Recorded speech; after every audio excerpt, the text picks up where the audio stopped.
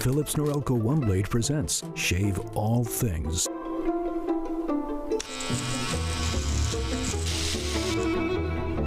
Your style made simple with Philips Norelco One Blade 360.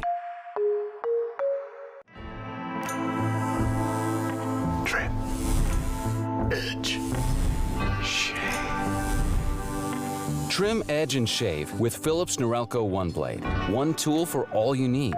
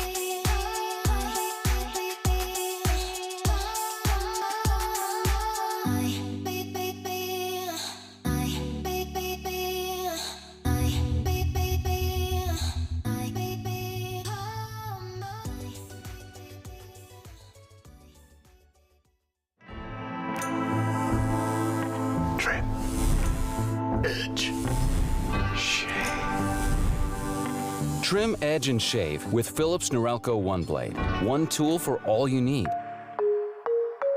Philips Norelco One Blade presents Shave All Things.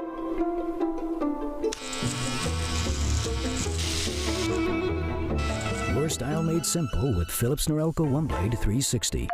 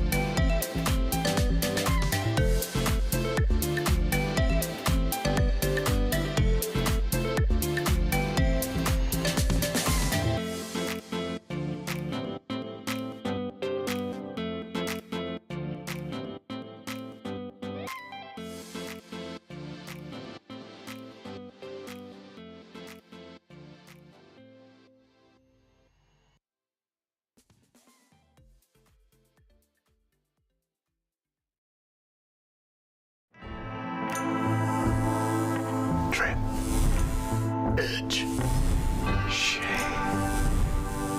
Trim, edge, and shave with Philips Norelco One Blade. One tool for all you need. Philips Norelco One Blade presents Shave All Things.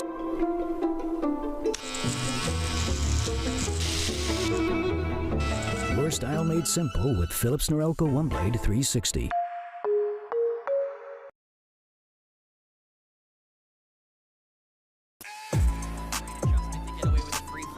That has been massive in these D1 rounds. Now for it, taking the high ground. Nobody's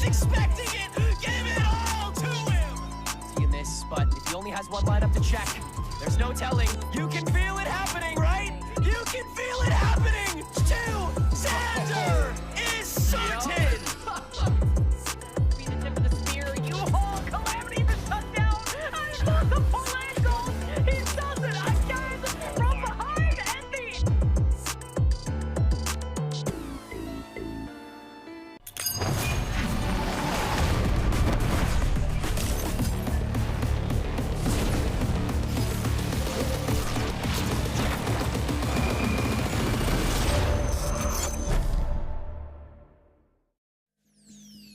Hello, everyone, and welcome back to VALORANT Challengers in North America. Stage 3 is rapidly coming to a close. A lot of pressure on the line for these teams to try and get their playoff spots locked up. I'm Sierra Dawn. I'll be your host for today. Joining me on the analyst desk, we have Marks and we have Vans. Vans, it's the final week of regular season already. Yeah, I can't believe it. It just felt like just before Masters London, we were crowning M80 as our Stage 2 champs. And then suddenly London just finished. We start this now today. And then somehow we're already in the last week and already going into playoffs. So it's been very hectic. I think I saw a tweet from Finesse earlier on saying, oh man, I don't know what to do with my life now that Masters London's done until the VCT starts. Now I can focus on VCL because the big games are coming and it's the important games that allows you to actually play into the play-ins later on this year. And there is so much going on. Marks, looking at this bracket, I was just like, I can't wait to see how my favorite teams are doing. Surely they're close to qualifying, right? But this is just craziness through and through. Teams that I didn't expect to be at this 1-3 record are, I mean, facing elimination. I'm not surprised about the M80 qualified, I will say that. But like, there is a lot of things here that I didn't really anticipate considering how the past 2 stages went. Yeah, I mean, okay, we've had a little bit of time off between the last matches and here. So just to give you a quick recap, coming into stage 3, so many of these teams basically threw all their players into a blender and then picked the ones out that they wanted. So many teams were reforming themselves and figuring out new identities. Obviously, in the earlier rounds, we saw them starting to shape up their identities, but now that we're all the way close to the end here, a lot of these teams have figured out what they want to do, and some of them are looking better for it, while other teams who have kind of kept some of their same roster or made very small changes to the roster are struggling to find that same success that they had in the previous stage. I mean, just a big throw everything at the wall, see what sticks, because for a lot of these teams, I mean, taking down the first place spot within making it to playoffs and then taking down that first place spot maybe is the only chance they have to make something of this, right? So might as well change things up if things aren't working. But we are very rapidly coming to a point, Vans, where if things aren't clicking, you're about to be done. That's right. That's the unfortunate thing too, is because you're throwing everything at the wall, but unfortunately not everything's sticking. A lot of it is slipping for a lot of these teams actually. And it's a mix of trying to find like a nice piece that fits into the puzzle of like one team's looking for an IGL, one team's looking for a fragger. But then when you're thinking about it, you're in the midst of also the meta evolving at the same time. Because you've noticed going into the end of stage 1 of the VCTs going to London, double duelist, but the way that you're playing around double duelist, the way you want to frag around is going to be a lot more important. Although some teams that need to add still a little bit more should I say strategy into it to really make all of that function, because you can't just TDM your way out of every single one of these matches. And I think that's what we started to notice going into the mid-season here of this stage 3 is like some teams that are trying to use hero plays or one player to try to carry everybody else in the backpack. It's not going to be the way to win. So the biggest example you can see right now in terms of successes is definitely M80 so far, that since Caillou and Kaplan has joined here, this roster, they've been unstoppable since.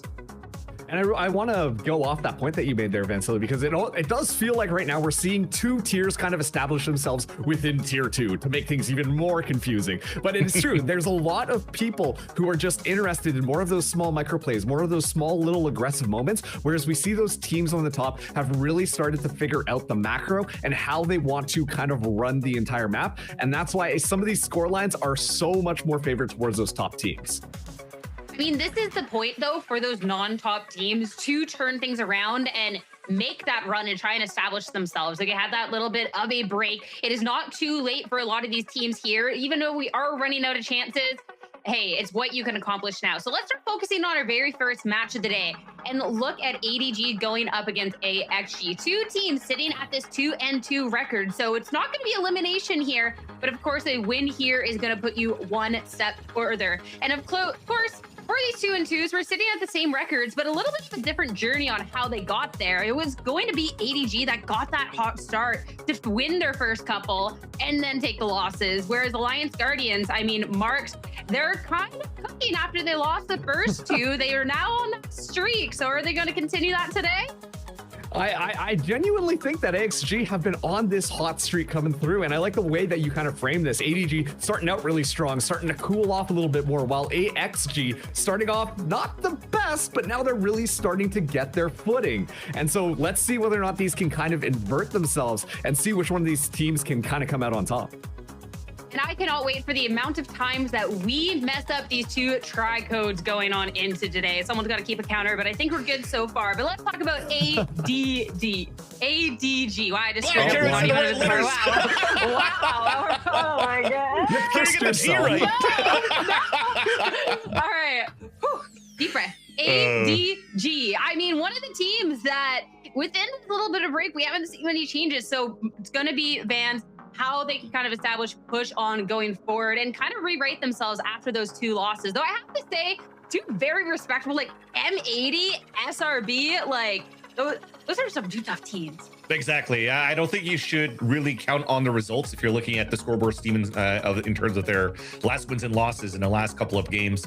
It is some very, very hard opponents, and somehow going into the Swiss stages, they still have to play out the best teams that we currently have here in this stage 3. But nonetheless, this is still a team that is supposed to be like a crazy underdog team, maybe even a super team when you're looking at the stage 3 when Vic announced joining this roster, right? So they did a lot of moving pieces around here for ADG. They brought in Mikey as well, who's had experience in the past from IGL overall, switched in from a different team into there to bring in that leadership. And then you have some crazy firepower around Ion, Sacred, and then also Chaotic. So this is supposed to be a good blend of experience and also young fraggers that would allow for you to carry the torch here to make it really deep into the stage number 3. But unfortunately here with the matches, even though they're losses to M80 and SR, they weren't really the most competitive matches that we've seen here from ADG as well. So there was still a lot of work, and I guess they kind of felt themselves exposed a little bit here going into this week. Yeah, and I think that is them trying to figure out their style, which lately has been trying to delve into the chaos that Ion can kind of provide. We're seeing the team start to evolve in the direction of just trying to play around Ion and that competitive duelist, hyper-aggressive style, and now the rest of the team really working to try and support that gameplay style. I mean, when you have these two young Zoomers that can just go out and get kills, Chaotic and Ion, you want to try and be able to back that up. So I'm excited to see those two pop off. But when you're looking at, I mean, kind of forming around that play style, that was something that Vic had opened up about and talked about when he joined on into this roster. Things were a little speedier, you know, you had to keep up with these young cracked duelists, but he'd also talked about a little bit of like that experience and stuff that he's bringing into the roster, that like voice that can maybe help the team. And Vans, I'm looking at when the team is coming off of those two losses, where Vic can kind of step up and help the team out. And he's already done so in the past before even joining Cloud9 before, right? So when he had the opportunity to play with SR in the past, he was like that type of player that's going to be able to take like that 1-2K to 3-piece and just turn around in itself. And then when you're going into a play style of Cloud9 where you're trying to up the tempo a little bit with, you know, some big flashes from Zeppa, and then you're just trying to create some chaos with Oxy at the same time, I think this just fits into what Vic is already used to already in a sense, right? So he's going to be able to follow up with the aggression that comes out here from Ion and Sacred over at ADG, and could also hopefully see the Vic here from SR. The reason why I say hopefully is because the way that I saw Vic play in Challengers before stepping up here to Cloud9 was that type of player. I was like, holy crap, man, the way that he plays the Omen, the way that he moves around the map, the way that he finds his timings has been excellent. But I haven't seen that flair going into C9 into VCTs, and I'm just hoping to see that come back into fruition now that he is able to, you know, hopefully get something with ADG to get the ball rolling.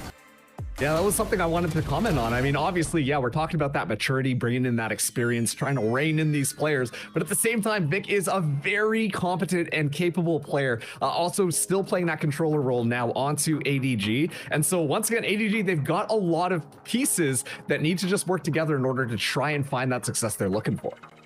I mean, the read he has on the game, we know that it's there. So looking to see in today's series if that can truly come to light. But let's talk about the other team and talk about, consult my notes, AXG. We'll just go Alliance Score. We won't even bother with the try codes here. Talk about the turnaround of this team too, because when we talk about the slower start marks that they had to stage 3, I mean, they managed to pick up Wildfire. They've been looking stronger. So it's whether they can kind of continue that going on forward as the team kind of revamps a little.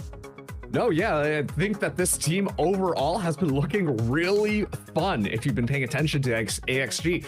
Like you said, they started out a little bit slow, obviously losing to FlyQuest and Evictix there, but then we get to see Riker really step up to the plate, honestly, genuinely impressing me with how well that duelist is playing. And then, like you said, Wildfire stepping into the roster as well, playing more of those initiator roles, occasionally stepping onto the waylay, has just been such a very stable and consistent player for AXG. And of course, Yearn over there looking as menacing as ever, ready to step into the server and rip some people apart, all backed up by GMD and T-Dog, two players that have been in the challenger scene for so long. GMD almost winning it all last year. And so once again, AXG, want to make sure we get that one right, they also have quite a few pieces here, and really, the puzzle just needs to click together.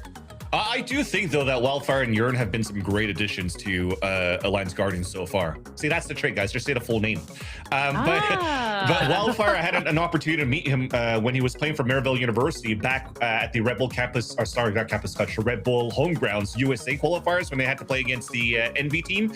And this guy is all vibes. So when you're looking at a vibes merchant or somebody that's going to be able to up here the spirits of the team, that's usually somebody that you heavily need here in this type of game today. Wildfire really adds up into that. So in and out of the server, I think is a great piece right now in terms of helping Alliance Guardians move forward. Because if you're somebody like GMD, as you know, you've just mentioned here, Marks, it's been around the scene for quite a long time. I mean, he's been playing Valorant since 2020.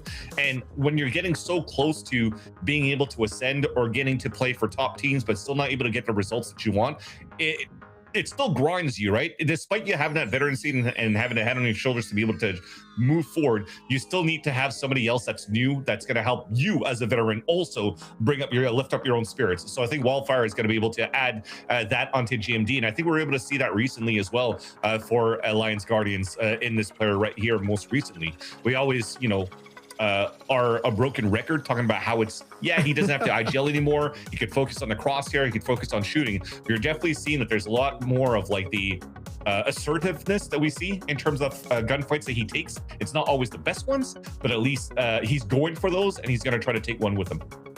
Okay, you say they're not always the best, but like I was watching some clips where it's just like he pops out, oh, and get the triple kill, walks away, and I'm like, what the heck? Like, yo, this is why this guy almost won it all last year on TSM. But yeah, GMD has had a little bit of a rough time in Challengers specifically this year, but I think that we're getting prime GMD back just in time for stage 3, getting closer and closer to the playoff, and that's what makes this so much more fun for me to watch, because GMD is just so good at finding those timings, finding the navigation around some of these areas in order to catch these players off guard and just frag out of his mind.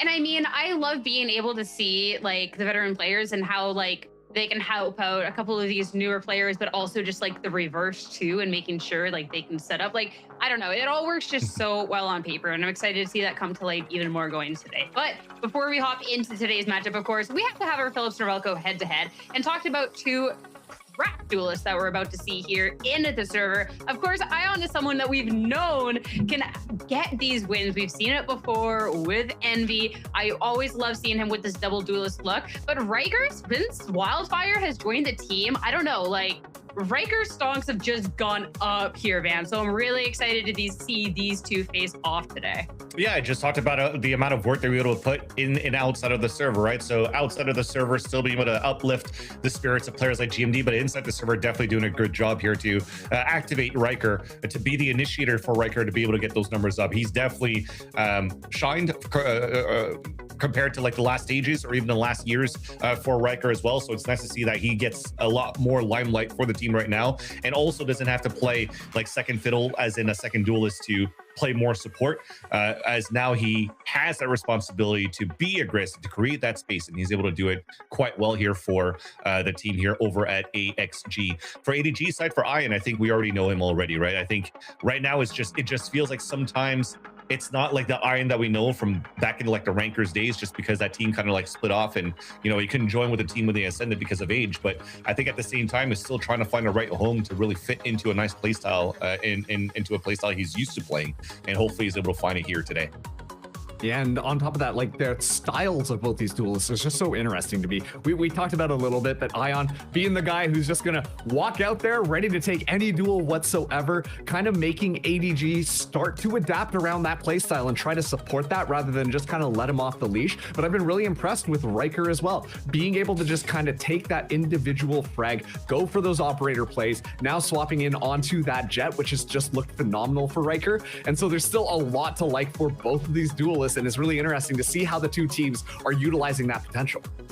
And for these two teams, again, sitting at 2-2, it's not going to be an elimination match for today, but if you're looking to make that run, make it to playoffs and then beyond, you want to start getting those wins, get that confidence, get that momentum. So going into today's series, I do think this is going to be quite an important one. And with the map picks and bans, we're getting some good old traditional maps here, bans. We're starting out on Ascent. We have Lotus second. Okay.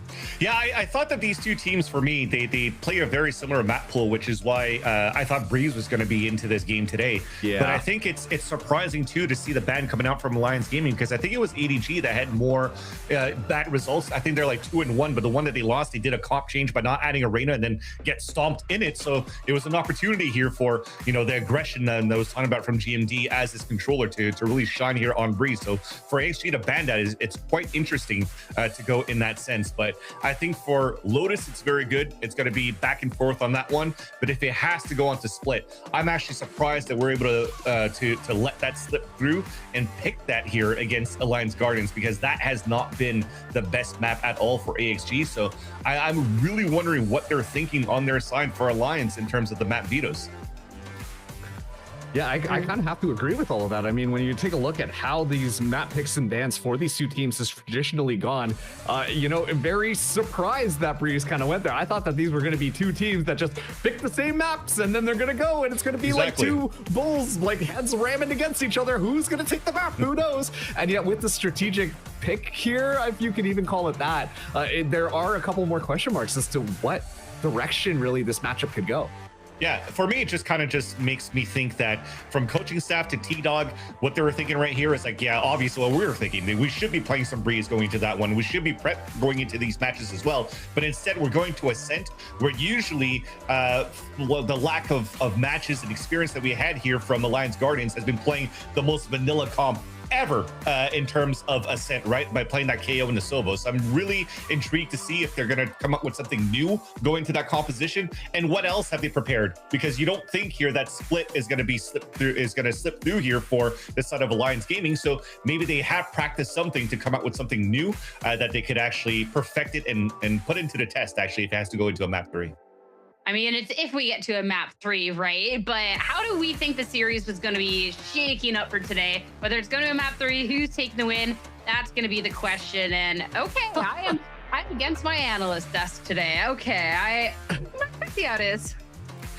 Let's go Team X over here. Me and Van Silly, we're ready to win it all. I'm doing that just because it's easier than saying AXG or ADG. But I gotta say, like, once again, I'm fully on board. I'm a believer right now of Alliance Guardians. I think they've been looking so good lately, and they're only getting better the more games that they play. ADG on the other side, it still, to me, feels like there's a couple of gaps there, and I think AXG should be able to win that one out against them. I took AXG because I was looking at the talent voting for predicting who's going to win today, and I felt bad to leave Marks alone, so I just decided to go for AXG. Because if you're looking at ADG's games, like we mentioned before, the games that they lost were against very tough teams, but I think they should still be a very strong team going into this game. But on the bright side of things, though, like I said, with what we just saw from map vetoes and what AXG was able to let slip from Ascent to split at that third map, I feel like they actually do have something cooked up here that maybe makes my pick make sense. There's gonna be some other cooking that's happening out in the server. So you can all see, okay? We aren't talking about that double duelist for ADG that we might have kind of expected. Instead, Chaotic sitting out, Fluorescent is coming in. So we're still having the double duelist, just a different version of that heading into the first map. So that's gonna, we're cooking. Yeah, maybe I'm going to switch back to ADG then at this point. No, honestly, this is going to be a very tough opponent to play against when you have Fluorescent on the roster right now in terms of what she brings to the table and how good she is at this game. But to what I was doubting here into AXG going to this matchup, they're still using the same comp. I'm not necessarily saying that it's a bad comp, because what they're playing against is not necessarily something that breaks outside of the mold either. So there's still ways to play against this. So it's not that bad, but it's definitely predictable on how AXG could be working here, their attack side. Yeah, I mean, bringing Fluorescent into the mix here for ADG. Now, there's two duelists on their side who are more than comfortable to just kind of go in and play by themselves. And so for Alliance Guardians right now, like, there is a lot more on Wildfire and T-Dog to really set up Riker, make those opportunities happen so that they're able to find those early kills, find those early pickoffs, and then kind of roll the rounds forwards like that. But this one's going to be a little bit tough. I mean, it's definitely going to be an interesting one. A little swap-a-roo to be kicking off our day. I love it. I love it. Let's see how it all shakes up since it's time to head into our very first match. It's going to be the first of this best of 3. ADG going up against AXG. Let's get to it with your casters. Have fun, Shayo and Jaws. We'll see you later. Thank you very much, Sierra. It sounds like a start of a fantasy novel here. The Azure Dragon versus the Alliance Guardians, Shayo.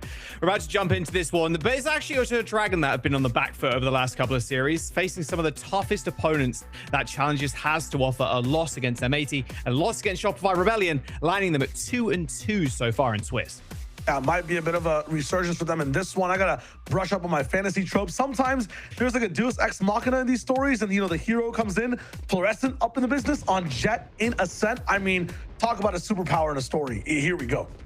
Oh, man. Yeah, I mean, the double duelist now. I mean, you got to be quaking in your boots a little bit if you're Alliance Guardians. I'm curious how far in advance they also knew this was going to happen, because yeah, I think Vans said it rightfully on the desk. Maybe he should have changed back to ADG prediction, left Marks alone. First round opening up. It looks like a small push out of mid with the double duelist. ADG ready to get kind of down and dirty already. Wait for a bit of a dive. It always gets really messy in mid. Speaking over, duelists popping off right now. This is what you want to see from this roster. Proactivity, some aggression, some chaos in the mix. Yeah, and Wildfire, like, bro, did we just lose mid that quick? Come on now. Fluorescent's the only one to go down here, and they're already forced all the way back. And guess where the spike is? Yeah, it's gonna be in mid. So I don't think there's any, is there a chance? Anyway, 6 HP and 100 from Wildfire? No shot. I've seen crazier things, but it's gonna have to come with a bit of time. So Wildfire's gonna have to maybe creep up on the left. Again, if you look at the positions, everybody's activated right now. They're even, a bit more conscious of the flank coming through from A main. I'm just liking the way that ADG take that first step, though, on defense and don't let the ball be inside Alliance Guardians' side at all. Yeah, super proactive. Peeking in that smoke in mid, then just dashing through it. I mean, you saw there when they were moving up through mid, Alliance Guardians, they weren't looking for someone to peek out that smoke. They were not ready for that by any stretch of the imagination. They're going to try and do something here. They end up losing another one. Only 6 HP, obviously, on Killjoy, so there's no chance for even a trade. Round win and a pistol win for Azure Dragons, only losing Fluorescent. Yeah, I think the coolest thing about this switch up here, Fluorescent playing the Jet, Ion is a player that I've seen inside Challengers over and over again, not really be matched in tempo by any of his teammates. I feel like Ion's usually the one going in, maybe all the way back with Kane in the business. That's where you kind of had this really fast duo coming through. But once you get Fluorescent on that line, I think through tier 2 and tier 1 in her history, she's been so fast compared to everybody else on the server. You put speed with, I don't know, lights in the same process, in the same equation, on the same side. How do you stop a team this aggressive? Well, one of the ways is to get Riker on that Stinger. Oh, have him lead the charging over. Going down though. Nice shot from Iron. Does trade it out, but they're already on the site. Spike did initially end up going down, so a little bit of a stalled space, stalled time here for Azure Dragon to kind of react to. GMD gets spotted out by that recon and shot through the wall. All stuck on site though, so the ball is in ADG's court. Yeah, Riker's got a stinger in his hands right now. 2 people in hell. Looks like there's going to be a smoke to get onto the site already. Thresh now's got a scope, of course, here, so a little less useful in close range, but it shouldn't matter all too much. Both players in hell cleared out, although Yearn actually with a double. Make that a triple. No shot. They clutch this. 5 HP, and they do. Yearn with the bonus clutch. Alliance Guardians hitting that side oh so quick, but Yearn with a 4K to come up with a round. You cannot yearn for more right there. 4 kills from hell. I don't believe it. It's got to be from a demon pack as well. What was that? Double classic close range. Ion trying to barrel stuff the Guardian in, but just gets 2-tapped in the head. I mean, that's one way to get right back in the game. I like the way that ADG also had that retake. No hesitation. Fluorescent dives into her own smoke. Everyone else is kind of ready to go as well. I feel like that round was already signed off, but now the game gets so interesting. 7-5 more than the Killjoy. You are chilling, and look at this buy, the hero rifle on the side of the Azure Dragon Gaming. I mean, look, if you want to go fast, that's great. But now we're going to take it slow. I like this. Change of pace here completely from Alliance Guardians. Looks like Azure Dragon, though, testing the waters in A main. Everything about that pistol round, this defensive side always wants to do something fast initially, get that information, challenge some space. The default call from Alliance is pretty good here, and they get a little bit of information and understand where Sacred is for the moment as well. Yeah, Riker's already secured one, so I think the best Sacred can kind of hope for is a trade. It's going to get revealed thanks to that knife. I'm going to be leaping around that corner in just a moment. T-Dog still hesitant though, obviously knowing that the Cypher is somewhere, and yeah, sniffed out pretty early on. Spike's going to go down. Only Iron with the bandits, and now he hasn't got a head. Yeah, a lot of these rounds, you're trying to look for some value. You want to get at least a kill down on the board with the classics you have in tow, but none of that being allowed from the side of Alliance Guardians, who off of Yearn's clutch just seem to be on a new breath, have a bit more of control over the game. This is going to be their ultimate test, though. Fluorescent has the space to buy that operator, activated over at Pizza. It's a solo play, though. No trap like that first pistol round. We'll see how much that boomstick can provide in value. That goes there. Did initially have light armor there, but actually ended up selling it, probably for a little bit of util. We'll see how quick Fluorescent ends up picking up a kill here. 2 players looking tiles right now. It's going to be a shot dart through B main. And there, yeah, chased off of the line almost instantly thanks to that drone. All lines lost here as well. That B line, very important for ADG and Alliance to fight over. Killjoy Yearn gets the better side of the half in that one too. Unfortunate miss there from Fluorescent, but you do see the pressure put back down now. That split's not going to be as easy for AXG. I like Ion doubling up here, though, hiding in the smoke, so there's no kind of creep play up through Pizza. Look at all the control right now. Riker, back to back, coast to coast, left to right, gets both picks. They have A main, they have B main, they have all the possibilities in the world. This is a masterful round in macro, and amazing shots too from AXG. Yeah, very deep alarm bot as well on that B side for Alliance Guardians. So there's no kind of question if there's someone's going to push up at B main. Ragnade did end up hitting that wine. So Fluorescent knows there's players here, at least one at the bare minimum. Yeah, but she's going to have to get some crazy value from this angle. This is a one and done. She doesn't have dash either. So how do you survive from this spot? You just can't really. I mean, they're not even going to attempt to try and push into the site. So they're just going to go all the way back to B. Fake over. Alarm bot was touched just a little bit, so move back over to the site. Understand that there might just be one person here. Smokes will come in. It's all on Mikey. I'm not sure if this is going to be possible with the Bulldog, especially. You're going to have urine type clutches here. Yeah, just impossible. It feels like wildfire. 3 more. Does end up going down though. 5 more bullets in the chamber as GMD is going to go for a swing. Ends up getting taken down as well. But maybe if there was more bullets in the mag, need that extended mag add-on or something. DLC coming soon. Fluorescent and Vic now trying to make their way into the site. That big boomstick, the op's got a big scope, but in these tight corridors are going to be tough. T-Dog on a kind of a mischievous angle gets the nice spray down on the both of them. Not tucked fully into the box either, so they're not really checking that angle whatsoever. And, you know, Alliance Guardians picking up another round. That's 3 on the board already. And Azure Dragon, they're going to be pretty broke now. That boomstick is gone. No more scope.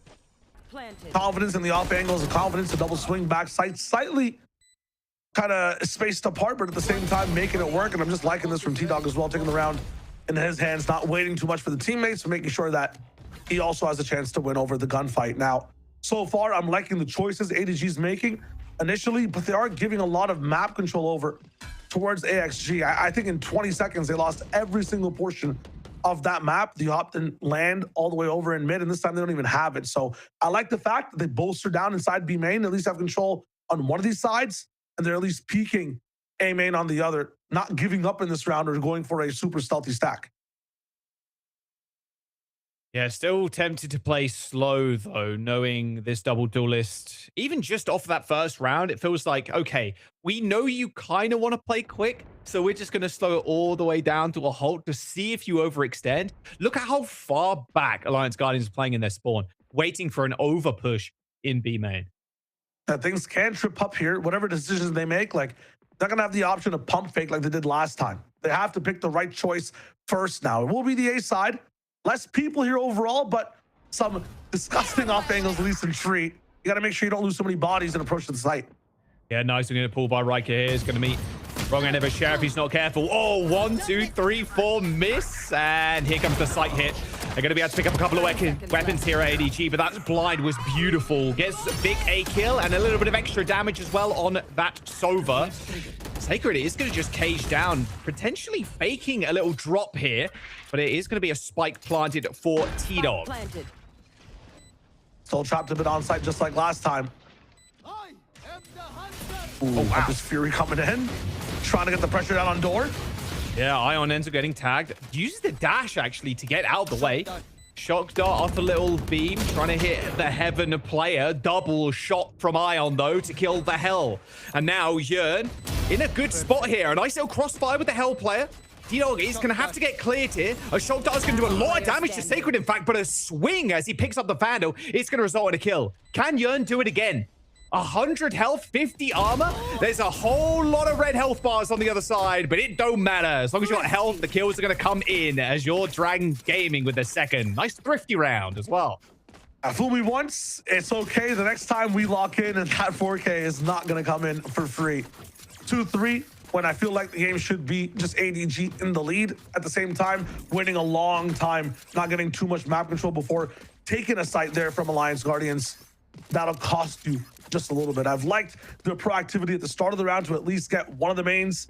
You can't just play super far back, even if it is against an eco. You got to take a few risks here. So this time, a bit faster, I guess, in mid and the B side.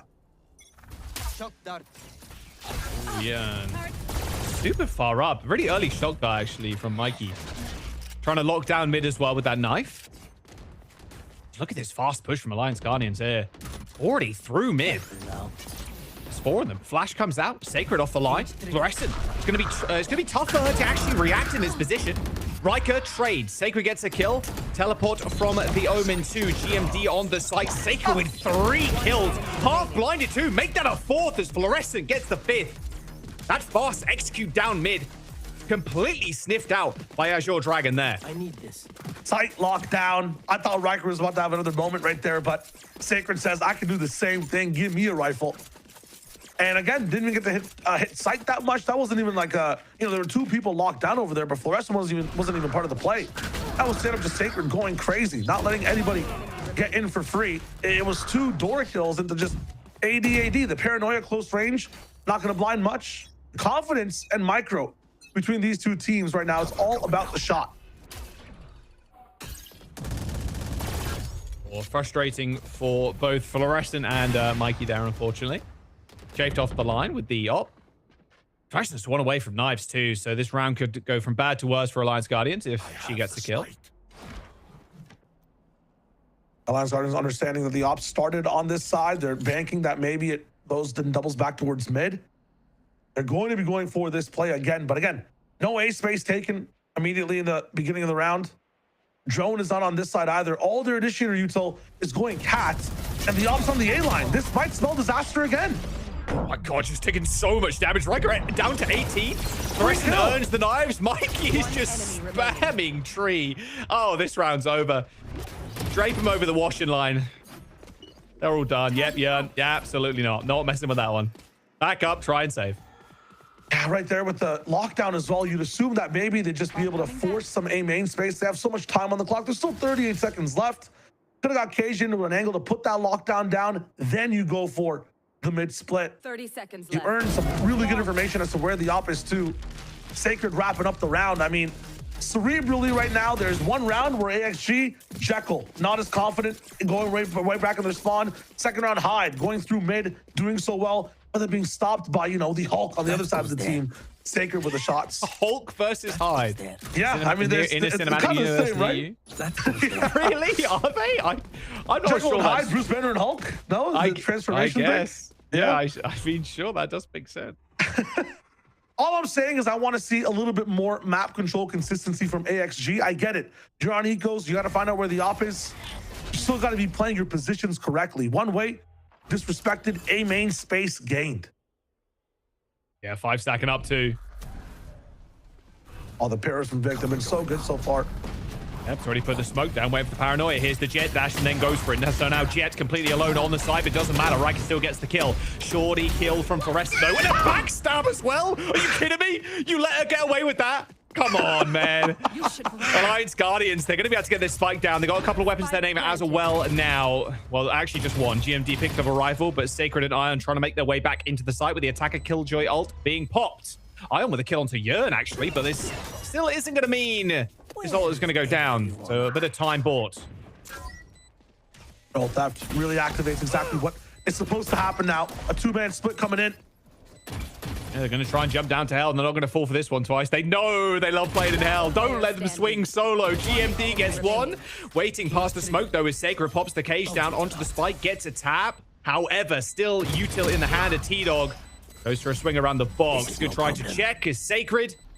Should be able to get the defuse. I hope. Was that cam check a problem? No! Absolutely not. Absolutely not. 0.26. Plenty of time. So many ciphers end up doing that too, but I'm still liking the protocol there from ADG, understanding they have that theft in the back pocket. They can respect the KG ult as well. This is crazy though. I think the smoke was put down and they thought that Fluorescent just repositioned towards Jenny or got through the door. I don't know what it was, but this goes here. Misfire She there was trying to run away as well. It was like, Yeah. I'm going to pull out my knife to run away. Oh, there's just a guy in front of me. Okay, well, that's It's free. too funny. I thought this would be like a war drama type game. It's a comedy so far. I swear to God, like Yeah, the it clutches feels as well. like it. Like it's kind of wild. But again, the rule was AXG. We have to take some form of space fast. I don't care about the economy. Get some information. Get your boots on the ground. Nothing so far. And again, it's a pretty good read. There was going to be a B trap play here. They might go for the paranoia into Ion dashing in. For that drone noise first. Ooh, investigate quite a large distance. The Alliance Guardians might be in a sorry state here, but it's just going to be a cancel of that ult just to gain some information. Okay. Oh my God, this is nice. Oh, the spam is so nice. real good. Wildfire popping that ult as well, so he's down on the floor. Needs a medic. Needs to be revived. Should be fairly trivial though. Yep, there it is. The smoke is going to provide enough cover for that to happen, but a big rotation for ADG as they move their way towards B, but now trying to reset, knowing A's almost open. Perfect smoke as well coming in from the side of Guimond. Able to get the team past the point where there would be an operator stopping their rotation. Thing is now, you've used that null command to stay alive to keep the numbers. How do you hit the site? Have to be careful and slow. Sacred to be able to just keep his life on tow for the moment. They pump back over towards B, but I feel like ADG are used to this. Sacred sees nobody else over at Cat. The four-man stack stays on B. Yeah, they've read this completely, and there's still a trip in that A main as well, so 13 they're more than chilling. 13 seconds, a no scope from Fluorescent to try and stop the Omen ult, and it's all too easy for Mikey as well. The pump fake just not working, Shio, at all. Too much information for ADG there on that A site. Yearn, Riker, absolutely insane at landing shots. The thing is, getting these guys into positions has been the problem for AXG so far. It doesn't matter how good you are at the game. If you can't find people on your time, that's going to be a problem. Either Wildfire wanted to survive there from the ultimate or thought he could cancel it from long range. Either way, ends up getting spammed down. ADG so far, the Dragons, they got control of the set. All right, quick play here. I think Alliance Guardians want to change this one up. Knife dodge to spam into tiles. Oh, look feel at like this. Vic again. Look Same at the story, man. disrespect. Real quick, Jones. Ion just dashing all the way towards the backside. Onto Yearn, takes him down. Freely moving in mid. Vic gets to play his side as well. It's still getting messy. Yeah, don't mind me. I'm just going to hit spam real quick. Oh, my goodness. Alliance Guardians just zero control over this. Ion's just doing whatever he wants. Complete free play right now as Wildfire. He's got a share in his hand. Only good for the one. As your Dragons remain in firm control, Shio. Yeah, Ion disrespecting to the maximum. You've got this raw comp that Vans was talking about, right? One that's it's very default. You're used to rocking it a lot. A lot of the things that it's good for is getting information and is also being a little bit more spread apart on the map. You don't always have to have KJ on the same side. 5-manning A main. And then you have Waylay just moving down from bottom mid for free through Cat. Using diversion paths on the flank for a 1v1 too. I mean, these guys are just disrespecting AXG at this point. Fluorescent's still with the op too, and Mikey's still with the zone. And it just feels so impenetrable at both of these sites at this point. Oh, there's Mives pop by Riker. Maybe, just maybe, this is something special. Smoking off mid. Mikey's going to get on the angle again. Alliance Guardians have made their way through, but that trip is a small hindrance, I'd say. Ooh, There you go. Now they know the slice hidden. Yeah, last time it was Sacred that stopped this, even though the macro was good from AXG. Their shots didn't land onto bodies or heads. Riker has the knives to chop it down this time, and everybody's finally frayed over. Just Sheriffs, though, and one person with knives. Yeah, such good information as well. Gained by Knives that down. drone. Sacred gonna get out the way. Knives dead. Yeah, exactly. That stopping power from the jet cut in half. GMD has got a stinger, but it's a very poor weapon against all these phantoms. And ADG, they're just eating them for breakfast right now. Sacred 15 HP. Oh, no shorty kill. GMD does get an upgrade of a weapon, so now actually getting onto the side might be a little bit more strenuous. I say that as they dominate them. All good. As your Dragon Gaming.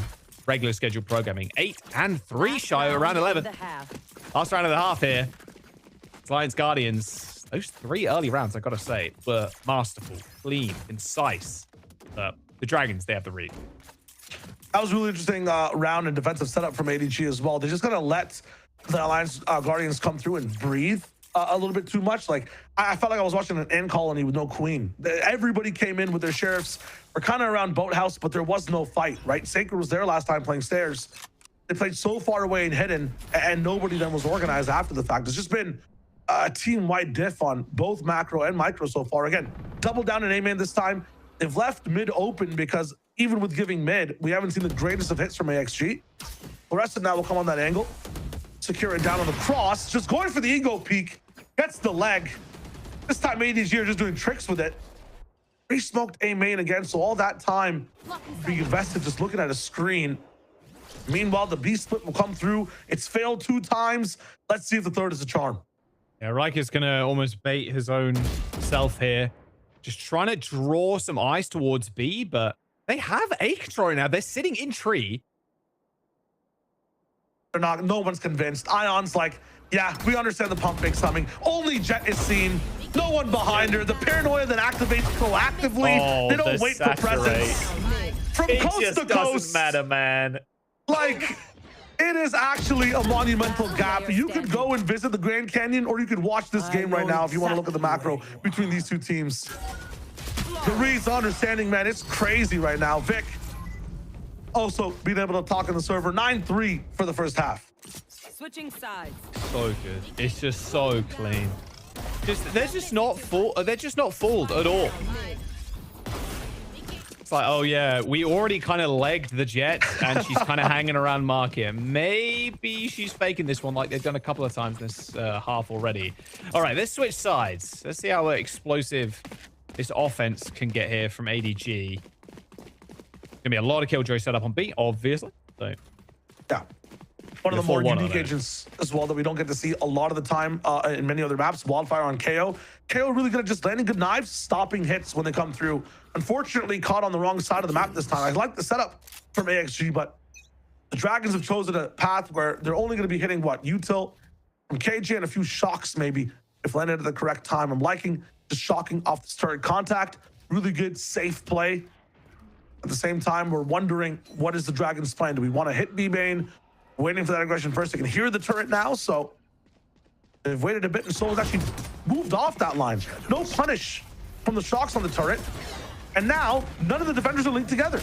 They flood in. Yeah, T-Dog gets the kill onto Fluorescent. So much for a fast hit here. Sacred even trying to test this smoke, maybe. T-Dog's on the other side. You expect a push through from Sacred there. In fact, this Cypher's just going to pick up 2.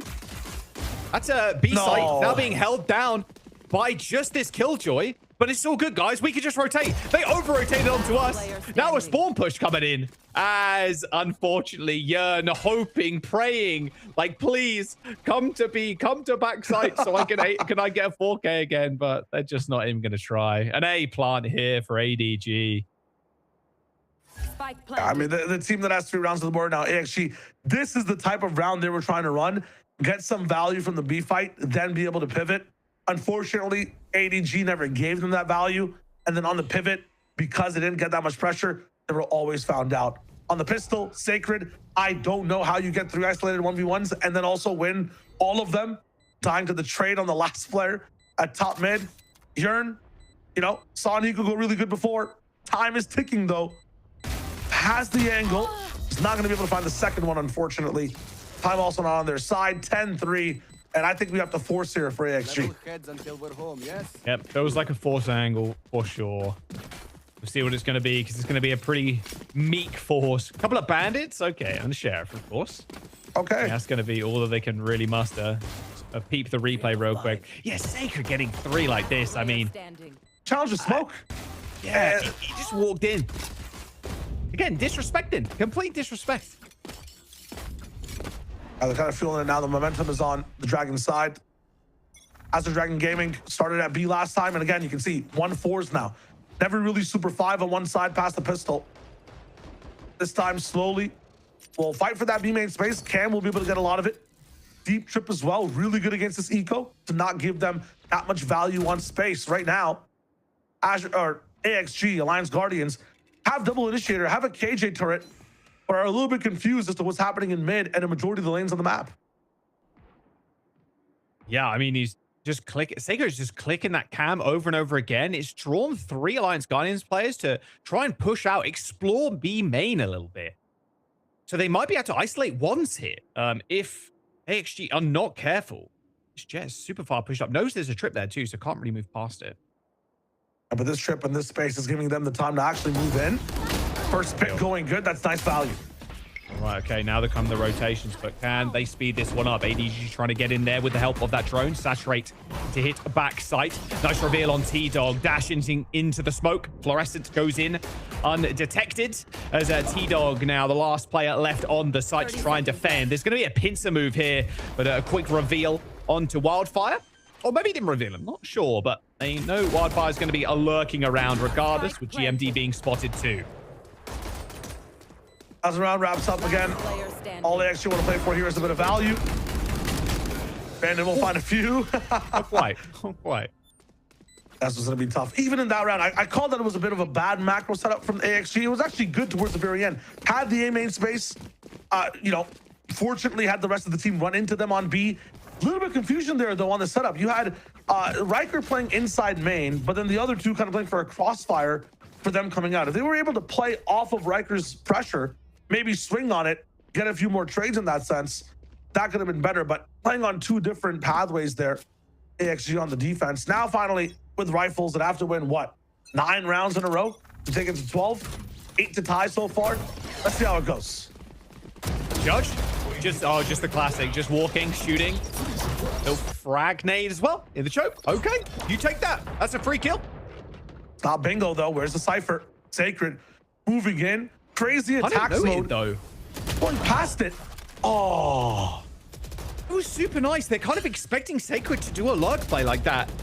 And the KO kind of backing up. Wildfire going, actually, okay, if they're going to try and send the Cypher on alert, then we can just surprise him. Speaking of surprising, Chinese made their way all the way up through mid. Spike's gone down. Fluorescent at 2 HP. Bit healthy, but Alliance Guardians wanting to make this a flawless. And as an Ion impression and taking the space in mid, the confidence coming in from Alliance is looking nice once they finally have the space. The trick is just getting it. And again, you mentioned it, Jaws. I like the fact that they scan 3, kill 1. Understand, it ain't bingo. You don't see all 5. Where is this devious man Sacred who's been taking every single person down over and over again? Able to find him and lock it down. 30 seconds left. Yeah, living up to the name sake. Yearning for kills. Yearning for something extra. Did he get the timing here? I think they... Bold. How did they not get a timing there in mid? That is crazy. The rest is 2 HP. Though, right? Alliance Guardians, they're 3 stacking this A main. A blind ends up coming in. The spike's over a B, by the way. It is going to get planted too by Vic. Fluorescent making this a little bit easier, of course, but still 3v1 for Vic now. The biggest thing here is losing these guns. It's going to be harder to buy in to these next rounds coming up. You need to be able to save some of your economy to come back for these next 8 rounds. Oh, no way from Vic. What is that? It takes, what, 0.2 seconds to land that shot. He does it. 2v1 now. So doable. Mystery behind the shadows here from Vic. Backside off what a angle. shot, Vic. That's a double. 1 more to go. Yearn spotted. Spike ticking. Defuse has to come in. They have to at least get half here. Vic might have just clutched. Yearn just can't do it. There's no time left. The bandit comes out and Vic gets the clutch. A 3v1 to put ADG on map point. My God. You can't deny Fluorescent's impact in that one too. Getting Vic the distraction to make it all the way towards the site. Even affected by some nano mollies coming in towards the backside of that lane as well. Still able to get this angle. Snapshot kill onto GMD. And then to diff it out with the positioning here, just isolating 1v1s over and over again. That is a heartbreaking loss and possibly the nail in the coffin for AXG. What a round, what a clutch. Just the mental shattering round is what that is. I mean, most of them are on half armors now. A couple of Guardians, a Bulldog, like, oh, they're looking worse for wear. Bank account pretty much at 0. I'm just flabbergasted on that one, man. I'm not gonna lie. That is just some talented stuff right there. Yeah, I almost expecting that for Vic. Guys got so much like tier 1 experience too. Wanted to take a little bit of a break this year, just chill out for a little bit. It does this kind of stuff. Is this chilling out? That's what I'm saying. Is this really a break? Dude, it's not doctor prescribed, man. Like, yeah, absolutely. Might have been too much. ADG taking some space over here, but it's going to be the wrong site to pick. 3 coming so far, and on the defense having tree control as well. Everybody can just focus on main. Drop smoke as well to maybe shoot at some legs. Thresh already got a kill. Ion with another. Both the duelists coming up big for ADG. GMD up in heaven. Saturate is going to connect with his face too, so has to go for the teleport away. Spike planted. Spike's been planted already in a very tough retake scenario now. All right, well. Some damage. Got the attempt. Yeah, this is going to be a tough one though. Door is closed, but you have the option of having Sacred just stay inside main. It's going to be good insurance. It's starting to flood in now, but these positions are going to be tough to solve. Yeah, 3 players going to have to drop down from heaven here. 2 players in hell right now, and this time it's just ticking down. They have to make their move. They have to make their play. Yearn's going to jump down. Half HP already gone. Ion with a double Sacred, of course, finishes off with the last one. 13 rounds there from Azure Dragon Gaming. 3 on the board from Alliance Guardians, and they were at the start of the map. That insane bonus denial there onto Azure Dragon Gaming, they shrugged that one off. That wasn't close show by any stretch of the imagination. Yeah, a bit of a back and forth conversation in the beginning, but for ADG, a walk in the park, or I guess a fly in the sky. I don't know what dragons do specifically, but whatever it is, they're doing it right. That game was an absolute stomp, Jaws. They can walk, they can do whatever, man. Smile. Imagine if they're just smiled, bro. Just like sitting, chilling with all their rounds, you know, in a cave full of gold. I mean, that's what it felt like. At least their economy felt like that for the entirety of that map. Ridiculous stuff from Azure Dragon. 13 rounds to 3 there. Alliance Guardians, got to get your head in the game. We're going to jump to a quick break. Don't go anywhere. Map 2, up soon. Trip. Edge. Shade. Trim, edge, and shave with Philips Norelco One Blade. One tool for all you need. Philips Norelco One Blade presents Shave All Things.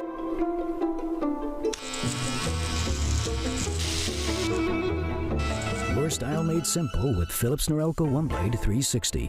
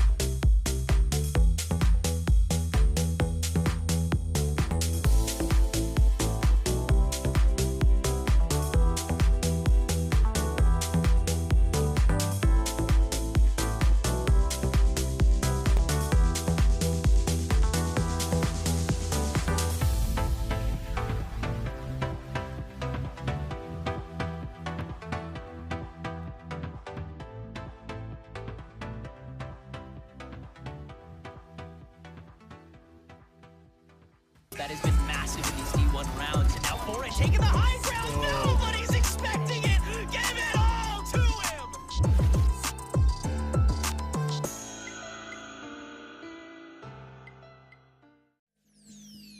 him. What a statement of a map #1 coming out from ADG.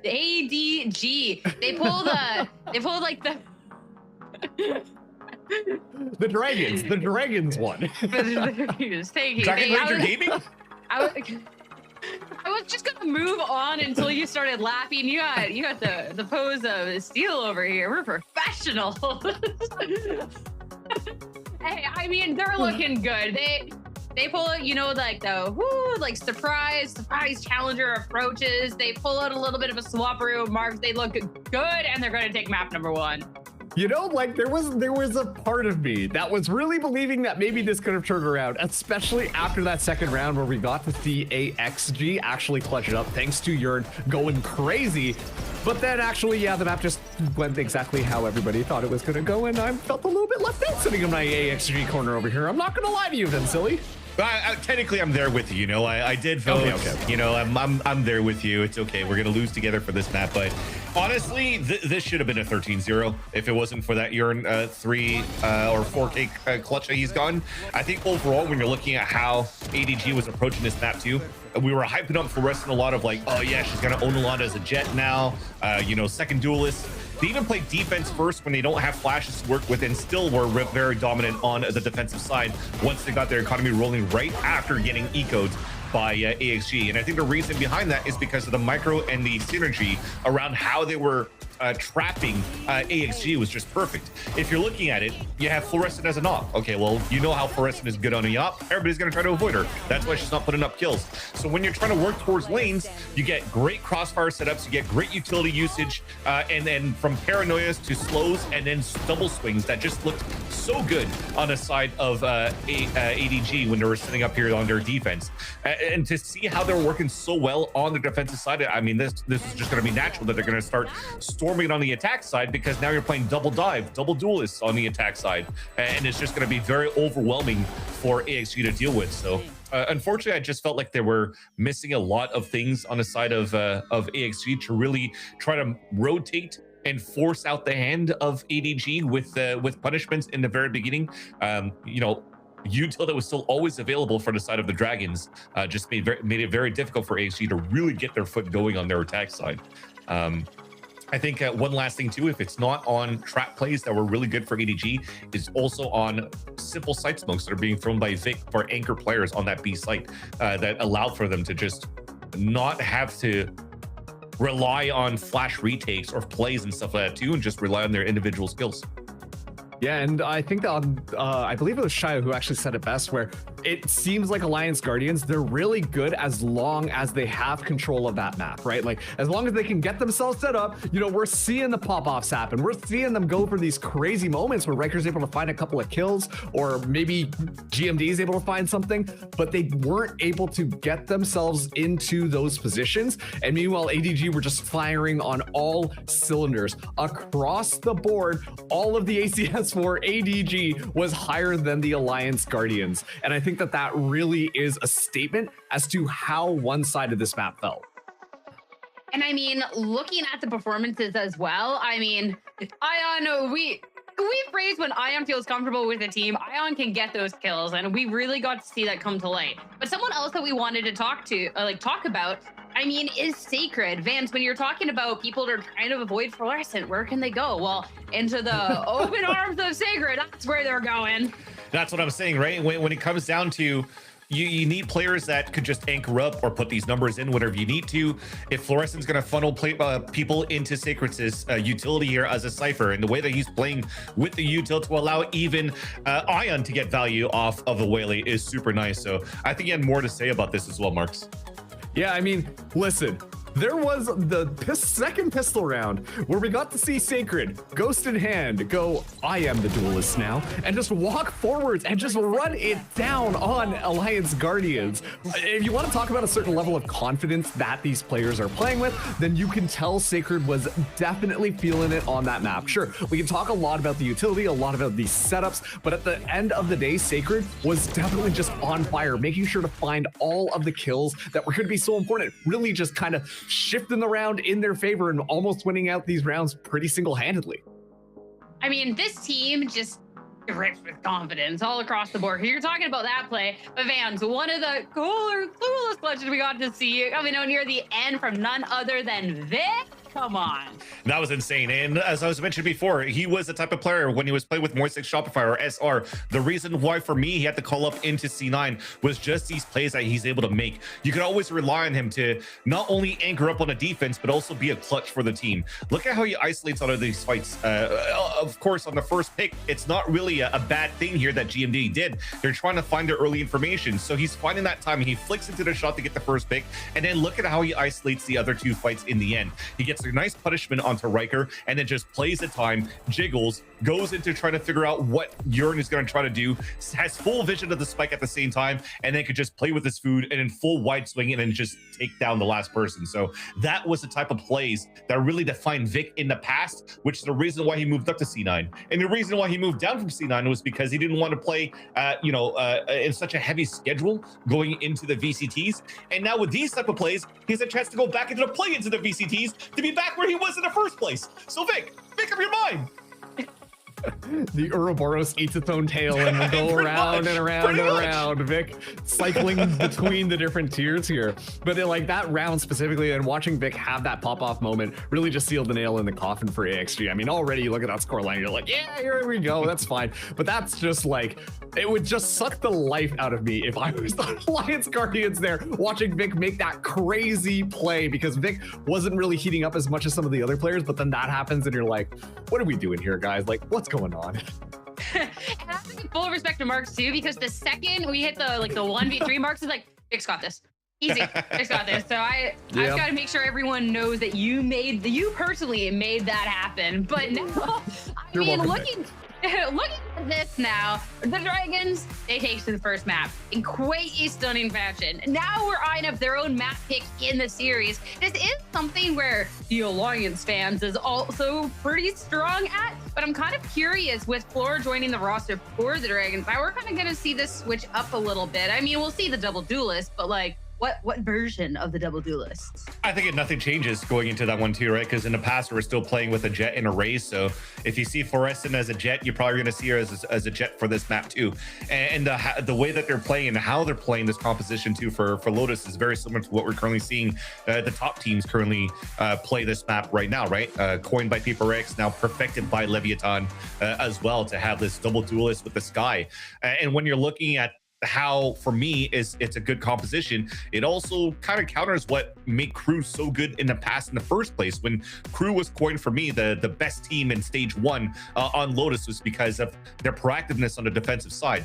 But now that you're adding a Sky and double duelist just to like initially flash and just go for very aggressive fights into mountain control, for example, too, it doesn't give a chance here for the defense to really take fort spacing around the map, and it allows for you to default into the mid round a little bit better as well. So ADG, hopefully they have a very similar formula to what we've seen in the other two teams, and is the reason why we're seeing that nothing changes so far. Well, actually, Fluorescent playing the Raze instead of the Jet. Yeah, I was just going to say, like, we got the double duelist ADG composition coming in here, and you can tell already only Omen Smoke's going to be on this map. So, you know, they're going to be playing very frag forwards. But on the flip side, Alliance Guardians, we're seeing a little bit of a change. The last time we saw them face a Victix on this map, they brought the Deadlock in, but Wildfire this time onto the Chamber, which means that they're going to be looking for that Chamber to hold down those long angles. And I mean, they're going to need him to. At this point, for Alliance Guardians, they need to be winning out here, but they're going up against a strong double duelist pair. It's time to see if it's going to be enough as we head to Lotus and see if we get a map free or not. Let's send it to your casters, Shio and Jaws, to find out. Thank you very much. Yes. Okay. A slight crumbling on that first map. A little 13-3 Shio. What's the best way to mental reset? That's what I'm on a reset. Cocoa melon, and then like drink some water.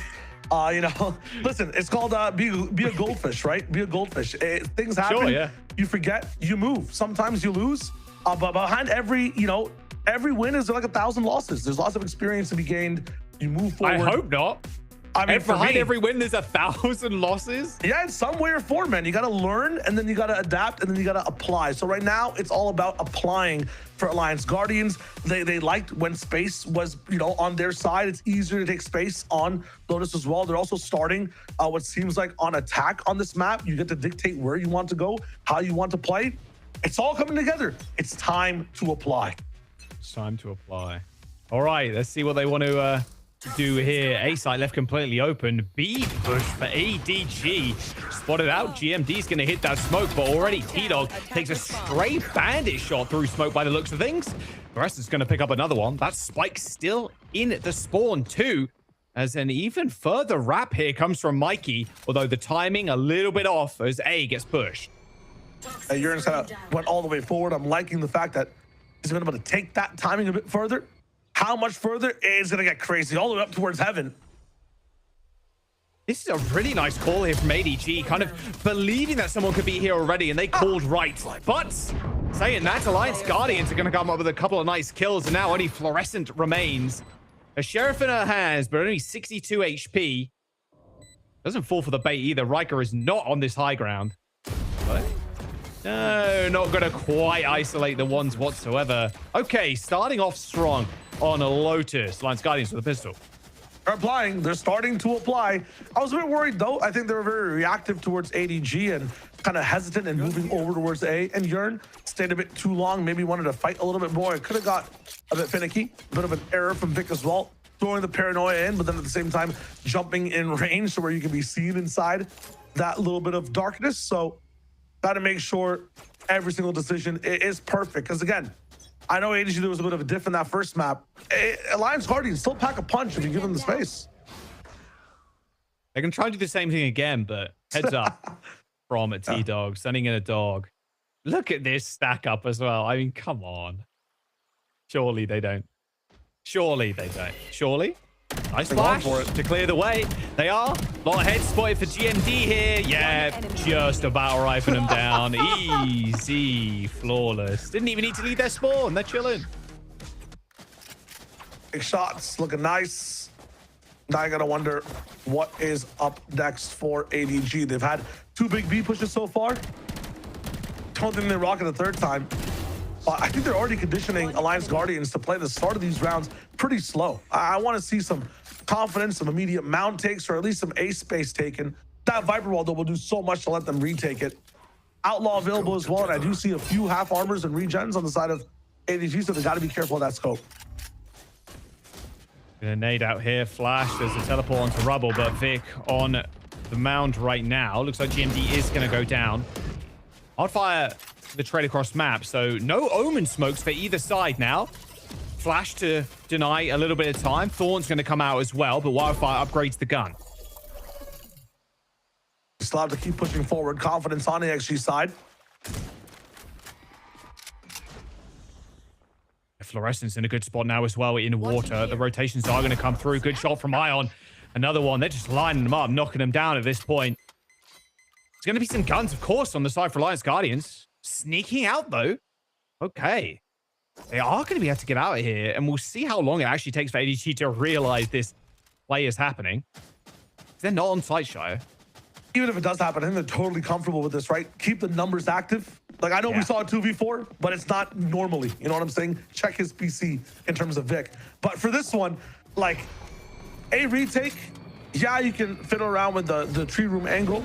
They're going to see on the map that that door is being swiveled. They're going to quickly now, on the side of ADG, clear the site and understand, okay, it is an A plant. The time might be a little bit of an issue. They got to make it all the way across the map. And AXG, they're exploring towards their spawn side. So it's going to be a full flank coming in here from ADG. Yeah, 4 whole players. Yearn much more concerned with the B angle here, but they should be able to hear the footsteps now. Yeah, Yearn goes for the swing. Oh, swing and a miss 2 times too. Swang twice. Still couldn't hit him. Unfortunately, Sacred kind of looking at a wall there as T-Dog does end up picking up the free kill. ADG now down, only down to 2. A good reveal. It's insane, actually. Fluorescent is super low. Time's ticking as well. Yearn just has to buy time. Another kill on to Fluorescent. My key time has run out. Don't need a watch to tell you that. There is a nice death on Yearn, but it is Alliance Guardians. 3 rounds in a row, Shio. Don't listen to me. I'm a fraud. 2v4. Yeah, do not listen to my analysis. They should have been worried the entire time. I didn't think they'd go all the way from the long side and then not have protocols to think about door, think about some of these other angles. I thought the death ball would keep coming in all the way towards the end. Not enough util, not enough speed to be able to take over that side, but such a good play from AXG to be in those deeper angles, to really explore more space and not get bunkered down on site. This time, A fights between both sides. Between both teams. Oh, one player's already far forward. Wow, that was close. Surprise Wildfire got out of there. Grazed his ankle. That's about it. Dog is actually going to spot a lot of people as Riker throws a nade in. Still gets a kill. And they're going to continue this, I think. They're dogging it at the very least. They're stacking up for this one. I think ADG are ready for it, though. They haven't exactly got the weaponry to fight it, but Vic might be able to hit a nice paranoia. Goes a little bit wide, but Riker still ends up going down. Showstopper flung in by Fluorescent. How have they turned this one on its head? How are these rounds going this way? I do not know. Alliance Guardians now going to have to deal with Sacred, who's pushed really far up. One player remains. You couldn't write better rounds, Shio. You really couldn't. These twisty rounds like this? Come on. I'm literally DMing the Azure Dragon Gaming fan fiction artist right now, and they don't even understand how these rounds are going down. They could not make a better setup for winning an eco. It's insane. The nade kill coming through as well. It's just like, it's wild the things that are happening on both sides. 1-3, a stepping stone for ADG. Again, want to see a bit more of a opposite reaction from Alliance Guardians so far. The biggest thing is on Lotus, if people really want to get aggressive with you at the very start of the round, you can pivot to the other side of the map very fast and kind of use their pressure against them. A-take happening, totally fine. You guys have a wiper ball. What is this? TP coming in from Gimon, okay. Canceled out, but you can take this later if you want. Go for that mound control. Instead, full force forward, AXG, ready to split A or hit B again. Again, all 5 players here, Jaws. Look at the mound space that ADG has. They've let Jet just be there by their own lonesome. Jet's pushing all the way through as well. Ion getting so much space. And the rest of the team on the defense knows this is an A-take. Yeah, Showstopper is going to get ripped by Riker too. Walls, thorns, pop. Riker's backside already. He's going to take the rope, and it's actually a kill onto Sacred. Wildfire picks up the vice kill on Doors. Ion's going to be coming in just a moment. He's going to have a nice little op angle here, but actually gets shut down by Yearn. Spike planted now. However, Mikey is in a tough spot. All on their lonesome on double doors. Last player standing. Man, still trying his best. Not going to be able to find much so far. Vic, solution of the round. He's done it before, but that's when people are peeking into him. This time, he's going to have to carve the round out by himself against even more numbers than before. Going to get a few shots off on a few angles, but it's just not enough. Alliance Guardians up to 4. Wow, this is a very different team. They're already beating their round record from the last map, so you got to be happy. Mental game, we talked about it at the very top of the map. Doesn't matter. Like you said, memory like a goldfish. Sometimes, you know what? You just got to go again. And it feeling like a brand new team coming outside for Alliance Guardians. Riker especially, 6-2 already on the raise. He's got T-Dog able to rip the ult this round too, and again pivoting towards A. Looks like a Azure Dragons though, they're going to do the same thing. It's going to be the flash into the nade or into the boom bot this time. A quick trades each side. Fluorescent, Riker picking up one. Mikey gets another as well. Pop flash finally, but this angle from Riker is able to just keep track of door in case there is another peek coming through. Nobody left on the C side either. So again, all ins from both teams again and again, just trying to get conditioning on this A site, trying to get some form of control on it. Crouch spray Ion from 60 meters away is able to control those bullets. What is that? Look at the questioning in AGG's mind right now. A lot of them just holding CT currently. They're just waiting for a signal, a sign, something, a flare, a smoke signal from Alliance Guardians to tell them where they're going. Ready to rotate. It's going to give a lot of space, though. This is a free side push here on A. I was usually counting around like this out. SK might now in the 1v4. Yearn gets a little bit too comfortable, but you have to understand that's what won them that last 2v4. It was Yearn going for that aggression in these extremities through A. It was T-Dog pushing through the B door as well. 1v4 back in tree, and that door's being tapped too. Uh-oh. Backstab. T-Dog's just trying to beat the timing here. Sacred ends it. Oh, gets the kill. That door, if it was a little quicker, maybe T-Dog survives, but Vic ends up clutching that one out. Well, not even clutching, just picking up the kill.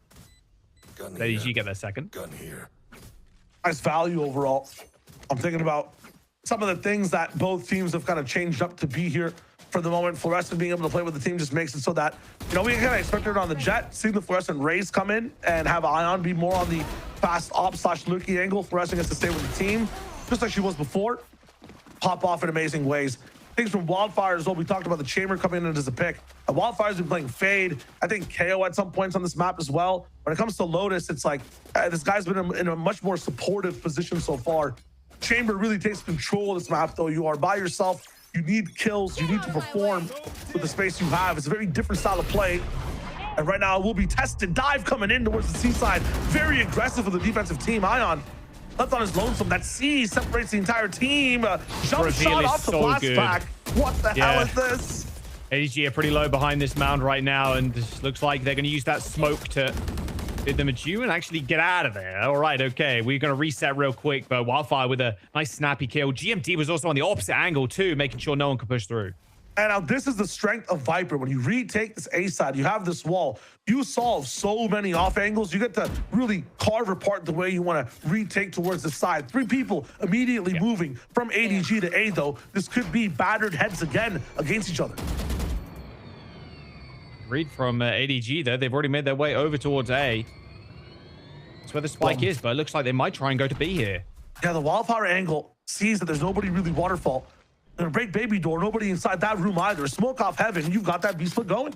Yeah, easy. Look at that. They're going to be able to hear the spike going down. Vic, the only one not with the team right now. That position goaded for the side of the defense. On attack, though, look at the position of Yearn. All the way still at rubble, controlling the baby door narrative as well. The longer he stays there, the easier and the more focus the AXG can put on every other angle. Yeah, don't really check too many extra angles here. Do Alliance Guardians. Mikey ends up going down. Seeker's got popped from heaven. There's a scope watching that door too. They know Vic's behind that door now, so they can find a couple of isolation kills if ADG wanted to go for it, and they're not even going to try. Quick retreat back to A side, and they are going to save. No chance for this. As Alliance Guardians had every single angle locked down. There was a scope looking behind them. They had the complete control of baby door, like you said. There was only one way from them to really come in, and they knew Vic was at mound, so really nicely played by Alliance Guardians that round. Yeah, that's everything I've been asking just in the last 2 maps even from this team. A little bit of a level of trying to rotate off the right pressure the enemy team's putting down, baiting their rotation as well at the same time, and then using your lurkers angles to go back into different sites. Had all those pieces. The best part of the puzzle, though, as we see the ADG side, the defensive team timeout, is Yearn's position. The post-man positions there a little bit, making sure you're covering a lot of these angles with really deep lurks. You have Viper and Chamber. You have to expect these players on the post-man from AXG to utilize mystery, to utilize patience on this attack side. And at the same time, look at what they've baited out from the Dragons, right? You had Knives active that round. You had the Seekers come in from Mikey as well. Both gone. Both crazy tools as well to be able to use. Right now from AXG, they are painting at the moment, and the painting's looking magnificent. Some Renaissance type thing going on right now from this team. It's getting together pretty well. Yeah, they went from just sketching on napkins to painting a masterpiece. Yeah. Compared to that last map. I like this time. This is the first time at the series, too. We didn't even see one in the last map. Alliance Guardians were like, nah, we're good. We're just going to slug this one out. But it's ADG that takes the first time out of the series.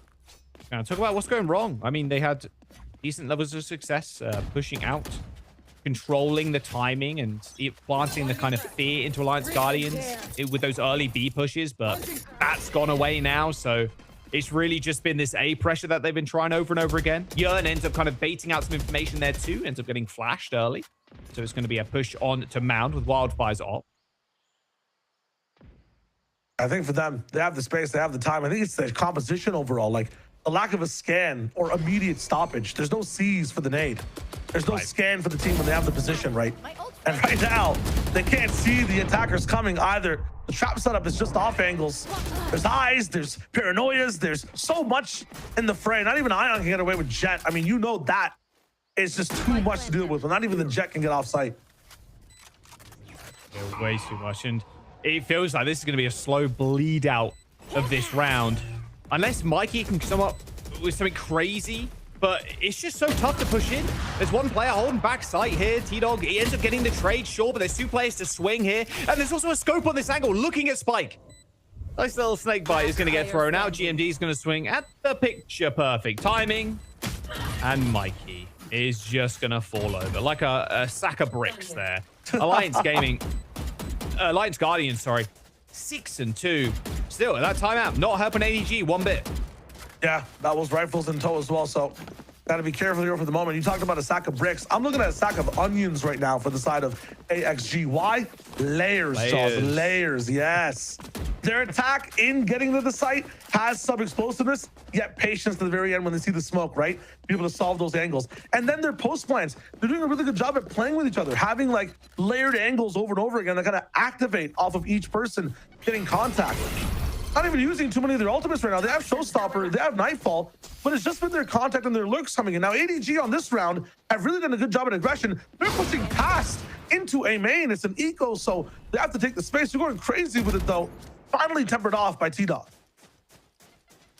Yeah, T-Dog throws a dog in. Still have to deal with this utility, though, from Sacred on site.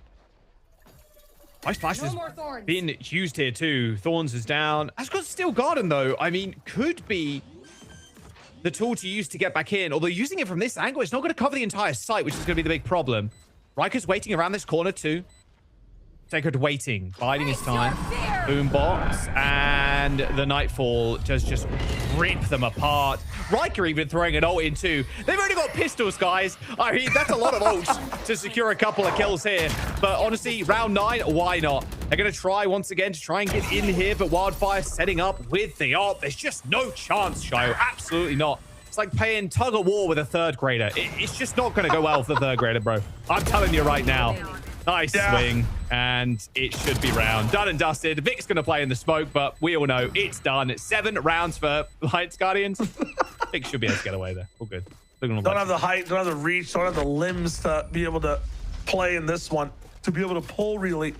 But I like the start from ADG though, right? Really pushing into main. Still, AXG. The first, if you look at the way they did this on pistol or that second round, they took some hesitation, a little bit of time to get with the team, move on a site. And that one, immediate aggression on A, instantly going back over to Mound, had people over there. And I really have to commend Riker right now. It was 10-5. Solo duelist is not easy to play on this map. Taking the space, pushing past the Vice Thorns, really getting backside locked down multiple rounds in a row, getting some first bloods as well. He's playing beyond his means right now. The team's really capitalizing off of it. Blind with the Sky Flash. It's the only option to fight in this one, and Wildfire takes a white light to the face.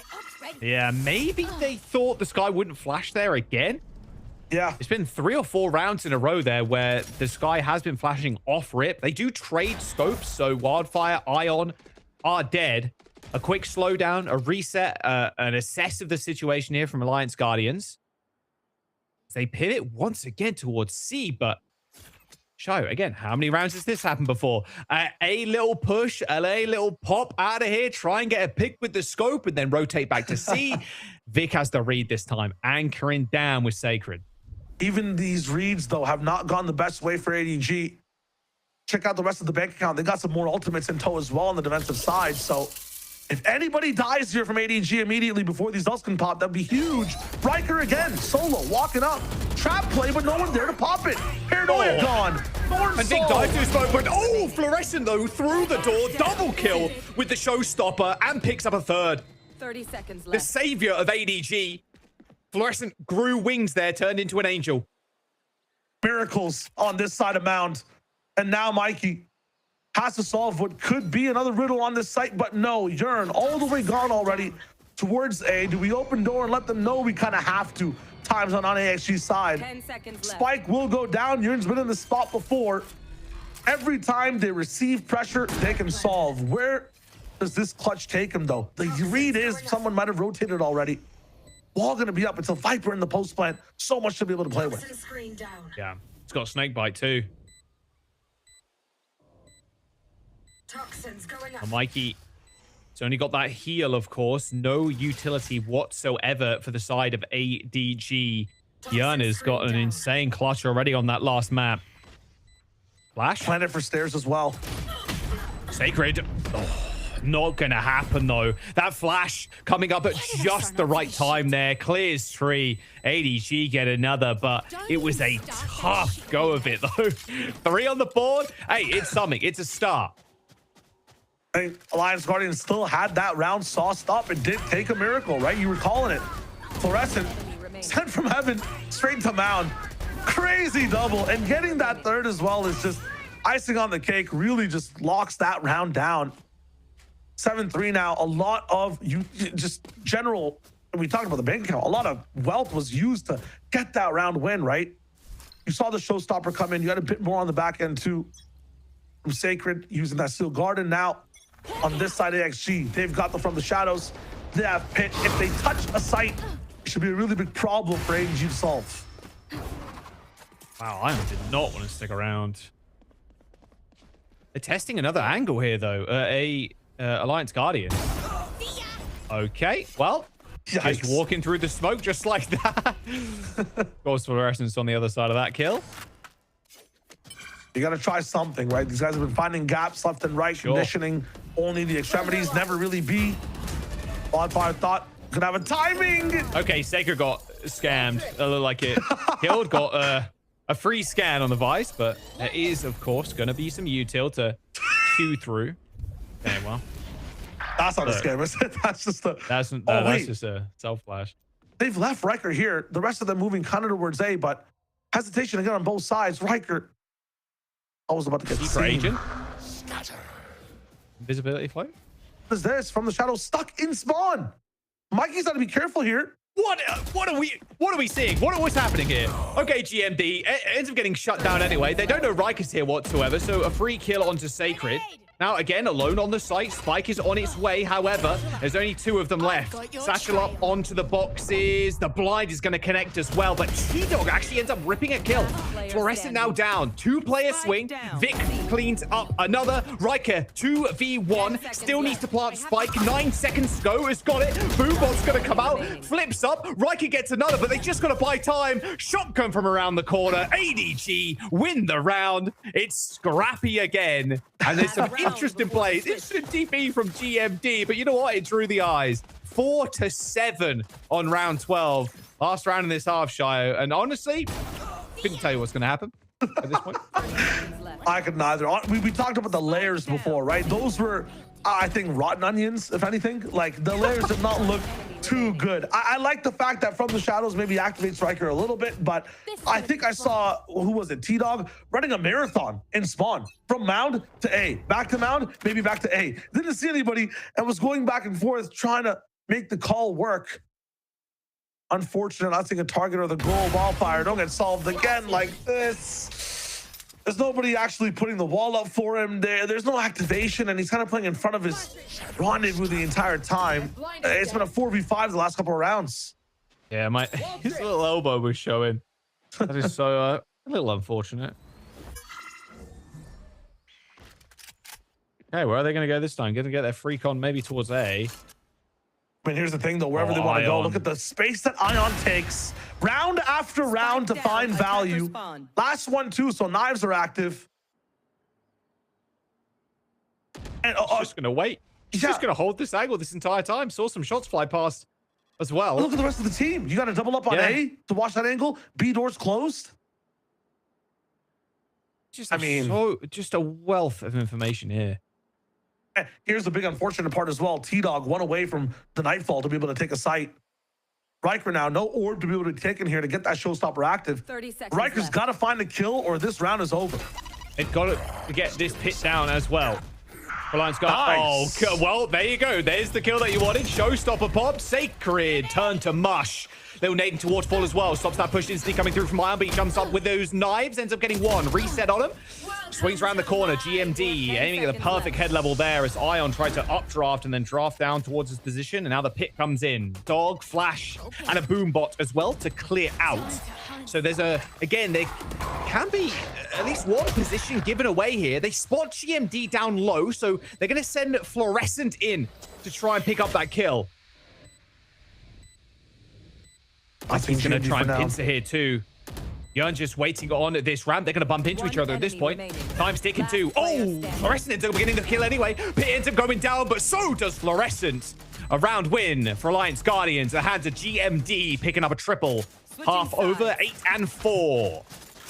Very earned half for Alliance Guardians as well. It feels like they were the ones always inputting the first thing into the conversation. Whether it was still Wildfire going down, there was an attempt from him every single start of the round. It would at least give you information as to where Ion started.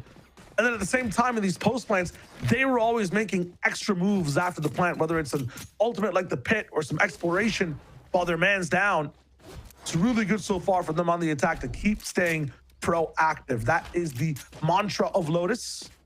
10 seconds before this pistol round starts, and it kind of dictates, is this map a smash or a conversation between these two teams? So aggressive ADG want to push this, especially with Ion and Fluorescent. You got to think they're going to hit a site real fast. There is going to be the chamber trip actually towards Seaside. Viper Molly, and yeah, there goes the trip. Nothing to hold this site down, so Yearn has to back up, wait for reinforcements. Spike on the ground already. A big thing with this comp, though, they want to fight another kill. It's the C's nade coming in. Riker and T-Dog. Didn't even get a spike down either. I thought maybe it got planted there, but it didn't. Biggest thing about that spike being delayed, these smokes now go down even faster, so T-Dog can just wait for this one to dissipate. Doesn't have that much pressure, and now the site retake is active. Okay, Fluorescent's playing on this box, little high-low with a couple other players from ADG right now. This position is so tough to kind of deal with here, but Alliance Guardians, they're making mean work of it already with Mikey going down. They've got to kill Fluorescent. Someone's got to call this out. She's able to almost get away with this one for free. Gets a couple. Unfortunately, the two-player swing there. Alliance Guardians end up picking up a pistol. Plenty of time remaining. As ADG kind of lost their head there a little bit. Alliance Guardians with a very quick push, actually, considering, like you said, that the smoke's going down way sooner than they'd liked because that spike didn't get planted initially. Yeah, really good play from Riker and T-Dog, and a really good call from T-Dog to be patient, wait for a lot of that util to fall over.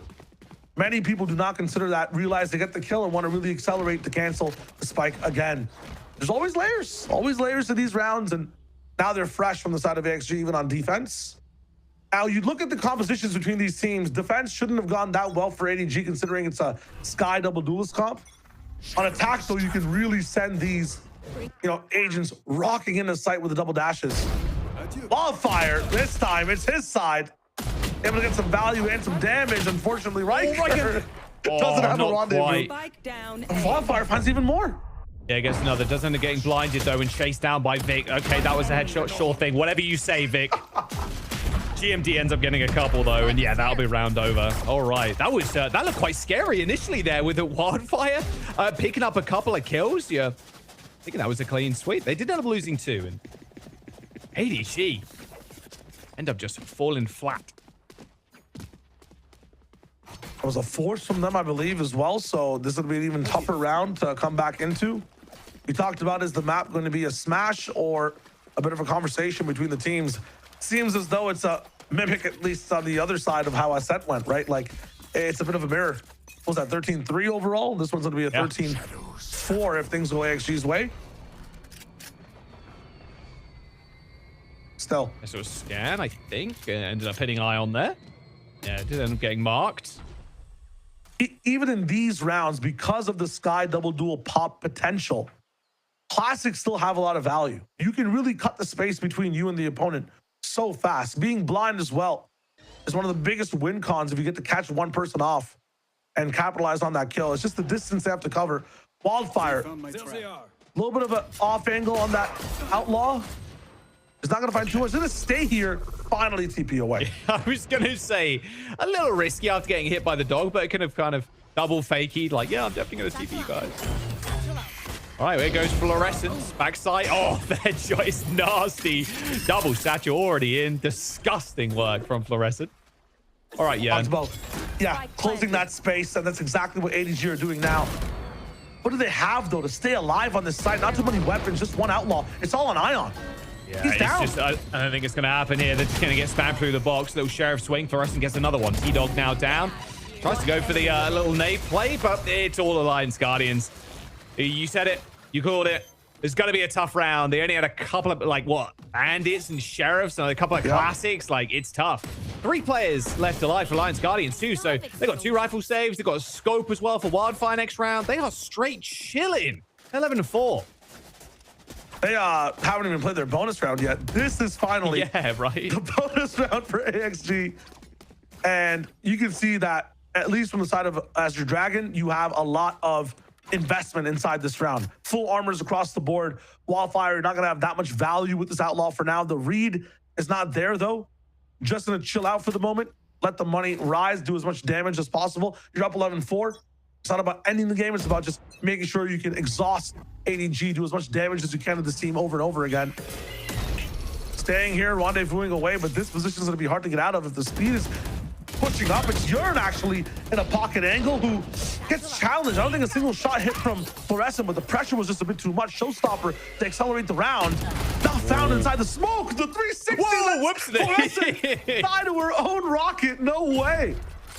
Well, I thought that counts, I suppose. Firing it towards Yearn there. Yikes. GMD going to teleport past that wall, actually. Oh, not quite. Didn't end up making it in the end. Still good, guys. It was just a bonus. Riker with a kill on fire. I know, yeah. 3 on 3. Here comes the showstopper right towards the doors. Oh, and it hit it too. Oh, that was so devious there. If Riker connects it with the other door frame, I mean, maybe it's all over. The teleport from GMD. Thinking his big brain there, but looking rather smooth at the end of it. Wildfire with 1. Time's a ticking though. Trying to find some space through the smokes. Unlikely to do much of anything here. Vic with a 3K. ADG are back online. 5 rounds. And Vic dying to spike. Oops.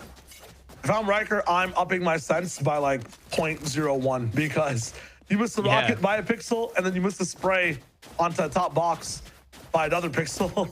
Just slightly too far away. That being said, lots of cost in that round. You can see some of the buys a bit broken here. Half armor for Mikey. Ion on the Outlaw as well. So little by little, they just chisel away at ADG's economy. Could end up playing really well for Alliance Guardians.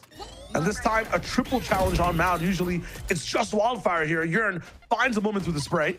It's exactly what they wanted from the last round there. Yearn picking up a kill like that onto Mound. A little bit more backup, of course, this time around with 3 players.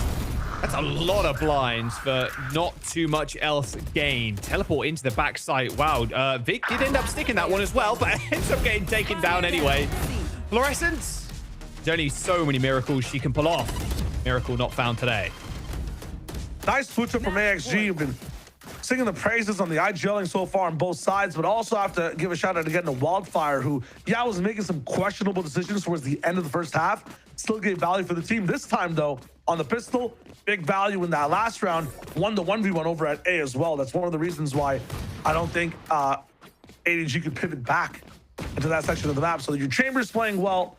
The rest of the team is playing well, together too. And the IGL's calling where the cluster really wants to fight. They're going to refight C. Let the confidence shine for Wildfire here, playing anti on the flash. Ion head-to-head. That's not going to distract him. Nice dog there, like kind of predicting that. Wildfire's going to be there with the ult. You can actually buy a whole lot of time. Seekers are going to come out too onto this A side. Looks like it's going to be a quick hit. A lot of players actually getting hit by that trip. So Wildfire is in a good spot to punish anybody lurking around tree. Door's going to get popped again as they maybe even decide to pivot towards B side. Baby Door's going to get taken down, Shio. As for us to know that has a chance to have a voice in this round, healed back up by Mikey. Ooh, Swing's okay. Good. Vandal swinging, finding a hit. And that's a nice fake towards the rubble side. Yeah. Comes out of that door. They're on B, sure. They're going to get the spike down. They've only got pistols. Freshner's got the gun. I mean, this is map point. Alliance Guardians are going to have to fight into this one in close quarters, mind you. 3v5. Wildfire wins his. Yearn has to get that flank fight activated soon. Time is ticking. Wildfire, second scope, not found. It's so perfect for Fluorescent that angle to try and peek that scope. And yeah, Leon dies and Riker 1v4. Not exactly the most envious position as Tilk 2, but it doesn't matter. I mean, this is going to be the round for ADG. Alliance Guardians, they got a lot to play for, though, to be fair. They're on map point. They're vibing. All about just taking down as many people as possible. 3 picks there as well. A little bit of a force on that round to lock it down. It was a bunch of sheriffs and that rifle. It's going to be tough to buy up from this spot, though, for anything that's really heavy on investment. There's not going to be an attack op being found. A lot of people might be on half armor as well off of that win on the side of ADG. And then Riker getting closer to Showstopper round after round if he keeps pulling 2 and 3Ks like he is. Yeah, Guardian, some regen, some half armor across the board. Wildfire this time, though, not opting for a scope. So might be doing something else with the team instead. And the setup defensively has changed. A bit more of a focus on A right now. No early kind of push out here at all for Alliance Guardians. GMD kind of waiting to spring a trap, though, waiting behind that door. Does leave, well, it does let Ion get rubble control. Almost for free. Little boom bot. Why?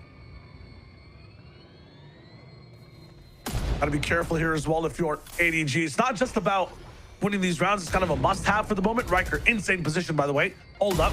Trap play might be coming. Oh, the nade. Oh, Iron has to Stop right updraft to now. actually get away from that one as Wildfire ends up going down. Mikey with a couple. ADG gonna explode here onto this A side. Riker just can't see a damn thing. T-Dog? What? He's got one player under wraps? Oh, no. Tragic. Like, by the way, there's a player behind you. All good. I'll clean it up. It's fine. All good. That angle has just been too funny. That's twice now. And there was one on a set where like somebody, what was it? Backed in the fluorescent at the door and she got a knife. She was trying to get away, I feel. And it was like, oh, wait, there's 30 seconds left. Here's the really good news for Azure Dragon Gaming. Off that win, I was looking at the ultimate economy between both these teams. They are so far ahead. And they've got some really big impact ults as well that they can just throw in first. You don't need to kill like Neural Theft. It's not as positional as a From the Shadows. Like the Seekers, Showstopper, Steel Garden, right? Mikey, Fluorescent, Sacred. Their ults can just snowball one round each. Now, they could use them in combination if the round is going bad, but if this is 12-7, Fluorescent gets a nice Showstopper, 8, Sacred 9, Nate or Mikey, then, 10 maybe, and you're just 2 rounds away. Need something special from the other players, but I see Yearn, the pit's going to be coming up. Riker, who's been a force of nature on this map so far. Oh, yeah. As a showstopper of his own coming in. So right now, in these types of situations, to end the game, it's genuinely a lot of the time just about the ultimates. Who gets better ultimates? How are they used? Is the comeback possible? Or can we just shut things down if we find a good one on the side of the defense? It's really all on Riker's shoulders and how they utilize that showstopper in a few rounds. Yes, that snowball potential, that gap, that window is going to close real quick. They do end up, double laying this ults, like the Showstopper and the Steel Garden, like layering stuff up like this. They have to be so economical. Yeah. Ion's going to get spotted out. Good. Again, good position from Ion, kind of expecting Wildfire to go on these aggressive angles. Been punished a couple of times already. There's Wildfire. Flash, going to hit Yearn right in the eyes. We're good for now. Insta pivot based off the position of Ion so far. Up top on Rubble. Do they know about Riker? Will they see this pocket position coming? The Viper wall will not be safe for now. The smoke finally drops down and gives more space for the attacking team to really push in the tree. Yeah, Riker's going to try and get a little cheese kill here in the smoke. GMD just gets blast packed on. This is going to be yet another round. One enemy Just a remaining. kill, sir. Please. Please, sir. Just one. So the thing is, if Riker did have it, a chance in the next round once the buy comes in for that showstopper to be active and then to end the game. The biggest thing off this one, not a single ultimate used on the side of ADG to get a win against this eco-ish round from the side of Alliance Guardians. More picks found. You're in that Viper's pick coming up very soon. But again, you have Showstopper to solve it. You can still garden it up if you want to. Ion can skip through it with the knives. You've seen that he's not been scared to challenge the most fearful portions of these sites so far. I'm still looking at it, though. A big gap to hit. 4 rounds and almost 4 ultimates up for the side of ADG. It's doable now. Once it's 8-12, I always say that's the portion where it's now just 4 chances. You can really hit it through. Want to see an explosive play from Riker, but just needs a single ult orb. A single ult orb. A single kill is required. We'll see how Wildfire ends up playing this one again. Looks like, just maybe not going A again and dying off of rip. Gonna go C this time instead. They can actually just set up with the C's nade because they know Ion has also been pushing up very aggressively too. And they actually pinging the rubble spot out, not the rubble itself, but on the left-hand side just next to it. Yeah. They're pinging it out already. Smoke's gonna come in. There's the C's. There's the nade. Okay, Ion chased away. Even a dog sent barreling after them. There's Wildfire gets the scope kill in the smoke, and Yearn's behind you. Well, Showstopper's been forward. Fluorescent needs a kill. She gets one. Yearn gets yet another, though. And now a 2v4. Yearn gets another. That's a third. Now it's all on Fluorescent from ADG. This ultimate stacking, this economy game looks so good from ADG, but unfortunately, the stock ticker ticks over. It is Alliance Guardians winning that one. This is what a map. What a fantastic showing, especially after going 13-3 on Ascent, bouncing back in a massive way, sending us to map 3. Yeah, from AXG there, the number one thing I love to see is just the push-pull, the actual intention in the map as well. And it finally seems like they had some identity in playing the game, right? In Ascent, it feels that they didn't even get to play the game they wanted to. I have to commend again Riker, the way you're just solo dueling on this map, pushing forward, getting all this space, being able to lock it down. Absolutely amazing. And then the guy, do you want the guy on your team who's 0 for 9 and stops shooting, or the guy who keeps going afterwards? Because Wildfire was that guy. Died a few times, but he was one of the reasons it got so much value. Yeah, map number 3, of course, it was going to have to be this way. Can Fluorescent get it popping once again? We'll have to wait and see. Don't go anywhere. Map 3 coming up next. Philips Norelco OneBlade presents Shave All Things.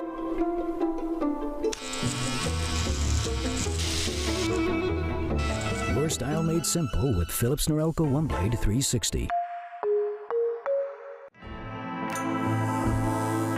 Trim. Edge. Shave.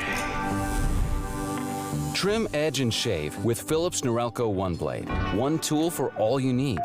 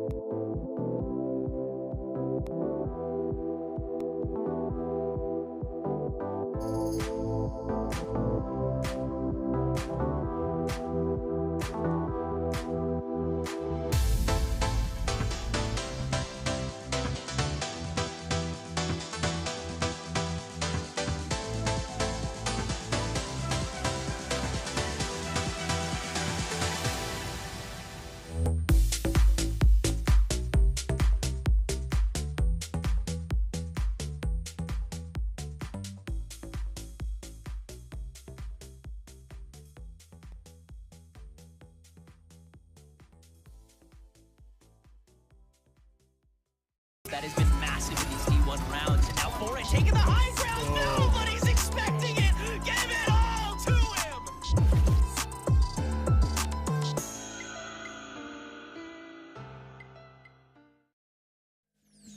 Heading into the second map of the series, I was a little worried for AXG as ADG were popping off in map number 1. But getting into map number 2, it was AXG to be taking the win, to take a strong momentum, and take us into a map number 3. Mark, Stop laughing, Mark. Stop laughing. You know, we had to do it. But hey, you can't laugh at that win coming out from AXG because they're looking coordinated.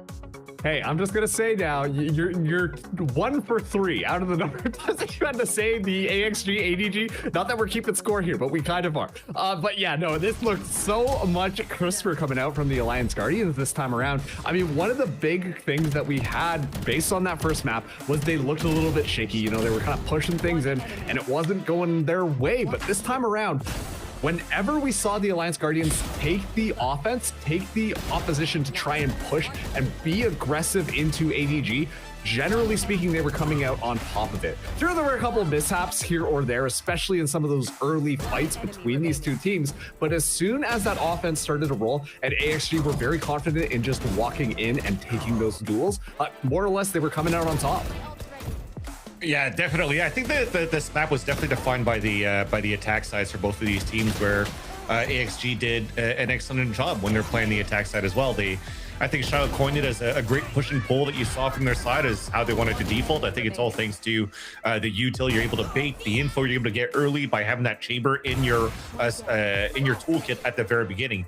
But I also think that where it didn't work out too well for ADG when they took their attack sites themselves was that the comp they have designed for them is to not necessarily only push and pull into the mid round, but also just to push early and try to get some space early.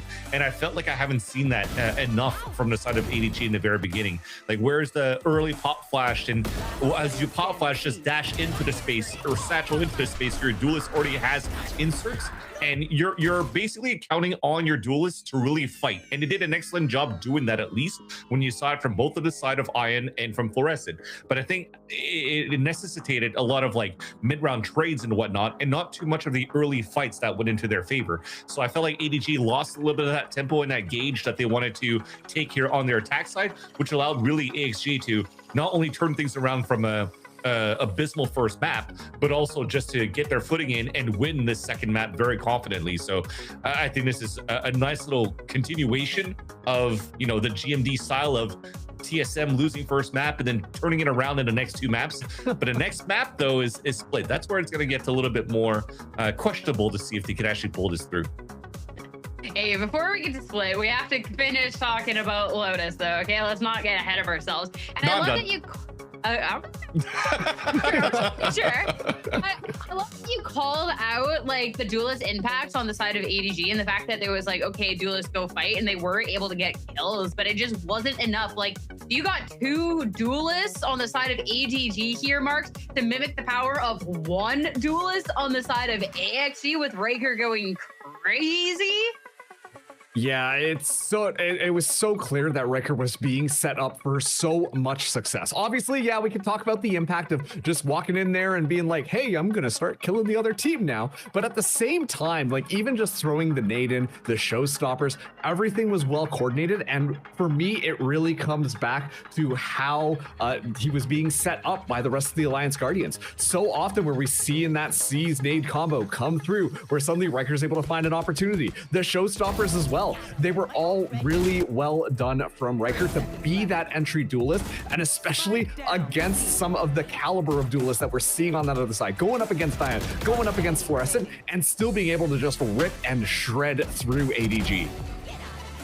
And I feel like for Riker too, he is just, I mean, you're talking about how he's being set up for so much success, and I feel like that's something we've really gotten to see with like this new iteration of their team, right? Being able to see Wildfire step in as they kind of tweak comps a little bit. Riker in these last few matches has really been able to flourish, and I think that's just so welcome for the team, which then puts a big question mark on my mind when we do finally look at that map number 3 when we look at Split, because Riker's thrived on a lot of different maps and a lot of different scenarios, but overall, in general, for Alliance Guardians, Split here, Van, has been a little bit of a pain point. Yeah, and they've always been trying to find like the right solution too, because you went from, you know, roster changes to comp changes to now adding, you know, Wildfire, as I was mentioned before, you know, supposed to be the one initiating for Riker when he was playing a lot of initiator in the past for his past team. And it just slips my mind, unfortunately. But nonetheless, you're going into a map where he plays Initiator, then over to a Chamber on Lotus, and then now into potentially secondary Duelist, and Riker is going to stay as a Raze. So right now is Are they going to keep that same type of composition, making sure that they ironed out the kinks that didn't really work out in their favor the last time they played this map? Hopefully that's going to be the case, because that's a lot less that they have to think about in terms of fixing instead of revamping their style, because it's tough to try to revamp your style when you're playing against a team also on the other side here of ADG that's never really played split during the stage for this third stage, sorry, of the VCL. So they're playing into the unknown. You have to play your own game. So if you're going to play your own game, I don't think you should overcook here with something very, very new. All right, Vansily, I'm gonna need you to lock in right now. We are Team X, Alliance Guardians all the way, and right now they're riding off crazy momentum. Ascent, ooh, forget about that map. 13-3, who? Doesn't matter. We won Lotus coming into split. I'm assuming that they're gonna be, yeah, a little bit shaky coming into it, but once again, I believe in that storyline of them starting to get more and more aggressive. Whereas on the flip side, like ADG, they got that shift coming through. It doesn't necessarily mean that everything is going to necessarily spiral apart, especially given that it is just the duelist swap that we are seeing on their side, but that does add just another element of chaos. And so I think that there's a lot on this map that is going to be up to how Alliance Guardians wants to take their tempo, because at this point, ADG, it's pretty clear what you're going to expect out of them. You have an idea on how they're going to play this based off those last two maps. And so it's up to them to try and think that through and be able to win it out. All right. Well, now that we get confirmation of the agents, like, we will get to see some swaps coming out. Well, just ADG in a second, but Alliance Guardians fans, they haven't been scared of switching things up. Going off of their last loss, they're going to switch it up again today. I don't know what we're doing to bring a veto in right now. I haven't seen a veto in a very long time to try to cook on this map. I think he's still a very good agent in terms of what you could do with the interceptor on your attack slide. But right now, when you don't have clear visibility and active info as a Senti, by not playing a Vice or something, or a Cypher, for example, it makes things a little bit more difficult. So I'm hoping to see Alliance Guardians be a little bit more proactive on their defensive side to really put Riker into forward positions. If not, ADG might have a good chance here to take this third map. I gotta wonder, with Wildfire picking that veto, I'm wondering whether or not they thought that ADG were going to lean a little bit heavier into that raise, because that veto could do wonders at eliminating a lot of the kit that raise could bring. But given that Fluorescent is going to be onto that Neon, Ion playing the Jet, once again, that utility not necessarily going to bring as much of a punch as we necessarily would have expected from ADG. So this is going to be a really interesting matchup between these two squads. Well, we had already knew that it was going to be a little bit of an uphill battle, but it's time to see, after getting a confirmation of the agent, how this one truly is going to pan out. We're in map number 3 for which team is about to go positive here in Challengers. It's time to find out who it'll be with your casters. Back over to Shio and Jaws. Thank you very much. Yeah, veto. I cannot remember the last time we saw one of these into the Jet Neon. Shio, break this down. I mean, I'm a veto connoisseur. I'd be loving the veto. I also know if you're picking the veto right now in any place, you know, stage 2, tier 2, tier 1, ranked, you're throwing the game, man. You are throwing the game. This guy's just not that good. It's been tough for pros to find the best ways to use him too. And in ranked, there's just not enough cohesion. So it's like, how are people really cooking on the veto? The best thing though is what Van said. If you think the raise is going to be played overall, it's an amazing counter to raise on this map. Even Neon, you can stop the Neon walls from coming in, but at the same time, it's finicky. You have to really activate the interceptor at a right time where Neon usually has the walls already up, flying by. We'll be able to, you know, deny a lot of other utility, but again, Wildfire will still have to land his shots coming in fast over to A. The interceptor should be able to stop a lot towards the site, but it's a split immediately into vents. The stun coming in, pushing back Yearn. A fast start over from the side of ADG.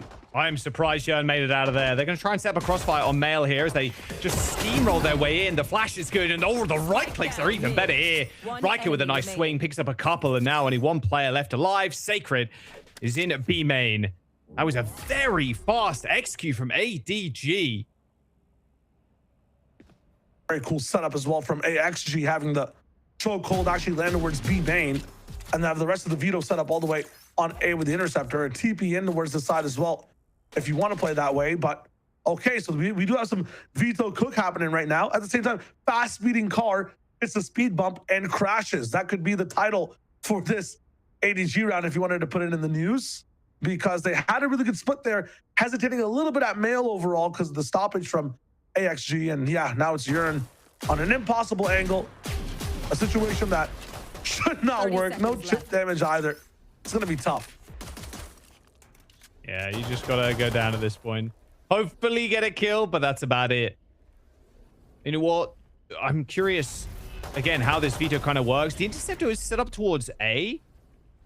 See how quickly ADG continue to want to play if there is going to be another hard push. Oh, the knife kill! Oh, GMD. Oh, he cut Sacred up. That was real nice, actually. I'm surprised Sacred didn't get a little bit of damage on GMD there. Don't slow that down. Don't 0.25 that. It didn't look pretty. Yeah, so far, you asked more questions about the veto as well. I think Wildfire's had one practice game so far in like a Fun Haver tournament before coming into this one. And that was against a comp that's very similar to what you think that ADG would be running. It's just when Ford pivots onto that Neon instead of the Rays, you do lose a lot of value on veto. That being said, you can stop relay bolts as well. And as I mentioned previously, that fast lane. Wow, that's slowing. Wow, they don't even want to try and go for a hard hit on A again. Yeah. Orb comes up. Ooh, the flash is a real good. You're just going to get chased down here. Nade into ropes. No scope for Riker. Even a satchel away.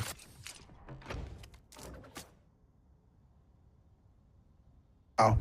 A bit of control got, and then you have a Spectre on the side of your team as well. I don't think they can really get too much unless there's a big punish. These positions from AXG are pretty good. This might be that punish, though. Chipped apart GMD has to back up. Wildfire has main control as well. It's all about staying alive in these positions. Nice shots. Good confirm. Please don't die. Wow. Okay, now there might be a chance. Riker really has to fill the gaps here. Yeah, well, it's a one tap to the body here, so it won't be too difficult. And a sneaky one to the head. Okay, all right. Riker with 3 there. There's an unlucky kill on to Wildfire, or unlucky death, I should say, on a Wildfire. Well, good though, XG. Look, Alliance Guardians, they got their second round. They saved the scope too. Yeah, man, the ropes has been their coffin at this point, it feels like, for ADG. Yeah, it's tough. A lot of the times when people are really being aggressive, if you had a Cypher on this map, you can put a trip in there a little bit, or at least start with a one-way trip. With Vito, the best thing he can do on defense, we talk about the trip of the interceptor. Nobody really talks about the TPs, the crosscuts. So you can get into positions to help your friends inside vent as well. That being said, it's just not the same. Right now, the range of it is not the same as the patch that me and you were playing on now. Jaws is still a little bit smaller, so you can't abuse its spacing as much on the map, and it can't really help out vents too much either. Vito actually gets manipulated a lot on the defense based on the TPs. Really good when you're hitting a site, but past that, you can really bait him to move across the map when he doesn't want to. Again, loving the setup, though, from the Vito defensively. All this util on the A site, chokehold thrown across the map towards B. Peek and vent this time. There's armor, so Riker can't find too much value. Yeah, only the body shot onto Ion. 2 shots let loose as a B push now ensues. So a couple players waiting for it, though. Yeah. Well, they do end up clearing the util from the Vito. Blind ends are coming in as well. GMD, Yearn have to bide their time now. Neon Wall is going to fade eventually, but Azure Dragon Gaming, just this swing with basically every player there. No match, although there's Stinger through the Viper. Smoke does kill Mikey. Still got spiked down easily. I mean, Wildfire's position that has to get a lot of value, but the issue is, it's a judge up in heaven and nobody is playing close. So maybe you can find a weapon that's on the other side of the box. Nah, that was a ping. Never mind. Wasn't an X. Might not be possible here. The best answer might just be to play for exits. This is a bit of a bonus, but there just is not enough damage done. Just Mikey's body is not enough of a boon to claim in this round for AXG. They want more. To try and find some X's. T-Dog. Guess what? Surely. Whoa. Gotta run. Maybe you want to mess around a little bit? Nah, the little Viper with Molly ends up coming out, and don't think T-Dog's going to collect too much here with 3 players facing. Okay, the spray. Jump around the corner. Oh, not quite. Worth the attempt. Worth the attempt. And needs to die there too, so we'll get the weapon up in the next round. All have strength, and Riker has that rocket as well to be able to use. Showstopper in tow. ADG trying to smash A, and I think, yeah, Riker will be in this position. Nate to stop them from pushing in, and then a showstopper as well. If he hears even more than one footsteps, I think he just rips it. We've seen how confident this guy is with this ultimate. Gotta be careful. Oh, here it comes. Intercepts just around the corner as well to stop some of that util coming in. T-Dog just anchoring down the side. You've got to look behind you, man. Fluorescent and Ion end up falling down there. Both duelists dead to T-Dog. As this fight is basically wrapped up with a nice little bow on top of it too. They've barely made any room, and there's a 3-player push from Alliance Guardians up in this heaven side, and Sacred couldn't even find one, unfortunately. That was as quick as it started, as quick as it was over.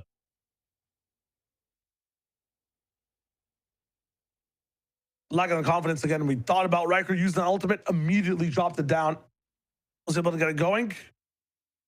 Split now one of these maps where you get to see a lot of the clutches if a round really ends up delving fast, at least on the attack side. And if you have a player like Wildfire on the defense as well, who really loves to push these extremities when he knows no one's here. Remember in that last round, yes, he died, but he was also in B main. Does a really good job at making sure that your team has control of that map, even if you all in on one of the other sides. Left. I will say on Vic's gun, it's got the little body that moves. Does that not? I've always felt like small little things like that would distract my vision somewhat. Really? Yeah, I don't know. It's kind of crazy. It's only small. It's like moving around. It's like jiggling around a little bit, but I feel like that's my like Subway surfers. Like it locks me in. You know, the more I can see oh, moving, that yeah. locks you in. Yeah, because if nothing's going on, then I get jittery, and then I'm like, you know, ADing, moving around. Like, have you ever seen like Primy having to hold an angle? Like in Masters London, there's a moment. I think it's on this map where he's on. I think it's B Heaven, and this guy, I think his keyboard might have been destroyed. The amount he was ADing. Like, there's some players that need that stimulation. Yeah, what you put it? I mean, yeah, fair enough. Yeah. Put it on the gun, buddy. As best as good as Subway servers, I suppose. Yeah, in-game therapy. Some players need it. Ah, man. I don't have anything moving on my screen. Everything's gotta be super still.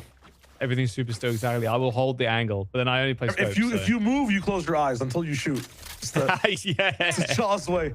Can't see any movement. And that's why I'm not very good. I don't know. You're chilling. You're killing. Watch, Urin's gonna take he's gonna take a page out of Jaws school. What would Jaws do if he was Urin right now? Sit there and hope someone comes across my angle. I watch. Oh, a dog ends up reading one player's location, but Male held down by Wildfire with a shoddy. Okay, first point of contact. Orb's gonna conceal the movement for the time being of Sacred. The angle though from Riker. Good movement there by Riker.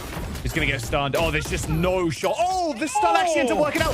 Fresh jumps straight into it and gets stunned as well. Riker comes up with a second miracle kill onto the Neon, and it gives time for the rotations too. But it looks like they're just gonna back up. Play this one a little bit safe. But the interceptor has been activated too, and there's no util that's gonna get eaten up. So ADG, knowing that's down, might want to re-hit. Might think that the veto's here as well. Starting to move up. Have to cross into heaven though. What's that thing that slows down a boat if you want it to stop? The anchor? The anchor is here on the B side. It's Wildfire, who hasn't moved the entire time. Maybe goading them if they want to take vents. 15 seconds though. They don't go of the way of the boat slow. They go straight towards the site. There's two people still here. Wildfire has all the information on the other side of the map. It's chaos on this one. It's easy for T-Dog to swing. It's easy for this team to lock it down. 0 seconds on the clock. And timed out. Win the fight. Doesn't matter. You've lost the round. Oh, nice little 4K though. But still no ores, so you couldn't go anywhere. Sad stuff for ADG. 4-1. Even after that 4K. Ion, yeah, got ult. Sure thing. But yeah, Alliance Guardians right now forcing ADG to take a time out. This is not so far the amount of value Wildfire has gotten every single round from just staying on his side of the map. There's been no B main control from the side of ADG. They have touched mid a couple of times, but at the same time, just to split or as a haphazard solution from the pressure they receive on A. And the biggest man on the server right now, in my opinion, Riker. locking down this A site, once with a showstopper, before with just some, kills, even on the pistol activating. In this last round, that was just disgusting. Shoving a Neon back into their own stun, chip damaging the rest of the team as well, to where Sky didn't even have enough heals to give off to everybody else. Mikey having a rough run now as well, 0-5 for the moment. But I think Riker on the attack and Wildfire on the defense right now for this AXG team is a really good system both ways. I need them to punish a bit more of this Wildfire space taking on the B side. I need ADG to have a bit more of a widespread control on the map before they attack. Biggest issue though, Jaws, is again, the Sky double duelist comps. They're made to just execute, to hit these sites. They don't really play slow that well. So not having a Prowler, only having the dog, you only get one chance at taking the space. Get out of my way. It's gonna be tough for you to start to choose to go for mid this time. Two-man set up here, Wildfire. Already in. They're already in ropes. Can Gonna they get get further? hurt. They can't get anything off of it. Yeah. And Wildfire's just waiting here with the shotty this whole time. Gonna teleport away as well. And yeah, try to come up with a kill. They've at least gained space. Sacred is gonna get stunned. Oh my, I don't want to be Sacred right now. I'll tell you that. Look at those assists in the feed as well. Well, here come the cabbages. Here come more. Lions Guardians looking like they're going to take this round with ease. Yes, sir. Well, there's the shotgun player dealt with. Rushing with a couple. But again, miracles only come once in a blue moon. And unfortunately, the moon not looking blue right now. Alliance Guardians with a 5 on the board. ADG just looking a little lost. Yeah, you want to look for something blue? Look at Vito's right arm right now. Dare I say, one of the first Vito cinema rounds I've seen in a long time. Have the pressure with the judge to just absorb a lot of utility. Nobody punishes the TP off. I think people were confused, maybe seeing that ability for the first time. I mean, what the hell was that? And then you have that chokehold. Yeah, the chokehold stops fluorescence, stops the rest of the team from coming into B main. And you're able to use that TP back into spawn to get back into heaven and cover the angle with your judge again. Wildfire's at the same judge since round 2, man. He's not bought another weapon so far. It is chilling. Now, Change up the position though. The important for the shotgun player, move to the other doorway and then sit in it again. Send the boombot over towards ramp as well, hinting that there might be more aggression there. It's actually a 3-man setup to punish mid, and mid is exactly where it is you want to go. That nade almost hitting the dog. Wildfire TPing back over to help the B side. I mean, I'm loving the Vito right now. This is my favorite game of all time. It's not even the buff Vito either with the TP shots. Yeah, he's not even doing anything special. That TP wasn't even that cool. I just like seeing Vito move, man. I'm not gonna lie. This is bias. No. It's not bias if it's true. All right, GMD is gonna get stunned. Nice paranoia there. Flores is like, nope. I'm out. Okay, we got A space, kind of. Nice TP from GMD though. Big brain, in fact, from the Omen players. Gonna see his screens now. ADG are going to move through heaven. Yearn is waiting around this corner too. Intercept, you can hear that going off. Ropes play now. However, Sacred is still here, waiting, lurking. Ion gets shut down. Time now ticking. 20 seconds to go. And you still have to deal with Wildfire. Takes a shot at Fluorescence, sent pretty low. Vic not stunned though, not surprised by Yearn hiding behind that box. That was a guaranteed kill for that Viper. A little bit of a whiff. T-Dog in a 1v3 in heaven.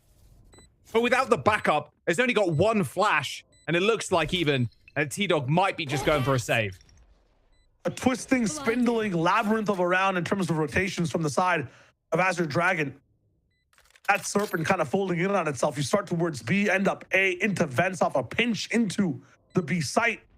And honestly, the craziest thing in that is that it was solved by AXG. They just couldn't land the shots. Riker had a position in mid where he had the backs of 2 players to him. Vic gets the turnaround jumper.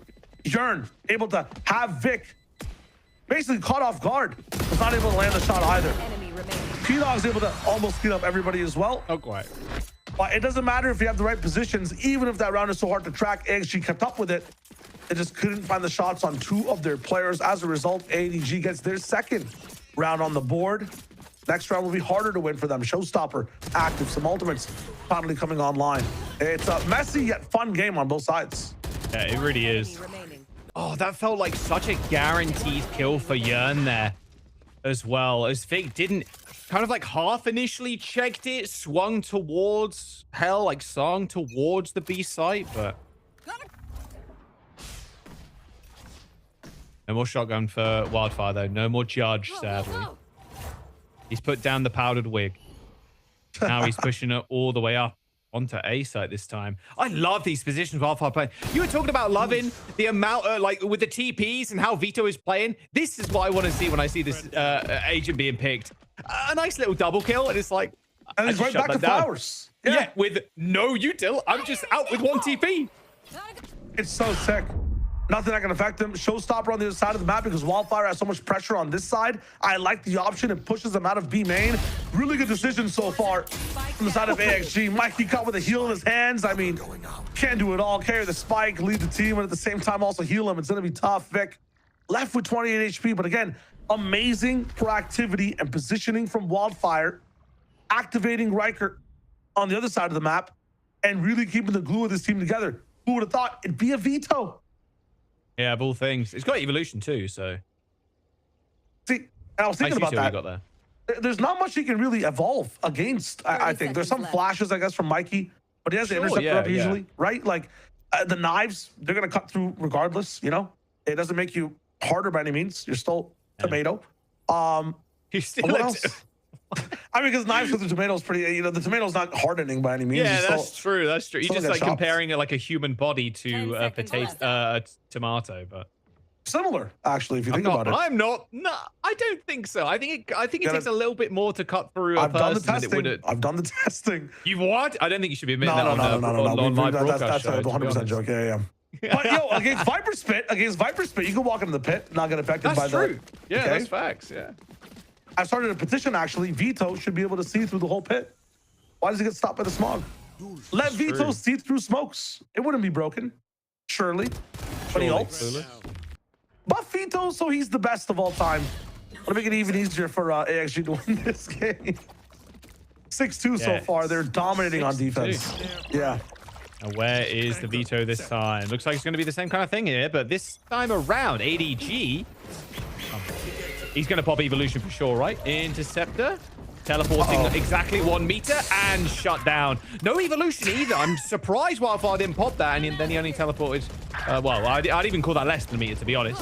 Sacred shut down. No pit available now for ADG. A swing into screens through the smoke. T-Dog ends up getting 2.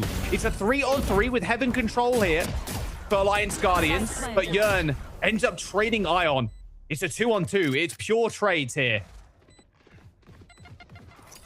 Be careful with the dog. They ain't coming in to cancel it, and also limit the movement on where you could be. You see the other player as well. 2v2, everything's solved for now. Mikey has to go for some of these shots. They know Vic's over here. He's pretty low. Yearn's got a classic attack. Just going to go for the right. He's around the corner, but Mikey's just set up. A little satchel. No HP now. Mikey falls flat. As now Vic at 60. Spike's now in the corner. Planted for him perfectly. He's just going to be jiggling this angle. He's done it once. Can he do it again? Waiting for the tap. Counting down the time. Goes for the re-swing. Riker, though, actually ends up getting half. Going for another, but Vic's just got this one in the bag. He's just too good with the mind games, calling the magician. My goodness, what a round from ADG. Shutting down the Vito, Shio. That is how you're playing A. That is how you got to get it done. It's pressure. They've got the pressure. And what you saw Wildfire was trying to do is actually reach his second TP on Flowers. He was trying to get down in the site. His first TP blocked it. So he has 1 TP maybe to move forward and come back to in Heaven. Maybe even just go back and forth. That's tough. You talk about magic tricks. Yeah. Takes a rabbit out of the hat and puts Riker in it, I guess. This is able to keep moving forward with that round. Vic, such an expert in the clutches so far in the series. Weston moving up, trying to bait that Judge. Oh my. If he didn't jump there, I think that's a kill. 1 down. Nice off angle from Yearn too. Iron shot down. That's 1 less duelist to make an entry for you. And then Fluorescent is getting healed up right now, but still without armor and only a stinger. There's an upgrade. There it is. That's the rifle. I like these Seekers, though. Look at this. All 3 Seekers going to ropes. They know right now ADG are in the middle of the map. They know for a fact that these players are grouped up in ropes. And I love this off angle from Yearn, too. And Alliance Guardians, though. Look at the side of Wildfire is pushed all the way into spawn. No TP to come back into now. If they try to pivot through sewers, they're going to be punished really hard. And also on retake, they'll have a pretty good angle. The objective, though, is B side. They are being forced into here just off the read, but the 3-stack is there from AXG. This is the wrong call. Gun senses this, ends up getting blinded. That's going to wear off before Fluorescent makes her way in. Actually ends up getting shut down by GMD at range. Still needs to clear Yearn, though, on this heaven angle. And that spike just dropped up in heaven, too. Nice re-swing coming through from Riker. Good round from Alliance Guardians. Feels like it's just slowly slipping out of ADG's fingers. Show they can't get around back-to-back. We talked about why at the very start of the round or the start of the series so far in this half. It's about some of the space you have on the other sides of the map. Why are these guys so confident to 3-stack on the B site? It's because Wildfire has that A space. And some of these other rounds that ADG won, why were they so confident with that B split they had previously? They had the B space. You need to control the mains. The team that does it more often ends up winning this map. Right now, no main space control really, except for A. They haven't really teetered towards B. It's a fast round into vents all the way up into A. What a shot onto T-Dog. We'll take that upgrade. Thank you very much. That nade is going to do so much damage, though. Okay, Fluorescent shut down. Little scope, a little blast pack. Blast pack straight in to the Viper there. Yearn actually team killing almost. Whoops to Daisy. All good. Quick teleport to get a different angle here for Vic. Hit on site. Spike is down for ADG. This is a moment where you could actually tap into Evolution. It is actually active, so jumping into this pit would work. Needing a rifle, though, to be able to deal with some of the sight lines. Wildfire moving in with a classic. Is not going to get decayed off that wall. It's just such a horrible angle that Vic is on. He's so far away. I'm liking that call for the smoke, though. He's got it, though. He's got this judge. Oh, he's so close, but Mikey with a bandit kill. Oh, that range as well. Oh, that's gotta hurt. Yeah. Good thrifty round there from ADG. Okay, we're looking for back-to-back rounds right now. We're in round 11. Last round and a half. Can they make it a 7-5? That elusive back-to-back round, it's been escaping them. And then the blast pack, I will say the blast pack kind of cost them a little bit there. Blast packing away, trying to get, then just bumping into Yearn. Ouch. That's them both killed, yeah. One really cool combo there, too, that I thought they were going to utilize. You can paranoia your own teammate, and he won't get hit when you have that Veto ultimate up. So Evolution, I thought E-Bomb was going to actually just layer that paranoia in to that pit with him in front, but they don't go for that option just yet. Riker again on that aggressive side. The Trailblazers are going to really push people, specifically Sacred, back into sewers. Riker now on this line will be able to punish. So that is main controlled. Again, these are the rounds that go so good for AXG. ADG on the other side, though, actually have B main control this time. Yeah, and Wildfire's got a Bucky in the corner, and the pit's going to get deployed. I was curious when that was going to come in. Riker has got the showstopper too, but Wildfire biding his time, waiting in the corner for anybody to get in the pit and try and trifle with him. There's going to be a smoke in heaven again as ADG try and get on this. Back and forth, rockets active, more sprays coming towards the top. Yeah, but this op is going to be basically useless here for Ion, but Vic is doing enough damage to make it hurt on this site. Fluorescent gets another kill. That pit is going to go down now, and now Wildfire is hoping, praying that someone close to him. He's got a Bucky. There's going to be 2 smokes up in heaven now. 3 players in hell. T-Dog is almost messing with him at this point, and Wildfire is still waiting behind the box. Still waiting, but T-Dog's the one that's going to do the damage. A quick TP. Vic 180s, kills him with a shorty, and now Vic in a 1v1. Man advantage was there. Wildfire could have waited, got a rifle, and then played the 2v1. Instead, it's turned into a 1v1 50-50. A tango dance across the aisle as both teams start to see what's going down. 12 seconds on time. Vic needs to cross. 10 seconds making noise. Has to make it to backside. 6. Must stick this. Is it a challenge from long range? Or will T-Dog get close? He's running in. He's already jumped down. Now he's spraying. He's half HP as well. Vic isn't looking too healthy either. Is a smoke available for Vic too? T-Dog hasn't got a flash up just yet. Slowly creeping around now as Vic holds screens, waits for the tap, and now he knows exactly where T-Dog is, tucking himself into the corner. And Vic is going to swing, and of course he gets it. The clutch for Vic yet again. 4 kills in the round. ADG, that elusive back-to-back, finally clutched up. Again and again, 15 and 6 from Vic. Jaws is right. This guy's the mental mastermind, the magician in these rounds towards the back half of it, man. It's insane. And it's so many different versions of it too. Sometimes it's a main fight. This time it's elbow. Last time it was a ramp. Doesn't matter who you put up against him too. Mikey, Ion, Fluorescent, Sacred. They're all watching us. T-Dog, Riker, Wildfire, Urine. Get solved. Him, her, bodies, clutches. It's crazy from Vic, man. Beast. An absolute beast. I think, did someone say on the desk, what is he doing in tier 2? This is what he's doing. He's absolutely destroying right now. We'll see if ADG can come up with something on the pistol. On their defense. Remember, both teams are sitting at 2-2 right now in this round 5. So a loss here doesn't result in you being eliminated. Got a whole lot more games this coming week. Oh, we got like, what, 5 days of games to play? Yeah. Oh, yeah. There's a lot of Valorant. Everybody's going to get logged in. The excuse of London is over, there's nothing to watch, I don't want to hear it. These teams will be in the playoffs as well in stage 2, facing some of the tier 1 teams. This right now is tier 1.5. Think about it. Do the math. Yeah. Do the math. Look at this stack up here from ADG. Yeah. They're going to be forced to go into heaven with this wall that they have up as well. And from there, they could pivot towards the other side of the map. Wildfire's gained some space through vents, but going for a split here. Oh, it's looking like it. It just might be a car-on-car head collision. Seb deploy, little flash on the site there, down from heaven. 2 Alliance Guardians fall straight into their own graves. Unfortunately, though, GMD with a swing onto that cubby player, that tucked player. That's Vic. Ends up taking down Yearn anyway. And now GMD in a 1v4 in the smoke by his lonesome, wishing he was somewhere else. If you had a gun, I still wouldn't think it would matter. It is supposed to round, so it's not possible, but it's just running into that stack. Unfortunate. I like the confidence in taking that call with the space that AXG had, but Azure Dragon Gaming really locking it down, trusting themselves and their position. Has to be a different half from them, I think, this time. That being said, so many good decisions from ADG in that first half overall. I think AXG were playing really well too.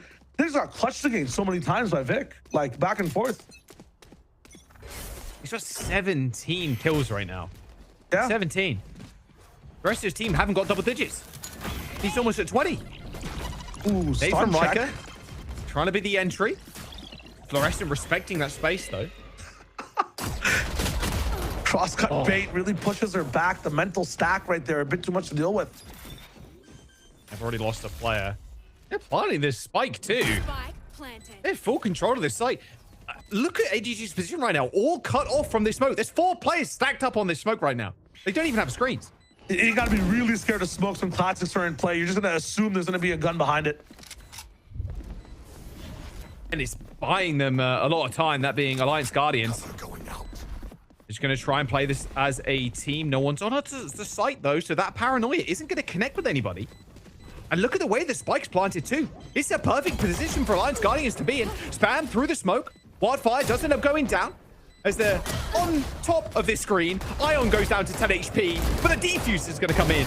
ADG pick it up, but at least they got the spike planted. A little bit of extra bonus money for them heading into this round. But look at how many rounds they got in a row now. 4 for ADG, up to 7, making it a very close game thus far. Might start to run away with it if Vic keeps being this talented every single round. Activating for the team. Yeah, perfect smoke. I like the idea from Ion as well to updraft over onto map, get another sightline on towards heaven. That's going to be a bit more unexpected. In this one, though, we saw Riker controlling ramp by himself. The nade was a big factor as to the amount of space he could provide solo. This time, Ion going to be by themselves in this position. TPing off a B-main as well to get off the pressure. Wildfire will probably end up retaking this very slowly. Rest of the team, though, have to move back over towards the mid side. This is exactly what ADG want. This is the round they've kind of concocted. And now they'll start to pinch and claw over. Not being able to win that first fight, though. Riker's got so many of these first bloods, and he delivers yet another one. See how far Vic wants to push out here. They've got a lot of B control, so just going to signal to the rest of ADG that more than likely it's going to be an A hit. In fact, I think Vic is just going to slow walk all the way through their spawn too. I think that's going to be the play. And the rest of ADG players are going to try and flood site. One thing Alliance Guardians will do right now is just give up the site, go towards fence. You can see the Rays taking some of that space. They're not going to call for it. Already on site though. Ooh, not a disaster. They actually end up winning these fights. Flash, Mikey needs a kill here with the Stinger. He's going to get granted it. T-Dog is so low, but has a better Stinger of his own. And Yearn with only 10 HP. And Vic on that amazingly long flank. Around the map in 80 days. As Yearn ends up getting the kill anyway. That was a little bit quick from Vic there. Maybe that's... rounds is a little bit different. But stopping their round win streak there to Alliance Guardians as they pick up round 15. Should have been their bonus coming into this one from what I thought I saw in the round. So losing it's going to be just fine. I think Ion might have rebought into it. So only a Stinger from him so far. Mikey has a chance to op someone up though. Yeah, actually we'll end up giving Ion the op. And then maybe he rocks a Stinger. Yep, makes sense. Lots of util on Sky too. You can probably just end up recycling a rifle. Meanwhile, on the attack side, B seems to be the target. Yeah, Vic's going to get a teleport away. And look at that information gain too. There's so many players here giving up completely. The A side here for Alliance Guardians. They're just waiting for someone to push B. They know Vic has been kind of trawling around, just exploring very early on. They're going to flash back side, so Vic is forced to teleport away. My goodness, how many? That was like 4-player mag dump. Thing is, that's a 4-player mag dump at 1 minute on the clock. That's a lot of information given a little bit later into the round. So staying here now, ADG, and bolstering their mid positions, that's the trade-off. Yes, you damage Vic a little bit, but at the same time, you're in this position now where you're kind of trapped by your own creation of this round. Now it's mid. Now we're going to try and push here. Into Ion with the op. Gets a kill. Switch the knife, walks away. Fluorescent trying to get a timing, but shut down.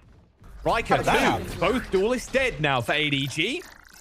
As a 4-on-3 ensues, Riker on site gets his head ripped clean off. Vic with a nice little 90-degree flick onto Wildfire. You hear that interceptor popping off, but Vic now has to try and hold on. And you know this guy's going to be good for another, surely. Yearn going super low. He had that regen armor as well, so all that fire he took earlier on is going to get shrugged completely off. ADG, I want to see the hand to Vic again. Taking control of this round. Nice finish, nice little defuse there too. 8-8.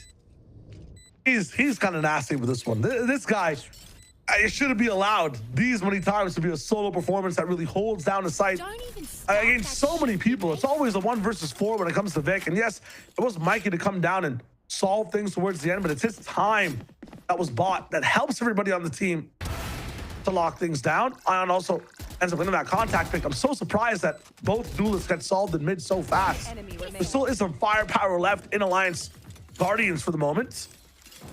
It just depends on where they want to actually end up pushing and pulling through it. They start at B a lot of these times. They take a while to get the space. The 1 minute move to mid, I feel like it's just a little bit too slow. And Yearn's not getting that much space on this side of the map either. This time, just a sheriff might mean that he might go for more exploration. Nothing there so far. An up-down close range on B? Surely not. Big doubling up with the fluorescent. CP away, sees the dog, but actually only sees dog. Paranoia's gonna get a hit fluorescent. She sends the stun out in the end. Oh! Heads up, put on the running shoes a little bit too soon, but Vic! What? Straight through the smoke, gets 4. Oh, but this guy is just too good. He's just too good. It should be illegal what he's doing right now, Shio. There's AXG, right? That's attacking. ADG on defense. And then AG with Vic, an absolute god right now. This guy single-handedly winning rounds for the team. making like a 9-3, half a 7-5. Clutches, retakes, defensive anchor holds, and an ace for Vic. He can do it all. Show me the scoreboard. Bring it up. Bring up the scoreboard. Is it 21? It's 26 and 8. 26 and 8. 3 of your teammates, Vic, haven't entered double-digit kills. And your boy's got 26. He's about to eclipse the, I think, what, if you add up everybody else on his team, he's almost very close to being just very similar to it, too. What, like 5 or 6 kills behind? 21, 32. 6, 12, 8 is 20, 31. Where did I get 32 from? What the 32. He can get there, man. He can get there. He's 5 away. He's 5 away. I did it. It's 31. It's 31. Yeah. We're mesmerized by Vic right now, man. This is, it's crazy. I've got your trail. All right, Seekers. Here come the cabbages. Go on, Ion. I mean, disrespecting it's the talent, speakers. You love to see that. Alliance Guardians. Where you at? You ain't in this postcode, my son. Flawless 28 and 8 right now from Vic. He keeps climbing higher. I wish tier 2 had a VFL. I would have picked Vic, I promise. Vic, yeah. Oh, yeah. Vic for IGL, and yeah, good. Double points. Yes, sir. Okay, question though. If you can't beat somebody with a rifle, what works better? Bucky. Oh, okay. I'm going to say a rocket, maybe. You know, look at Riker. Yeah, Showstopper. If you want to choose a Bucky, go for it. I'll actually take your 1v1s all day. But if you chose the rocket, might be trouble. How do you find where this guy's, you know, on site though? You have to get through mid first. Yeah, fluorescent solve. Ion find some value. Here's Vic. Riker gets 2, but Vic's alive, and that's the big problem here. GMD. It's Vic versus 2, but he has 43 HP. What's the over-under? They're double stacking to make sure Vic dies. A teleport across 2. The spike is in their hands, but it is Vic. So hang on. So it's more like a 50-50 at this point. Higher. Percentage used to be higher for Vic, I feel like. 60-40 is the best I'll give you. Higher, man. Go higher. He's crazy. Have you seen the game? Okay, so you saw that it's not A. Would have been through sewers already, or maybe chasing him back through mid. When you're in your clutch, you can't play for every decision. You have to just close doors as much as possible and focus on what you think is happening. It's one of the easiest ways to be consistent inside these scenarios. And you know which doors to close properly the more experienced you are in the clutches. He's closed off this A side entirely. Understands the spike is planted. It's time to go for this big flank over. Now, you would assume these guys are what? Doubled up backside, maybe pushed over CT. Vic just has to make sure he's on good pace here. Doesn't give away the flank too much. He'll have a free 1v1 on backside. Surely GMD doesn't go down here. There it is. 60-40 was the best I'll give you, but unfortunately it was 100 the way of Alliance Guardians. That is 9 rounds on the board. Finally, the demon of this game has been exercised. 29 and 9 though still. 10 for ADG. They finally losing a round here on their defense. So they've pushed forward into the lead with this one. AXG's had that the majority of the game so far. So having a bit of that breathing room, whether it's just one round, it's bought them a lot in money in the bank so far. Even off a loss here, they can buy up again in the next round. That's really important. Again, evolution from Wildfire. Shouldn't be doing too much. Might help him in gunfights, might keep him healthy, but he still has to be able to land his shots. Jaren, 1 for 1. Mikey going down is huge on the retake. No flashes, no dog. They could jiggle peek in. That flash not actually connecting, but is going to make a footstep. They know someone's hanging around in mail. Complete split up here as well. 2-2. Although Wildfire and Gia are just going to make their way towards A. They've got evolution. They've got TP. So there's space. There's gap closes here. The stack over from ADG on this B side is smart. Without Viper, you don't have this wall to cross. You assume the rest of the team might go B, especially with that space control. This Viper wall might not be the best. Might actually even let them cross if they want to, but it finally goes down. Vic, it's all on him again. Against an entire team and an evoluted veto, it's going to be tough. Yeah, surely. Riker ends up getting blinded. Vic's made his way back site. He's got one, almost gets the second there. Wildfire with the evolution. claims the kill. 30 seconds to go, but Spike guaranteed to be planted. There's 3 players from ADG. They love grouping up in screens. They got Scope looking down long. Wall's going to come out, and actually, Fluorescent's just going to pop the ult. Ion with 1 already. GMD falls, and that evolution's nothing if Fluorescent doesn't get her hands on you. Nice defuse. ADG up to 11 in this map. As Alliance Guardians, now they're struggling to get a back-to-back round.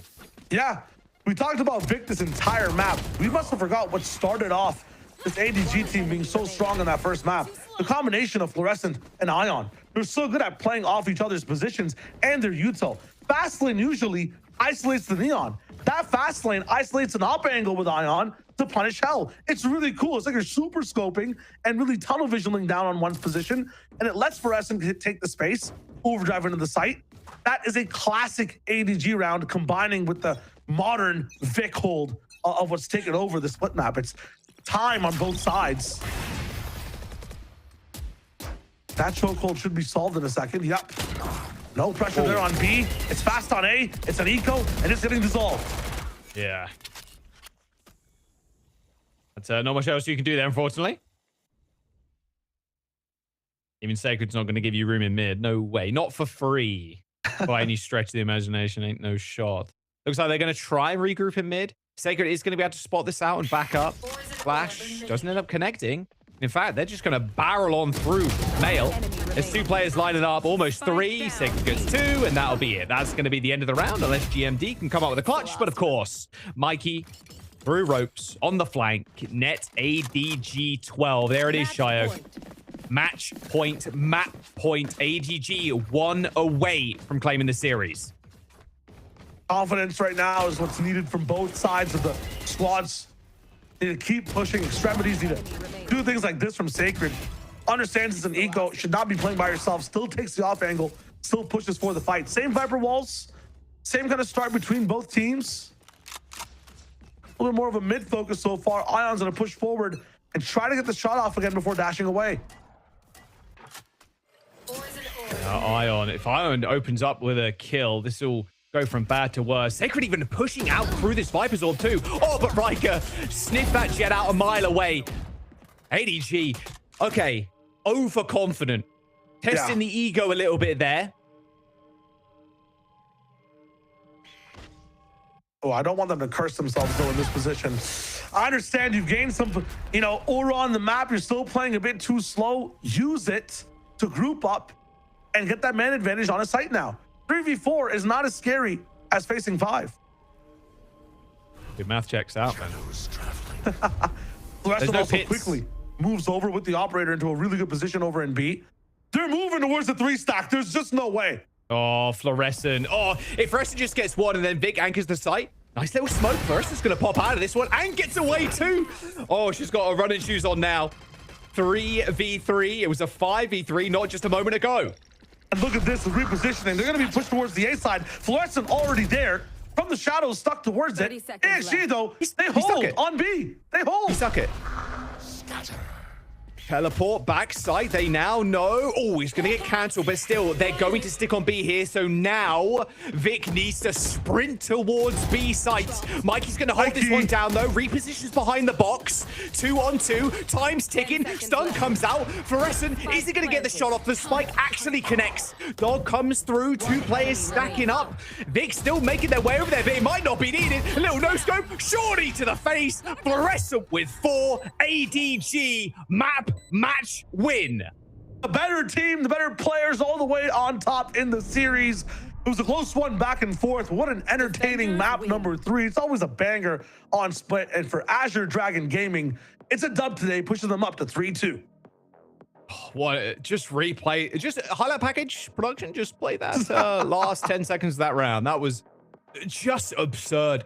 And I like how you picked out Fluorescent like a couple of seconds ago, or like a round or so ago. And like, don't forget, Fluorescent's actually a beast. And she comes up with a 4K to end off the series. Vic and Fluorescent. It was mainly Vic that one, but when you need her, she is always going to be there. Clutch team in general, I'd say. Like, look back at the stats. I think there are more clutches than I've seen in a long while here from Azure Dragon Gaming. And Vic now, a map for me to associate with him, split 24/7. That B main, or the B heaven angle as well from Fluorescent, if you've seen her activate off of that position before, I think it was the ace with the op on Yoru, was it? I forget. It's always cinema when she's on that angle. I was like, yeah, ADG has this one when she was there. But phenomenal performance from everybody on the team, on both sides too. Wildfire finding some value from the veto. Unfortunately, not going to find the win today. But again, an amazing best of 3 from both these teams. Yeah, 3-2 scoreline now for ADG as they move through that Swiss stage. Although saying that, you know, Alliance Guardians, they're not out of this just yet. Go down to 2 and 3. They've still got a chance to make it all the way through to playoffs. But before we talk about our next game, we'll jump to a quick break. Don't go anywhere.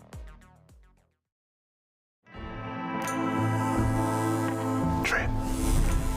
Edge.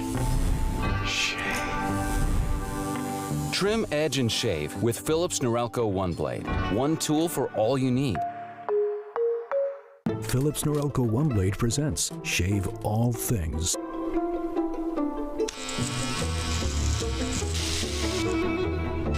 Your style made simple with Philips Norelco One Blade 360.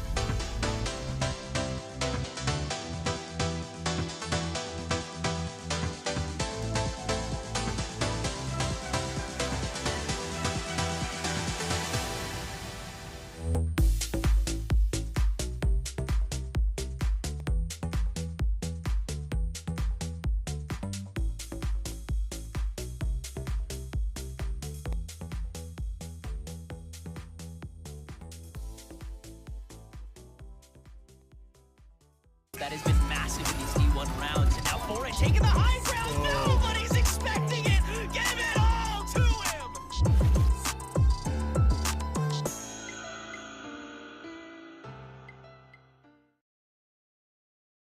And in a thrilling map 3, it's none other than ADG, the Dragons, to come out on top 13-9 to take the map and the series. I mean, going into that third map, Vans, that was a lot of fun. This has been a series full of ups and downs, you know, little surprises, and map 3 did not disappoint.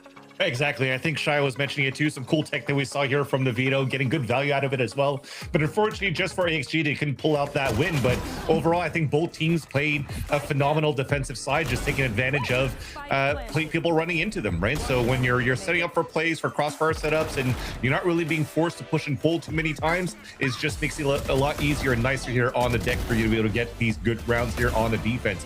I mean, you're looking at the replay already, right? T-Dog getting away with murder from time to time. But the one that really got away with everything was Vic today. I think you can't really spell victory here for ADG without Vic today with the way that he was playing. So yeah, that was kind of sick. A 1v2, a 1v1, so many multi-kills, casually dropping 30 as well in regulation. It's just phenomenal what we saw from Vic today.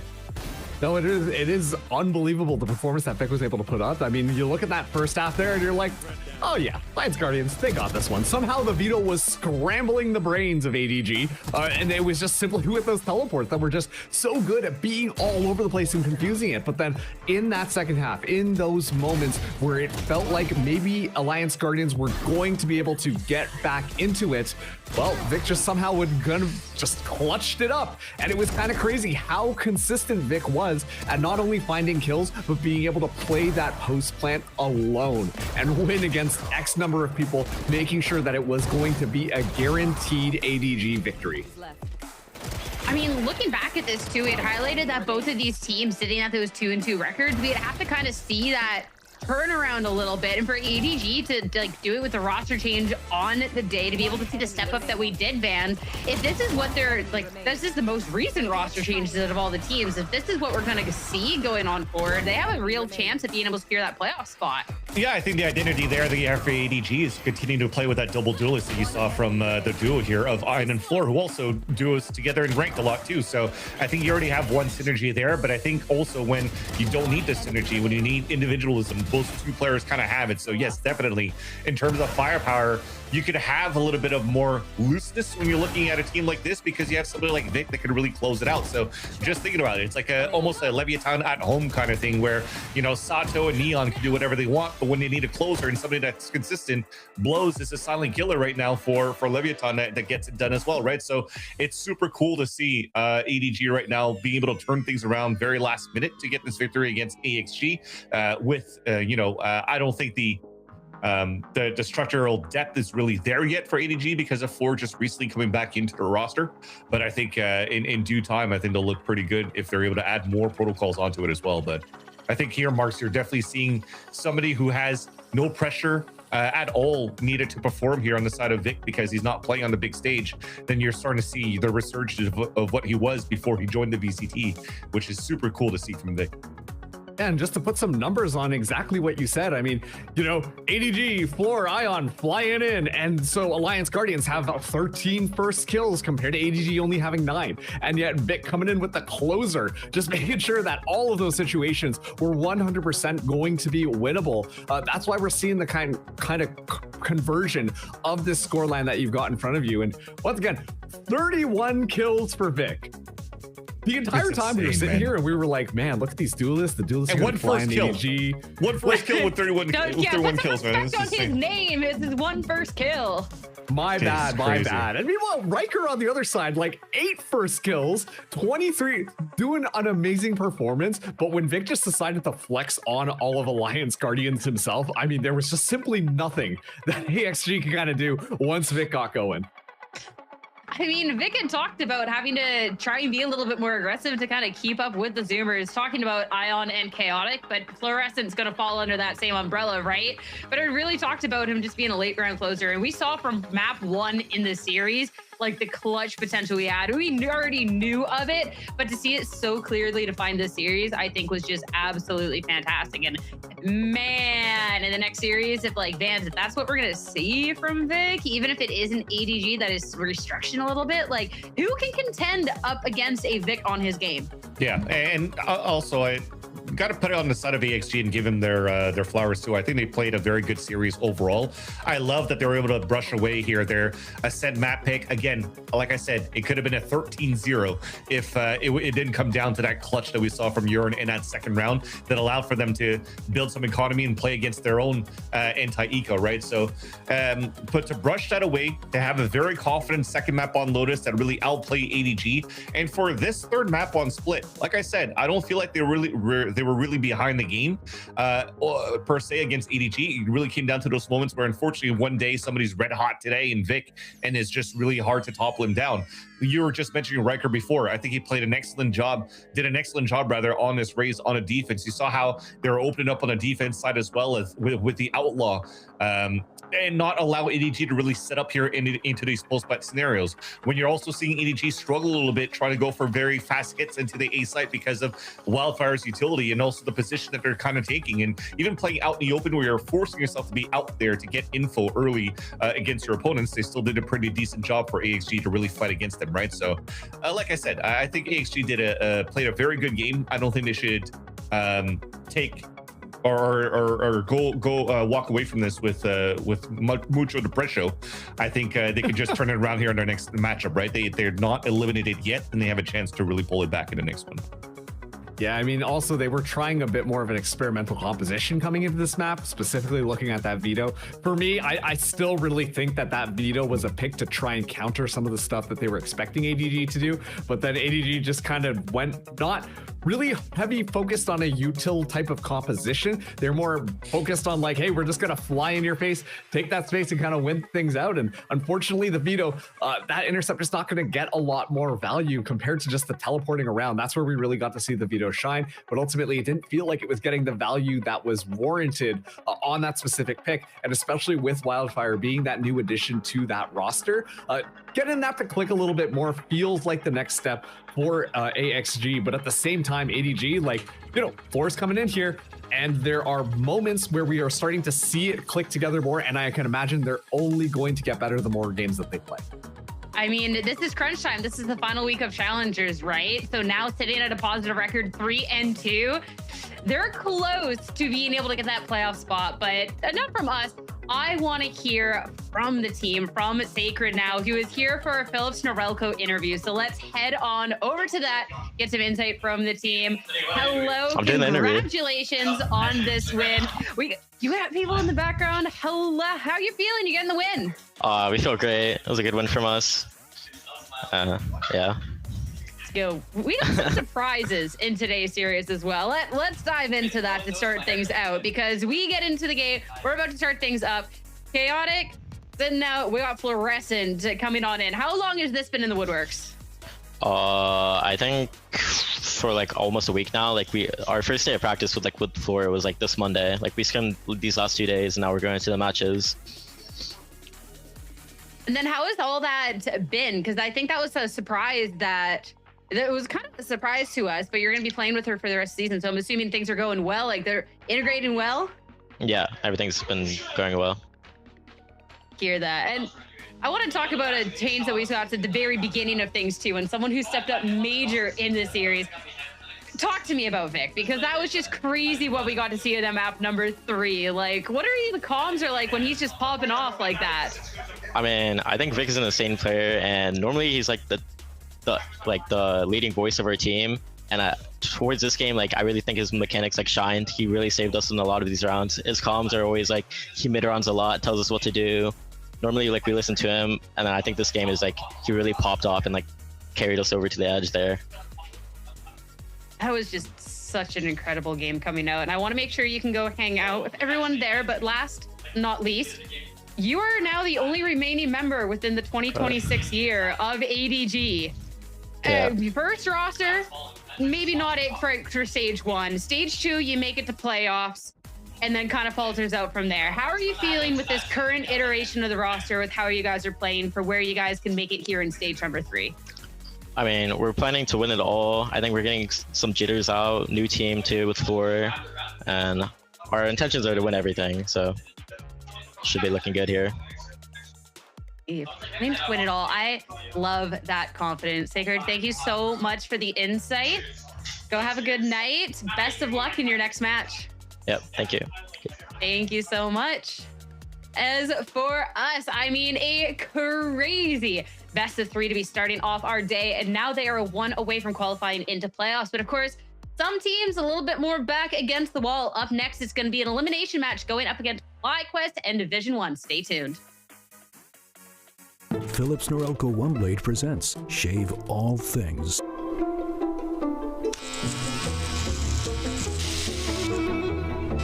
Your style made simple with Philips Norelco OneBlade 360. Trim. Edge.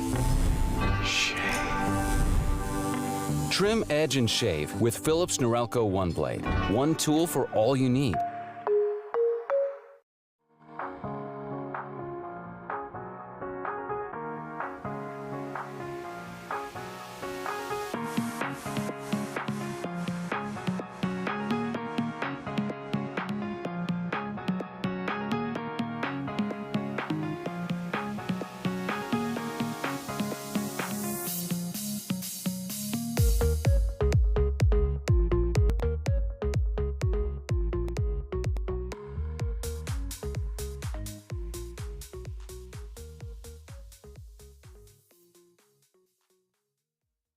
Next up, we have none other than an elimination match going on between FlyQuest and Division 1. 2 teams that made their way into the playoffs last stage, and now already one's not going to be able to make it. I mean, Vans, this is crazy.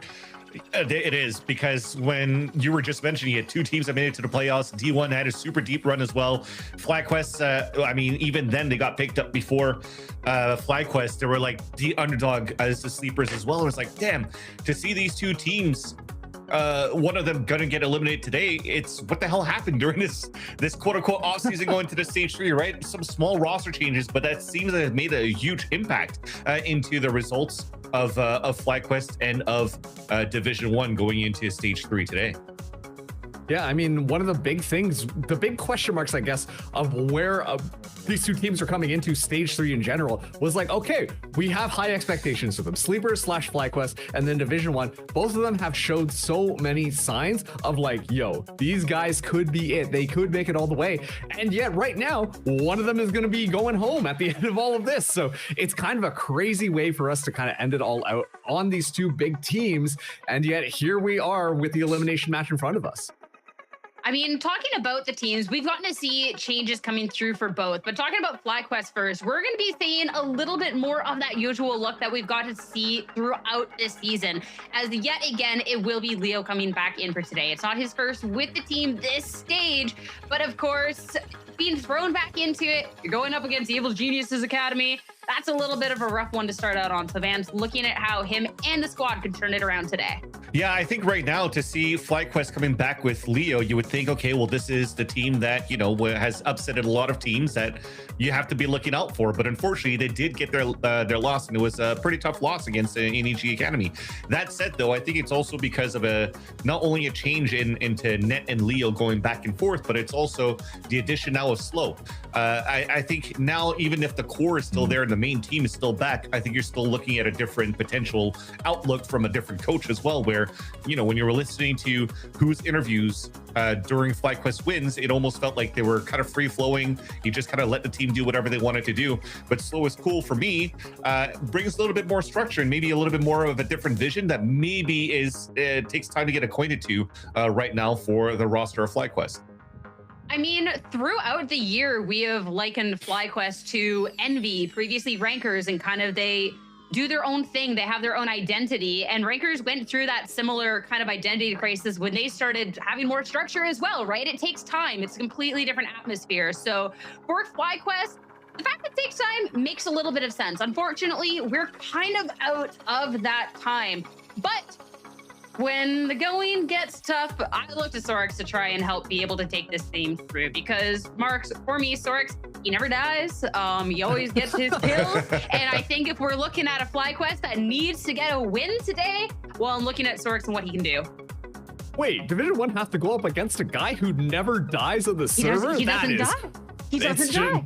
I mean, hey, I guess this one is just kind of over if you think about it. But no, all kidding aside, Sorex, yeah, has been such a solid player for FlyQuest so far. I think obviously being a little bit more into that controller role, a bit more into that sentinel role, the timings that he's able to get, he's not afraid to just kind of move out there, take that space, but is always a very reliable anchor in these scenarios where you're like, yeah, you know, probably going to die. It is what it is. It's still able to take 2 or 3 people down before going down himself. And that's the type of playstyle that you need to really adapt on, because that is sleepers. I mean, sorry, FlyQuest now, they're very fast fragging forwards. And so having someone reliable like that, be that person to anchor things down, makes a hell of a difference for this team.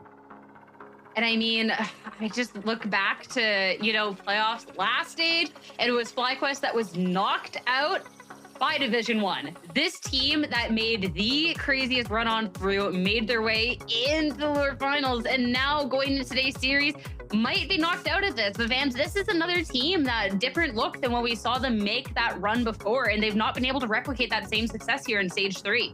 Yeah, and like I said, that's the reason why I was talking about, like, the small changes in a roster could create ripples. And I think the fact that they lost Mikey as the IGL recently, who, you know, we just witnessed in the previous game there with ADG, I think that maybe misses a little bit of like those mid-round callings that could be really helping out Division 1 going into these type of dubs. Because if you're looking across this roster right now, if you're looking at, for example, Calamity, you're looking at Dynamic, you're looking at Foreign, I remember vividly these type of players that can have like huge 4K 4-kill rounds, solo anchoring a single site, or just turning around back into the favor because they have great aim. But now at the same time, they need a little bit more structure going into it. So it's trying to figure out that identity now. I think bringing Dapper earlier on helped a bit, but then now Dapper steps away, and now you have to bring in Beeb, and then Calamity is going to be newly IGLing now for Division 1. It just shows that there's a lot to be fixed right now for them to try to get the results that they want. And maybe that's why the results are also showing in the records today. Hey, I mean, you talk about the things that need to be fixed, but at the same time, one of the things I wanted to highlight for Division 1 is the Foreign Dynamic. I was going to say dynamic duo, but that would be redundant at this point. But the two of them playing together has been such a solid piece for Division 1 to consistently rely upon. You always see Foreign and Dynamic playing together, no matter if it's the controller duelist role, if it's a bit more of a passive initiator and a controller. These two always stick together, and they're always going to be good for things. I think that there is still a lot that needs to be called into question for Calamity and now Beeb in how they kind of play around that and figure out that style. But I mean, hey, that's the reason why we got the game in front of us. Let's see if they figured it out. I'm going to add to your redundancy here, but I want to talk about the dynamicness of Dynamic here and what we've gotten to see just in his time here in Challengers. Because what is so impressive to me, not just with Dynamic, but if any player that can do this, is being able to see, okay, pop off on the duelist or hold it down as a senti. Like, this is someone who can just kind of get any of it done. And Mark's going back to when you're talking about how he slots in with the team, I feel like having this level of flexibility and still getting the amount of kills that he done is just so crucial. Oh, it absolutely is. And that's the thing about Division 1, right? Like, so many of these players have played that duelist role. And while Dynamic tends to more or less be their mainstay duelist, when he's on that Cypher, it's looking pretty sharp too. And so there's so much more opportunity, really, for Dynamic to play into these different roles and then have the other team kind of question what to expect, because there's a very specific style on how Dynamic plays duelist, and that's no longer on the table when suddenly stepping into more of that sentinel role, while still being supported by Foreign. I can sing the praises of the Foreign a lot here, but Dynamic and Foreign together just always work. And you see from the highlight reel too, he was playing a little bit of Vice there, but also play some Chamber if you're looking at, you know, his past games. So I think right now the key thing for Dynamic is that he's the primary opera for the team and really could put huge impact as well for this side. But, you know, if you're going to be playing the operator a lot here on roles that doesn't really allow for you to escape too much, so for example on the Vice, or you're going to play as a Cypher maybe even from time to time, you need a little bit of the others right now to really hold their ground so they could funnel the funnel the opponents to where the op is going to be and where Dynamic's going to be placed. It can't just be a one-man show right now from Dynamic. When he's going to have to retake sites, yeah, maybe he's going to be able to make the plays for the team, but he can't do it every round. He can't be a Vic. I mean, luckily for Dynamic, he's not just a one-man show. He's got another duelist who's got his back as well. Let's talk about our Philips Norelco head-to-head with Boomy going up against Salada within this series. Because for Boomy as well, this is where we get to see that main duelist prowess come on through. And Salada, I mean, Salada has marked the potential to take over a server. Yeah, I mean, once again, you talk about the FlyQuest style, you talk about that very aggressive play coming through from FlyQuest. Someone needs to be that person who's going to be running it down. Someone needs to be that person to be the first one in and find those kills. And Salada has really filled that role well. I like the fact that we're also seeing the Phoenix be that namesake agent for Salada, because Salada generating all those ultimate orbs, flying in there, kind of getting those kills. And then on the flip side, Boomy kind of that neon specialist pre-nerf. And now post-nerf, we're seeing Boomy try to take on some of those other duelists. And while, yeah, the numbers don't make him look or make them look as good as Salada here, I've been really impressed with Boomy when they pick up the operator and kind of going for more of those long-range plays. And so for me, there's still a little bit of question surrounding how Boomy's playstyle is going to change, especially with the availability of different duelists on their roster. But I'm still interested to see how it goes against head-to-head. I think for me, though, when you're looking at the neon from Boomy too, I think he's not going to be like that flashy neon as we've seen the broken neons in the past, right? When you're trying to be like a sky dog / thrash, trying to get info for a team and then slide tackle to break ankles for a kill.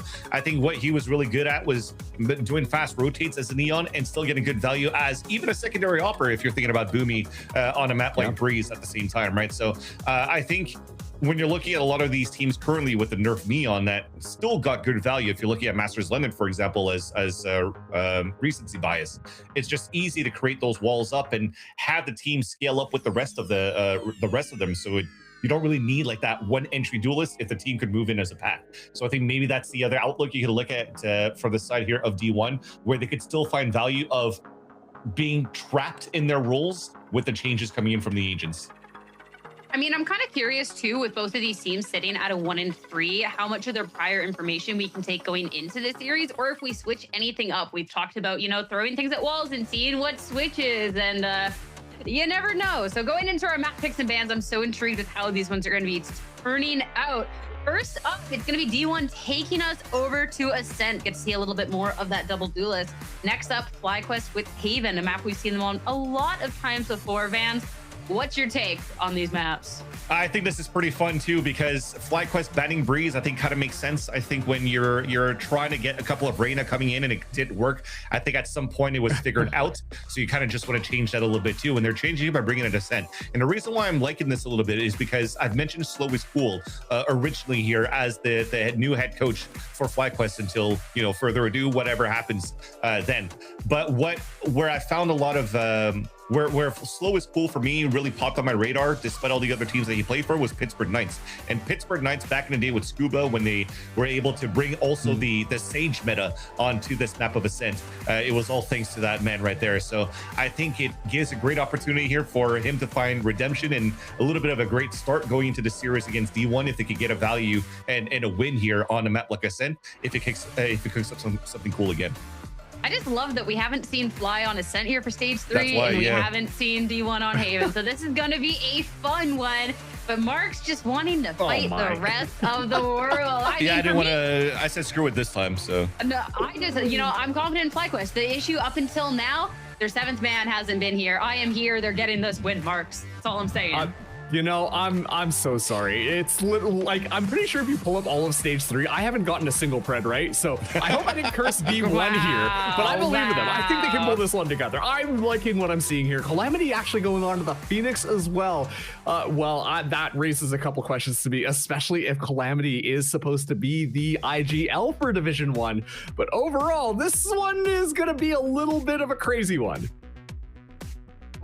Yeah, I like crazy. Advance is going to be our first look at what FlyQuest is cooking up. I mean, I was anticipating that double duelist as well, but we get a Neon Phoenix for them.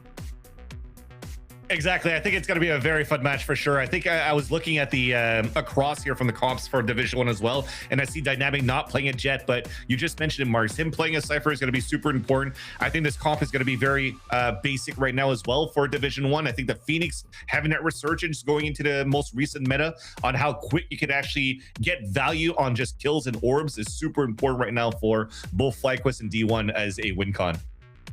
And going into this elimination match between FlyQuest and Division 1, it was Division 1 to knock FlyQuest out of playoffs.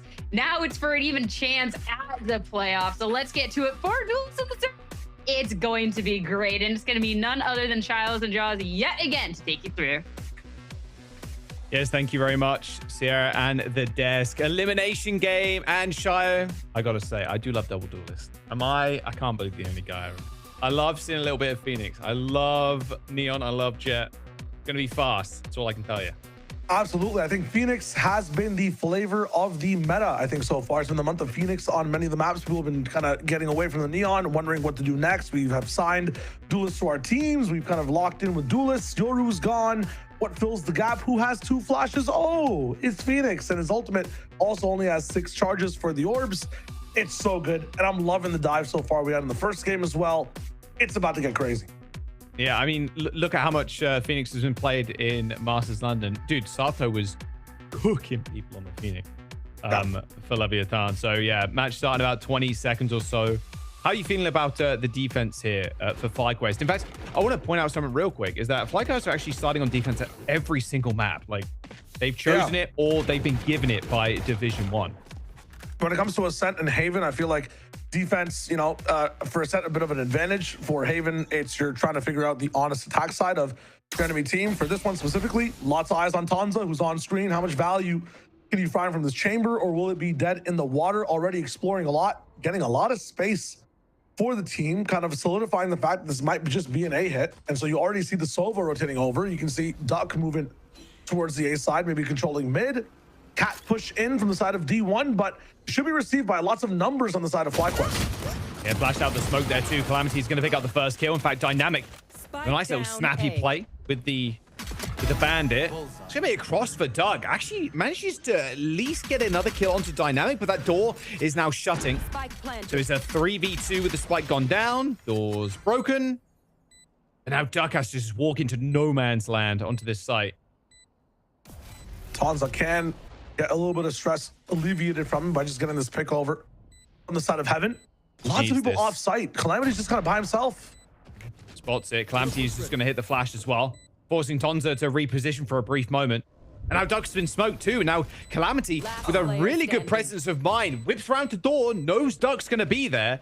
And now they have this site basically locked down. Tanza has to go for a play.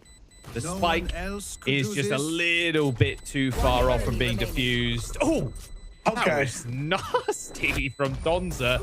Doesn't win you the round though, despite how good it looks. Division 1 with the first pistol. Not bad, very good, like just follow through from the team when it comes to Cat, making sure that every person that's moving forward has a trade partner right behind them. Even in this one, Calamity understands the goal is to get to site as fast as possible. One of his teammates ends up taking the fight and just absorbing the pressure as the rest of the team moves forward. Now, again, these comps very different in how they operate as well. Lots of utility on the side of D1, really looking for space control. Meanwhile, FlyQuest, a lot of proactivity needed, lots of explosiveness from Neon as well. They want to take points of pressure and then really get aggressive after the fact. Nice paranoia to get some of that defensive pressure off. They're gonna re-challenge inside again. They don't have the weapons to do much. It's a noble effort, but solved by the side of D1. It's completely shell-shocked by the util dumped inside that smoke. Okay, Duck gets a random spam kill through a smoke as well as okay. Well, pretty simplistic round there from a D1. Happy with a couple though if you're FlyQuest, but yeah. I will say, I do like the setup initially from Division 1 too. From was holding that flash that entire time, knowing that FlyQuest probably want to push out at some point, especially with the chamber, with the TP away. So catching the chamber with the flash, forcing him to TP away, and then propelling themselves onto the side. It's sort of the two-stage type of situation is really good. Even if it works out, at the same time, if it doesn't work out, it all makes sense. Now we walk into the real value round. How much can D1 get from this one? Are the 2 kills enough in that last round from FlyQuest? Cage to move forward. I love that so much. Gets the chamber off the angle. If it's anyone else, ends up getting kills. Leo, though, will be able to dodge some of these flashes. Not the same for the side of D1. And I can already see some of these shots from the side of FlyQuest look very, very magnetic, man. Like, I mean, Tonza in that previous round, Salada right there as well. These guys are no joke when it comes to aim. Duck might not have to aim, just control the recoil, and he does. Almost kills Boomy there too. Luckily, Boomy managed to slide away. Yeah, I'm not sure. Not sure Boomy's ever going to retry that angle. Calamity, by the way, had ult going into this round. Just going to point it out. Speaking about 6 orbs required. Dude, welcome to Phoenix. Yeah, actually. It's crazy, especially on attack. Here. Yeah. Coming back in. Odin's still going to be able to see you. Nice trade from Deep. Guys, I managed to get that. Almost hit the 2-tab. I was ready for that. Did not manage to clutch it. Odin saved. Yoink. A raw aim prowess, you know, kind of completely strengthened up by the Odin as well. And some of these trap plays. Not only do you have to run into these guys and win the gunfight, but when they have utility and like some of this firepower put behind it as well, FlyQuest starts to become a very scary team. When you look at the history of FlyQuest as well, I went back over to the Sleepers rosters too. I couldn't really find too much on Ascent when it came to the team. So truly is one of the, I think, OG times these guys are really rocking the map. It's nice to see they're very confident with it. When it comes to this map, it's one of the oldest we have inside Valorant. So everybody has a flavor on it. I'm glad that we have some of the fast stuff going on. Duck's control with Sova. And then that slowness of the chamber. Again, explosiveness out of this bottom mid smoke. M3 could be possible. Flash around the corner. Oh, the spray and pray for Tonta. I'm not sure how he managed to get that. And Calamity gets shut down by Leo as FlyQuest explode out onto mid, collapsing on the cat players. Boomy kills the player in heaven. Spike is now on site. Door deployed. Spike planted. The Leon shooting it out. Dart will come in. Door finally down. Now it's a 2v3. Yeah, good little stun there. Flash out for Leo to work off. In fact, 2 forces the players into heaven now, but they line up for them. Both duelists dead. Duck with an Odin in heaven. Both players in hell, but Duck unsure. A little uneasy, maybe. Is that have to go for more spam. You just have to try it. Yeah. He doesn't end up hitting anybody. There's 10 HP on Boomy and 51 on Beeb. You just got to go for the spam at this point, and doesn't manage to land a single bullet. It's unfortunate. Nobody else peeking from another angle. That's what he was trying to look for when he rattled down the floor of heaven there. So patient from the side of D1. It's crazy when you have like the anti-gun to your position there too. If he just tries to sweep over, find anything with that spray. It's such a risk to take though. If anyone else is on the dice position or on Jenny, you end up going down. So close there. D1 now, again, have forced FlyQuest on that eco. Gonna do the same sort of thing towards B. And this angle from Tonza, honestly, TP in back. Nice to the side, I suppose, onto B itself. I must wait. No cameras, gonna get taken down. Duck is spotted. Division 1 coming into this series too. They're on a 3-match loss streak, Shio. It's being an elimination game. Got to have all your ducks lined up. Forgive the pun. I won't make it anymore. Nice teleport away from Tonza. Gets out. Duck's also going to hold back site here. So 2-player hold as Division 1 make their way onto the site. Oh, Boomy! Little quick scope. Oh, another one too. All right, Tonza shuts him down eventually, but that'll be the round. Division 1 up to 4. Looking really nice for them so far. The worst they've ever been on this map historically when they've played it. Pretty much just this year in the last stage. And then, you know, some random tournaments as well here and there outside of Challengers. It's 4-8 on defense. A lot of the time, these guys are going 6-6 on whatever side they start, or getting the advantage on both defense and attack. They're a very strong team at opening on Ascent. And from what I look at it right now, they barely lose it either. 70% or 77% win rate, excuse me, on this map. For D1, it's pretty strong for these guys. They've ran the same comp since they started playing it too. The exact same one you see on the board right now. And they aren't stopping, you know, 4-1, very strong start. Have some ultimates to be able to convert this round as well. Boomy checked on for now. Oh, Dustin is getting spotted. Here comes the Hunter's Fury. Oh, Boomy read like a book.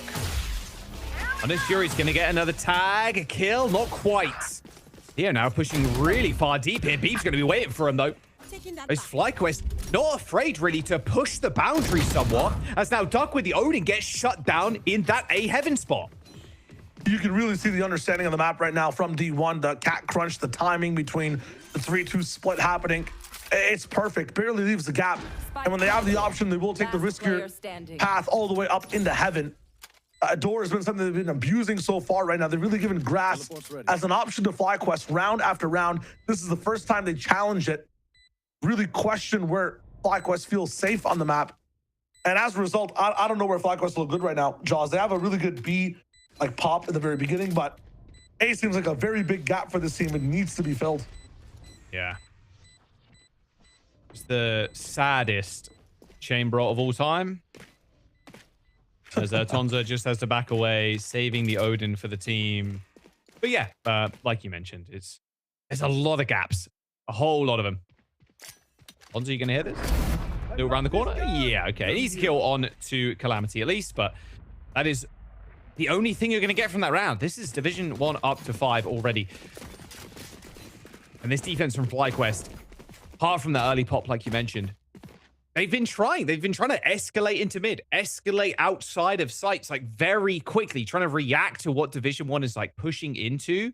And they're finding like pickoffs, but as soon as Division 1 are on a site, they're able to lock it down and then find individual ones from these like crazy pushes from FlyQuest. I mean, look at that last round, like Leo running out basically to their spawn, and Beeb is like, okay, sounds good. Like, and what? Like, I'm down. Then what? Yeah. And, you know, I said they didn't have anything but just that B-pop. You did remind me. The mid-take was really good. Again, you're mentioning it, though, Jaws. Shadowed over by them not being able to actually touch the sites in these post plants. Doesn't matter if you have the man advantage. Doesn't matter if you put 2 players down to a combined 40 HP against an Odin in a spam angle. They still end up winning. So what could change, right? Tonza maybe moving from B over to mid. They tried to challenge A at the start of that round as well. Cat ended up as a gap.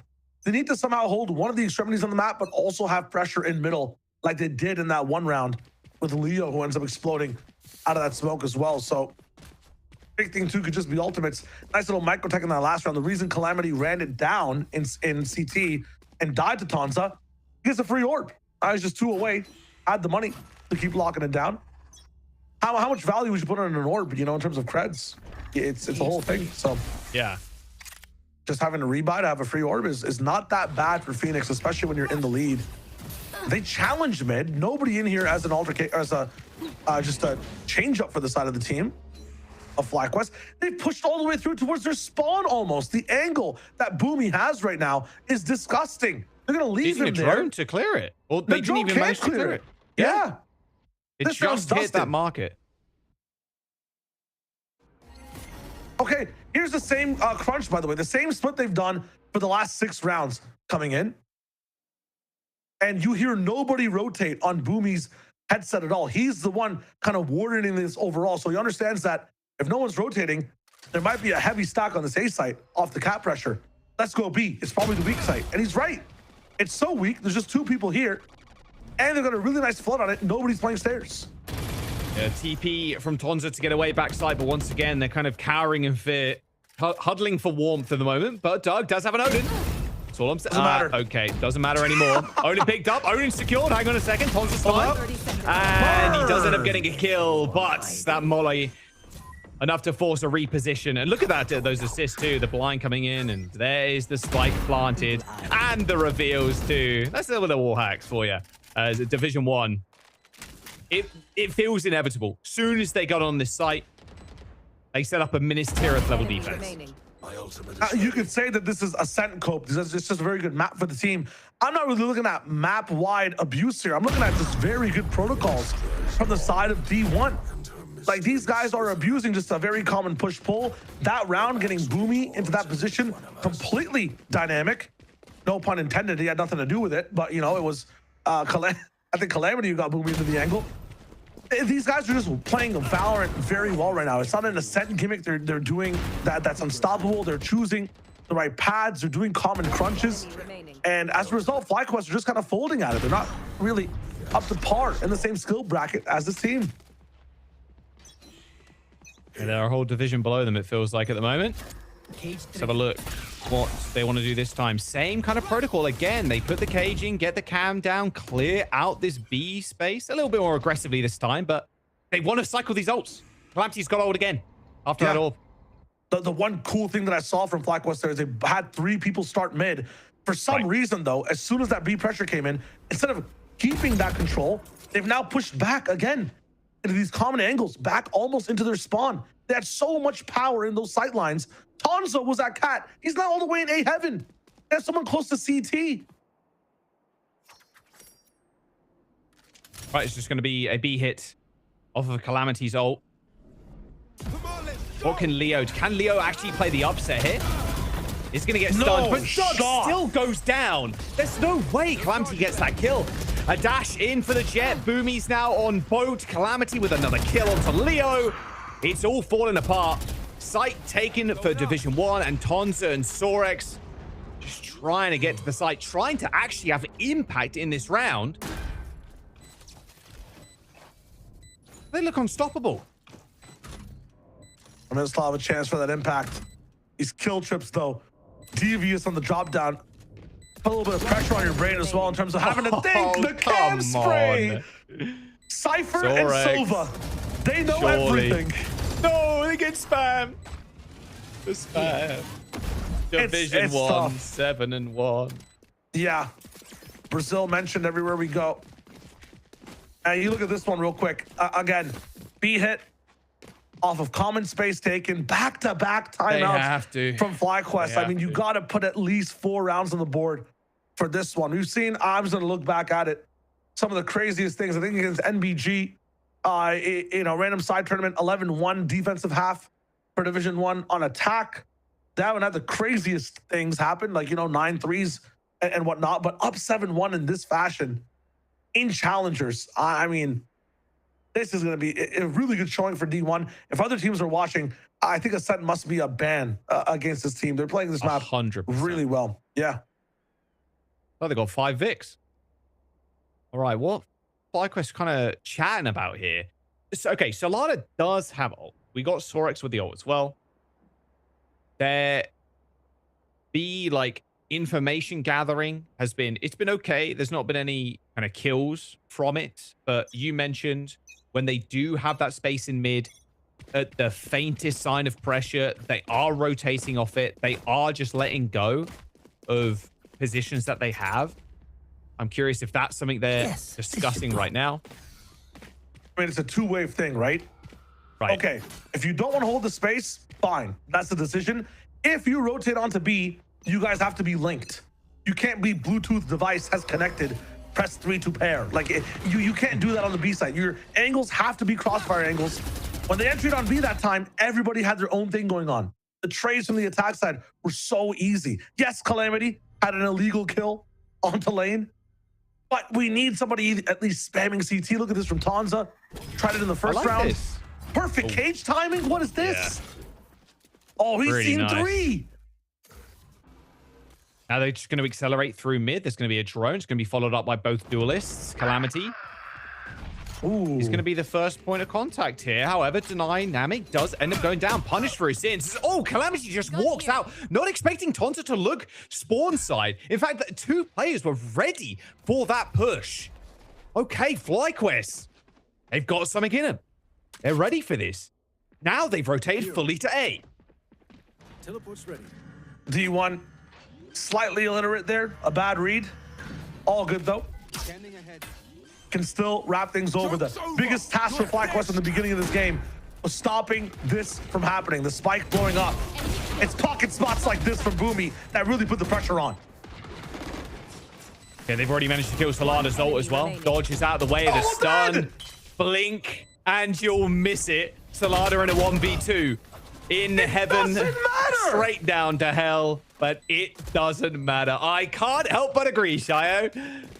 Jaws, really, that is the perfect setup for FlyQuest. You timed out for this. Your eco's gone to the point where you picked up the rifles. You're ready to go. You get solved by, was that a bandit from Foreign? Was that I saw 2 kills with a pistol at some point. What's going on? There's no way we fold that door again and again and again. FlyQuest, tough scenes so far when the rounds are even given to them on a silver platter. They just have to execute. Now, Rifle's back in tow. Still, that was an eco. It is what it is. Keep control of middle if you don't want to play together in the sights. Up off the sight line. Calamity. He's going to be moving up with the team. His counterpart, Salada, is ready to flash and get active. Yeah, actually controlling this mid space now. Oh, Boomy. Boomy attack op, yeah. You can flash against this now.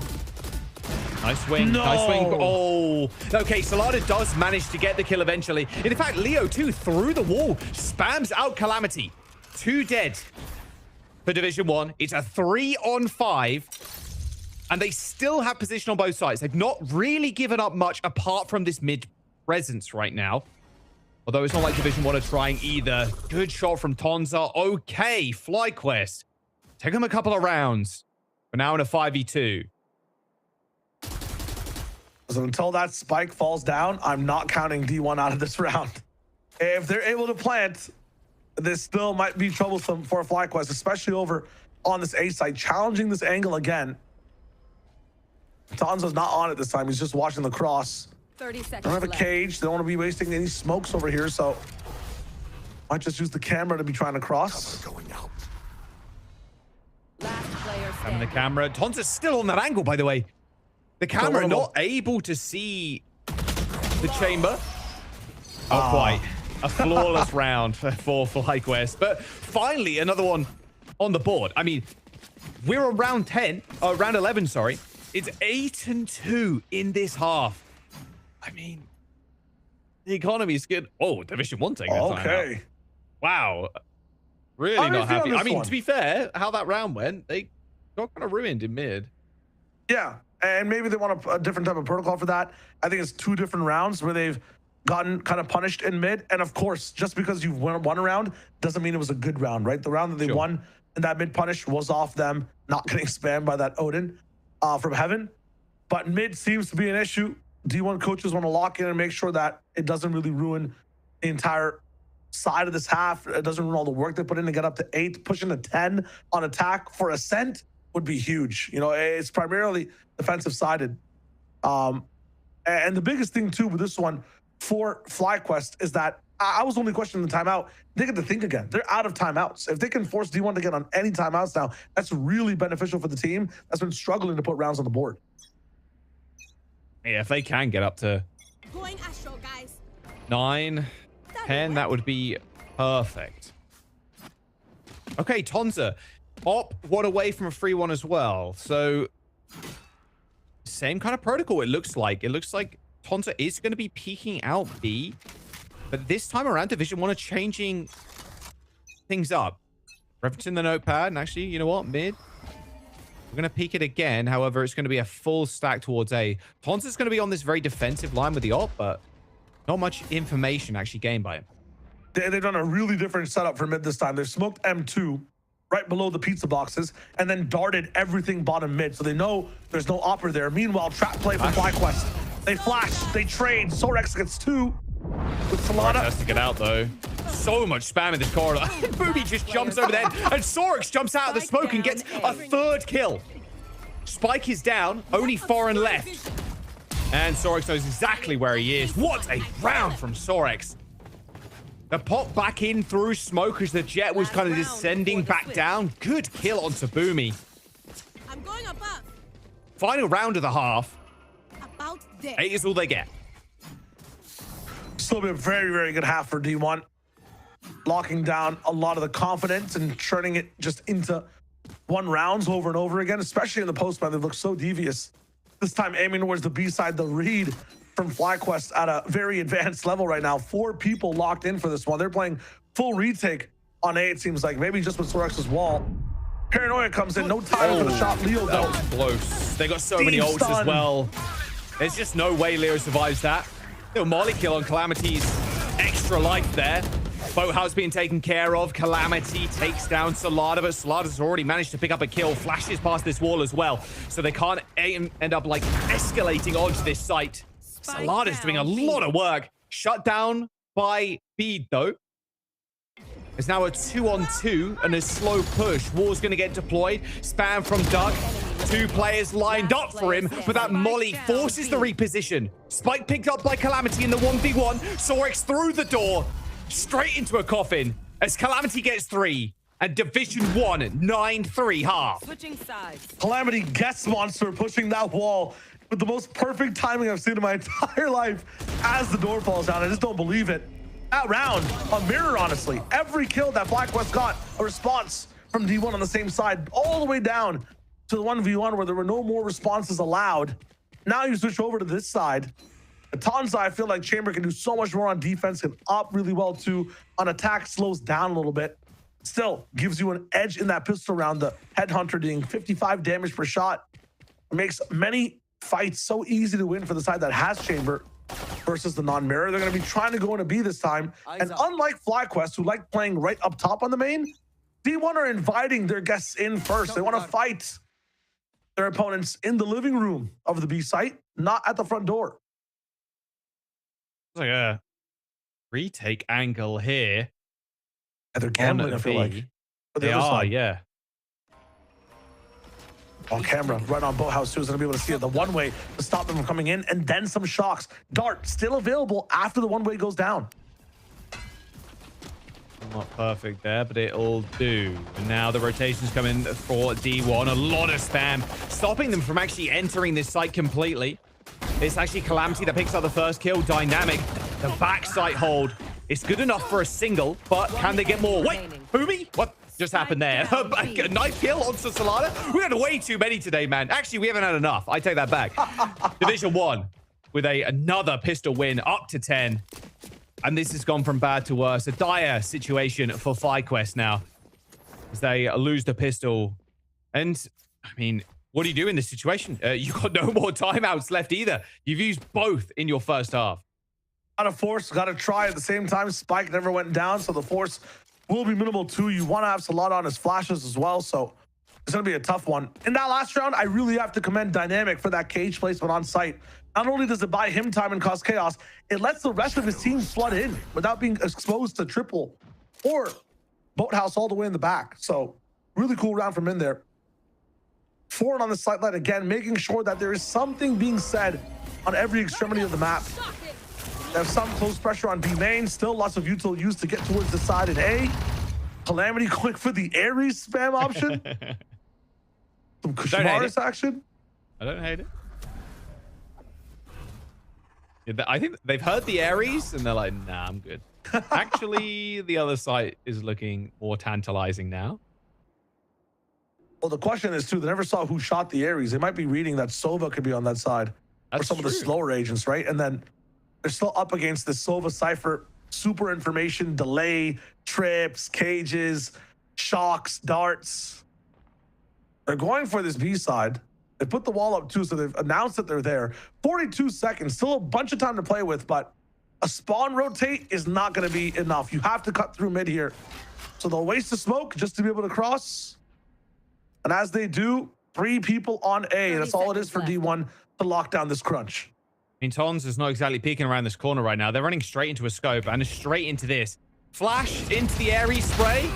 Oh, they're making it look easy. Good little slide there from Leo. Gets 1. But is it actually enough? They're going to be able to get onto the site. Smoke for Foreign to cover Boomy's tracks as well. They're both, in fact, going to hide on site.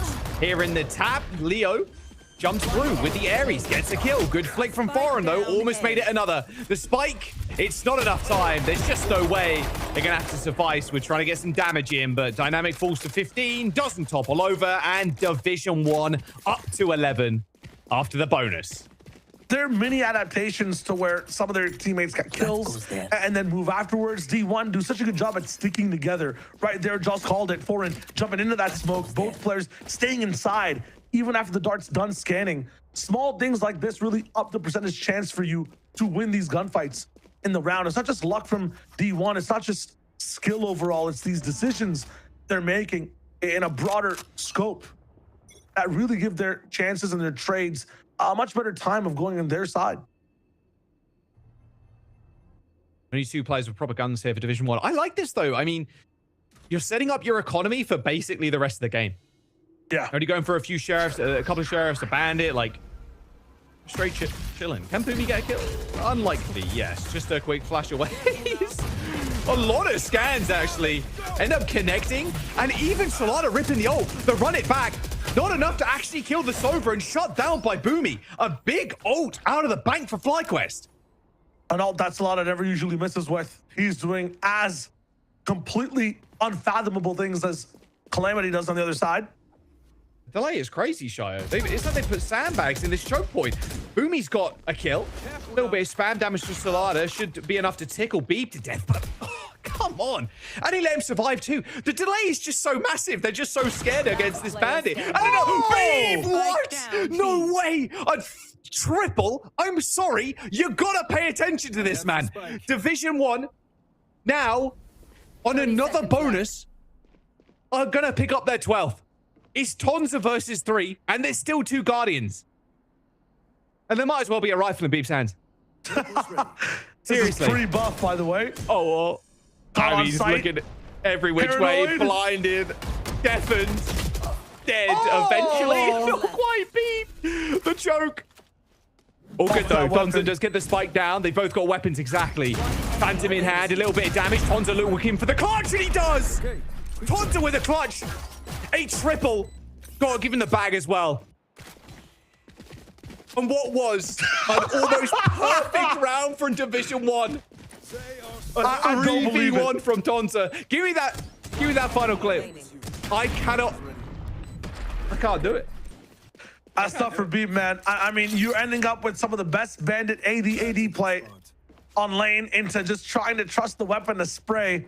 It's not the Summit Sunset patch yet. We don't have the bandit buffs for tap strafing or recoil control just yet.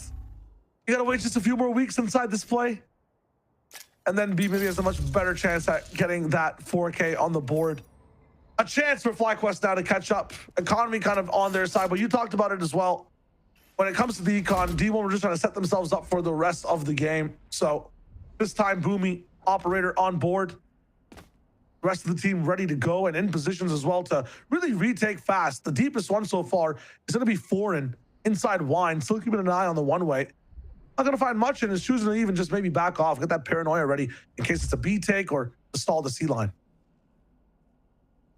Heavy B presence for Division 1.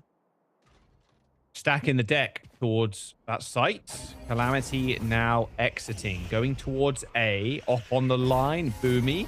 Without a dash, but still here. Playing around these smokes quite well as Dynamic finds the first blood. Tonza's going to be peeking into a scope. Now the miss. Oh, Boomy. Oh, the quick scope. Okay, FlyQuest. You're getting a little bit fancy with it now, I see. Here comes the rotation now. Tonza's on a decent angle, but Foreign can play upset in this corner. Tonza's curious if there is going to be an omen on the line. Senses there's something here. Oh, that maybe you've pushed out. But Foreign. Door closing. Gets another kill. Sorix, can he actually get under the door? Yes, he can. A kill for Dynamic. Make that 2. Division 1 up to 12. Insanity. And what it was, that impact in A main. That's where they thought he was. They were going for the ping of him swinging out of that smoke as well. It was just, again, a little bit of an incorrect read from the side of FlyQuest. Did not expect Foreign to be up close. And why? He's so silent. He never goes for the trade. He's saying, Boomy, you wanted to play up close? Go for it, man. I'm just saying that I'm in wine. I've done some TPs at the start of the round. I've put some pressure down with the one-ways. There's no reason for Foreign to be there at this level baiting. But he does, and it buys D1 that round win. 12-4 now, match point. And FlyQuest are really reaching into that piggy bank. 2 stingers. Tonza just using the headhunters right now. They are desperate for some round wins. And Boomy is now inserted into Wine 2. Look at this. There's 2 players still for Division 1 over towards that B side. A little jump spot there from Boomy, but decent damage onto Chamber. Calamity gets shut down, but it's a 1-for-1 trade onto the Phoenix players. No run it back available. Hit for Calamity. But Foreign's got a line. It's going to be so tough for FlyQuest to actually jump into. In fact, they're going to try and go for it. Heaven flank. Foreign's on the side already, but Heaven is in their control. Corin now in a tough spot, blinded completely up as FlyQuest get the spike down. Spike planted. And it's Beeb versus 4. Absolutely. One of the 4, Solana, is the one to crack that round open. While everybody else floods in the site, he takes the risk, the chance to push through grass, straight up into window. Gets a 1v1, gets a 3K off the drop down. That is a Salada round. One to be able to go right over with afterwards as well. All of that work buys him that run it back. Phoenix being able to ultimate back into a site now. We saw how much value that gained for the team the last time they were on B. We got to see a perspective of Salada from that round if we can. If not now, maybe on the desk. That really made a difference in how FlyQuest was able to take that site. Little explosion here going to happen in on B. Clash of the Titans. This is Division 1. 5 players ready to kind of pounce on anybody that shows their little face. Here's the big thing. No matter what happens this round, D1 understands that FlyQuest is going to be using that run it back to get on the site. You have to play in a very specific way against this also. They only have Sheriffs and Classics. They're actually all into B. It's a 5-man hit. No one's burning inside logs. It's just smoke from this side. This could be a trap. This could be a big trap. No crosshair, or is it just too small for me to see? Oh, figure it out. Figure it out. Please figure it out. They're not good. They just heard a cypher cam. Yeah. They're thinking that this is it. They're going to start to send people on that lurk out. Double scan now. So now this might trick them over. If you scan 2 and it's an eco, you might think people are rotating in. They're going to fall into the trap. They are. Boomy looking away. There's the kill onto Dynamic, but Boomy's still on logs. You got to clear this logs player. Toss is going to try and go for the swing. That's a body shot on Calamity. Pulls out the Headhunter. A quick switch over to the Phantom now is B with a pistol. And it's B with a pistol. I've got to be scared. Nice little classic bit of damage there. Eventually ends up going down. Sorix picks 1 kill up onto the Sova. And there it is. Panic over as FlyQuest clutch up that round. And look, heart's racing a little bit here. Running into 5 players that close a range with Sheriffs. It can go all south all so quickly. The Division 1 still only a single round away, shy from taking it. And they've got 5 ults. Yep. They do. 3 of them at least aren't ones that can really sway around. If you're talking about like an ult is like an arcade token to be able to actually play the game itself, I'd say that FlyQuest have more. You know, Cosmic Divide, Overdrive, and Hunter's Fury are all ults that can really swing space on the map. So I think that FlyQuest actually are winning in this ult econ so far. How far will they take it? Nice slide, good punish. Wow, Salada with 2 as well. They're just going to rip that overdrive straight away. Sorix shows their presence in mid. I mean, Leo's cleared out this side completely. Decent kill onto Salada, of course, with that Hunter's Fury, but it is them having to regain control of space and getting back onto the site with an op. Knives, though, for Boomy could be used. Wall deployed, spike down. Drive and Cosmic Divide, Hop Shot gonna be coming in. Tanza is the one that wins. Tanza is the one that's faster, and now FlyQuest have a leg up in this round. This could be so. This is the toughest decision right now for them. Do they go for this swing? They know there's a scope watching this angle. The wall is going to fade, and I think the call has been made. Yeah, Division 1 are backing out. They've saved the op at least. One more round. That's all we need. You'd argue that Overdrive is not an entire ultimate you want to use like to win the whole round single-handedly. You can spend it over with some of the others. I'm liking the fact that Sorix just used Cosmic Divide. We didn't add the Hunter's Fury from Duck in that one. And now in this next round, you can have the Hunter's Fury be active. You can get Salada an orb easily and have the run it back happen again. Did he just use that last round, by the way? Is this guy that insane where he's just getting run it backs every other round? Phoenix, at some point, I feel like they're going to up the orb count, surely. Nope. Maybe to 7? Oh, nah, we don't do that here. We don't even manifest that stuff. We don't do that. But yeah, I think they might just try and do it again. They did it before on B. They used the Phoenix wall. Gets a lot of the ult. Punch B, punch A. A whole lot of setup for Cypher on A for Division 1. Looks like they're going to try and stop this though. They're going to try and molly really early on. In fact, Boomy's on tiles already. They're going to go for the crunch. And before it started, it might just be over. And it's only Duck left. Division 1 make it 13. What an unbelievable pop there onto tiles. Reading that so well, knowing that the Phoenix is 1 away from getting that orb. Sorry. They only need the orb, guys. We can just pop it on tiles, and they do it. They do them dirty just like that. 13 rounds of Division 1. A dominant showing on the first map. Yeah, and that's punish patterns at the very end there too. FlyQuest kind of started the rounds the exact same way, a little bit slower, and then going for their action. You just end up pressing the gas on that slow button, and you end up with a round win as well there from D1. Phenomenal attack and defense side from them. Really good control on the post plant specifically, and you can really translate that to other maps as well. It's not just exclusive to Ascent. So I'm excited to see how this best of 3 or maybe just 2 mapper goes if D1 are playing like this. Go hold your horses, buddy. We want another 3 maps. Yes, please. We'll find out, though. We're going to jump to a quick break on map 2 up next. Trim, edge, shave. Trim, edge, and shave with Philips Norelco One Blade. One tool for all you need. Philips Norelco One Blade presents Shave All Things.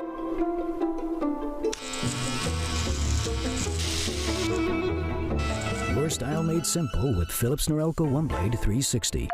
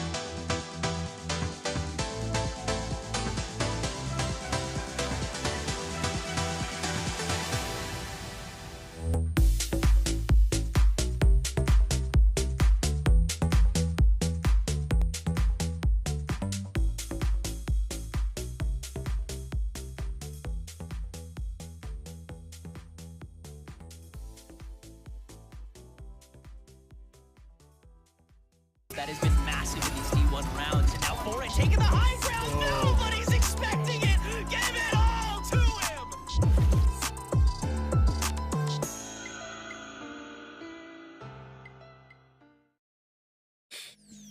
Division 1 looking strong on the very first map of the series, looking at Ascent, and FlyQuest left looking like Division 2 is unable to quite handle what's being thrown at them and ultimately can't make too much of an impact. I mean, Marks, going into this, we had said the Fly, we haven't seen them on Ascent, you know, and D1 picking things up look very strong on the day.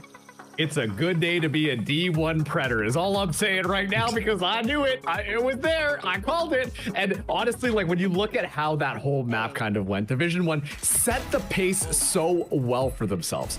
We talked about FlyQuest's style. We know that they like to be hyper aggressive. We know that they're going to be going for those crazy plays. Now that Leo's back playing the Neon, it's going to fly at you left, right, and center.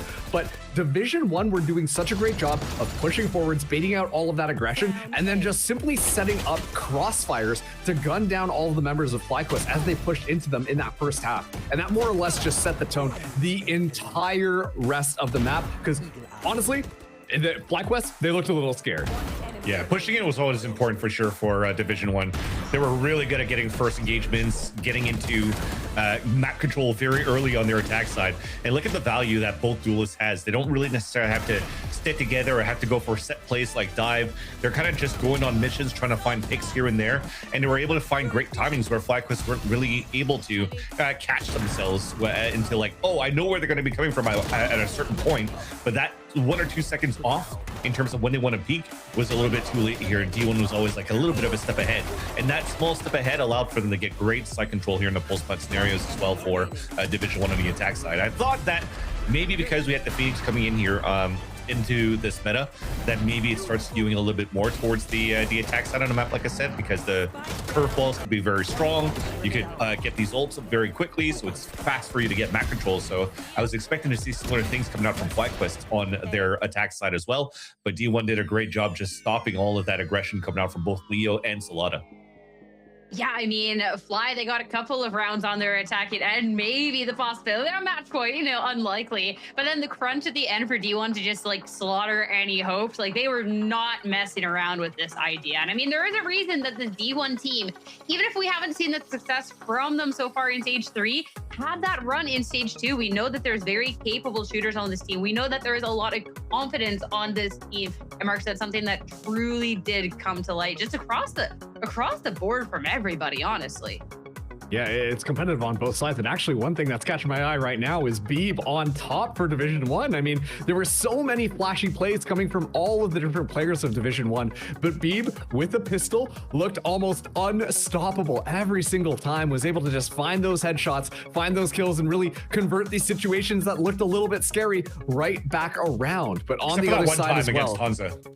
Yeah, I was gonna say, like, Hansa on Chamber, it was looking a little bit shy in the first half, but then on that second half, I mean, Hansa was starting to fry people and actually able to climb right back up and be just beside Salada in the number of kills and just below him in ACS.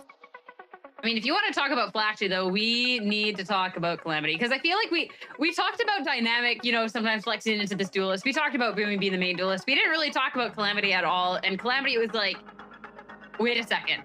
I didn't like that. The confidence in some of these sight pushes off of this Phoenix was so obnoxious here, Vans. You see him just pop around the corner with ult, instantly take somebody's head out, and it's just like, after that, like, Division 1's already playing with numbers. Yeah, and it just shows like the comfort that he has around playing this agent too. He's been putting reps into playing the Phoenix, not only going into challengers, but all the off-season stuff to get ready into. I wouldn't say necessarily off-season, but just the weeklies that coming out from Mr. Funhavers. He's just putting the work in. So I think it just makes it a lot easier for him to be comfortable around the agent, knows like the range that he has, the best value that he can throw with these flashes, but also just, again, it doesn't have to come down to like, oh, it's only 6 orbs to get an ult here for the Phoenix. Let's just go into like the protocols of what we need to do if we're at 5 stars or 4 orbs here before we get into an ult. So it's really nice that when you're comfortable and knowing how to play against your opponents, especially being able to play a Phoenix and IGL, it puts you in a comfortable spot as well to take full control here of the matchup. And I mean, D1, based off of that first performance, have to be feeling confidence within the series, right? They take that first map, and now looking at the next map in the series, I'm just looking to have that confidence continue. Honestly, they're hitting their shots. They are looking great. But where it gets to be a little bit more interesting is we're now heading to a map that we haven't seen within Challengers. We have seen it within those third-party tournaments. The most recent showing, not quite there, but we have seen some wins in the past. So I'm really curious how that's going to be approached. But for Fly here, Marks, this is going to be opportunity for them to clap back. It really is an opportunity for them. The last time that we got to see them on Haven was against Alliance Guardians, who was in our previous match, who technically is seated a little bit higher. and they won 11 rounds on attack. So I think that really sets the stage of where we're going to be coming into this one. And I think that might be the reason why we also see Division 1 pick that attack side first, so that they don't give FlyQuest a chance to kind of come in with that hot start. But yeah, this one is going to be a little bit interesting. And really, like FlyQuest, this is their map to lose, whereas Division 1, this is more of a, hey, let's try and figure this out and see if we can kind of pull them back. I think for Division 1, they kind of have figured it out too, though, because we were just talking about the reps that are putting it into the Fun Havers, and the comp that they usually use here for this map is pretty much the one that they just used previously for Ascent, which is why, again, for me, if I'm looking at for FlyQuest, I was expecting a bounce back when they're going to be able to switch sides, because that composition is also utilized by FlyQuest on this map of Haven. So there's no changes. You should be able to see like a Phoenix Jet or a Phoenix Neon as a double duelist here for both of these teams. So you know what you're up against. You know how to play against it as well. But it just seems like it was maybe a slower start for FlyQuest to get adjusted going to the matchup. But at least from what happened here, you saw a little bit of a resurgency towards the end of the last few rounds for FlyQuest before they lost that first map of Descent. So hopefully we see a very similar scenario as the first matchup, where, you know, AXG had a very slow start on the first map against ADG, and then bam, they turn things around here on that second map, and we have a banger of a third map. And I cannot expect anything less here for a team like FlyQuest, because they're a bunch of cracked aimers. They are. I feel like we've seen FlyQuest lose the first map before, be able to turn it around. Like, it's fine. Just shrug it off. You're good. Let's keep on going. But we had highlighted kind of like the compositions between them and the fact that they're actually very, very similar, just minus the Jet versus Neon. So I'm really curious, when we've known D1 are shooting, and of course, we know the capabilities of FlyQuest to be able to, if they will just be able to have enough momentum and staying power marks to really put up that fight up against D1. You know, they're capable, but D1 are looking good. It's so interesting, because I think coming into this match, when I was watching these VODs on both these teams and trying to understand their play style, I would make the argument that they kind of come into this with very similar ideas on how they want to go into it. I know at the top of the show, we were talking about, like, you know, the teams that have mastered the macro versus the teams that really focus on the individualistic plays. And I think that both of these teams really excel when it comes to those little micro plays. And so for me, the biggest sign that D1 should be in the driver's seat of this map specifically is not necessarily the fact that they're carrying the momentum forwards. It's that they put the thought into Ascent to try and play with their food a little bit, try and trip up FlyQuest, which led them to the number of rounds that they won in a row. And so, yeah, you could make the argument that it is a little bit of momentum that maybe Division 1 has built up, but at the same time, I think that they are thinking about this and they're coming into this with a plan.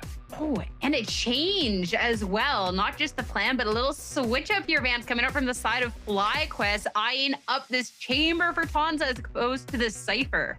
As I was mentioned before, Division 1 just copy-pasting pretty much with the exception of Boomy on a role of that duelist from Ascent over onto Haven. But FlyQuest is doing exactly the same thing, but copy-pasting what they just played on Ascent over onto Haven. And I guess theoretically, it could still really work here for this type of composition. You could still activate quite well with Tonza as your main opper for the team and being very good on the defensive line at that point.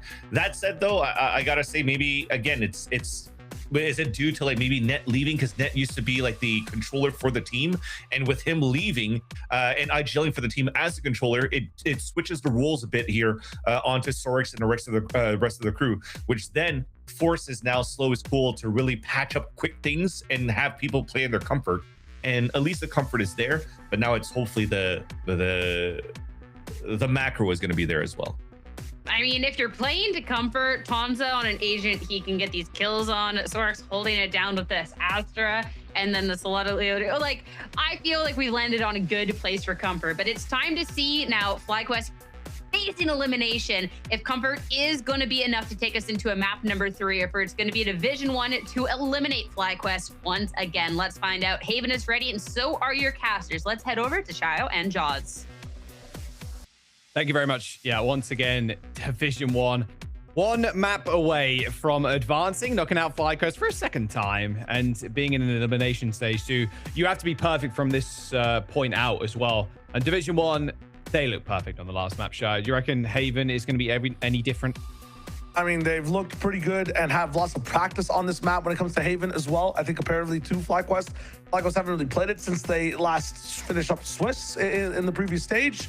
That being said, the switch up, even though it looked so good for them previously, is a bit crazy. Still makes sense though if you look at Vans and the people that have left the team on it as well. You have to go through a bit of a comp change overall. D1 for this map, if their attack was honest on Haven, this map rewards honest attack sides as well. The push pull, some of the macro strategies in general. We're going for pistol, straight to B site. D1 playing it fast. Attack was their bread and butter. They'll pump fake over to Garage and keep FlyQuest on their feet for now. Should be a good map for D1 though. Yeah, Leos to back off. Jump through the smoke after that flash. Phoenix players down. Pump fake onto B. Into Garage. Straight over to A. Kind of red though. Looks like a rotation coming through for Duck. Ton's going to make his way past that cage, but Foreign was almost waiting for him. Jumping through it. Lands the right click. Division 1. They're on the site, which can only mean one thing. This spike is going to go off. Yeah, if you're just tuning in, you missed the entire Ascent match going down. Every time D1 had that spike down in the post plant, doesn't matter the numbers, they play so just strong, so correct, so overwhelmingly good that FlyQuest cannot keep up. This time, they have the numbers to boot as well. It's not a 2v4 they have to win. It's just the win that's guaranteed for them. Yeah, another pistol. That's 3 so far in this series already. I like them. Also, FlyQuest starting on defense this whole time, too, throughout the series, even if we go to this next map. Maybe it is the changes coming through for FlyQuest that's really a hindrance. We'll see how Division 1 end up hopping through here, because FlyQuest, look at their stack up. You mentioned, this team starting defense overall.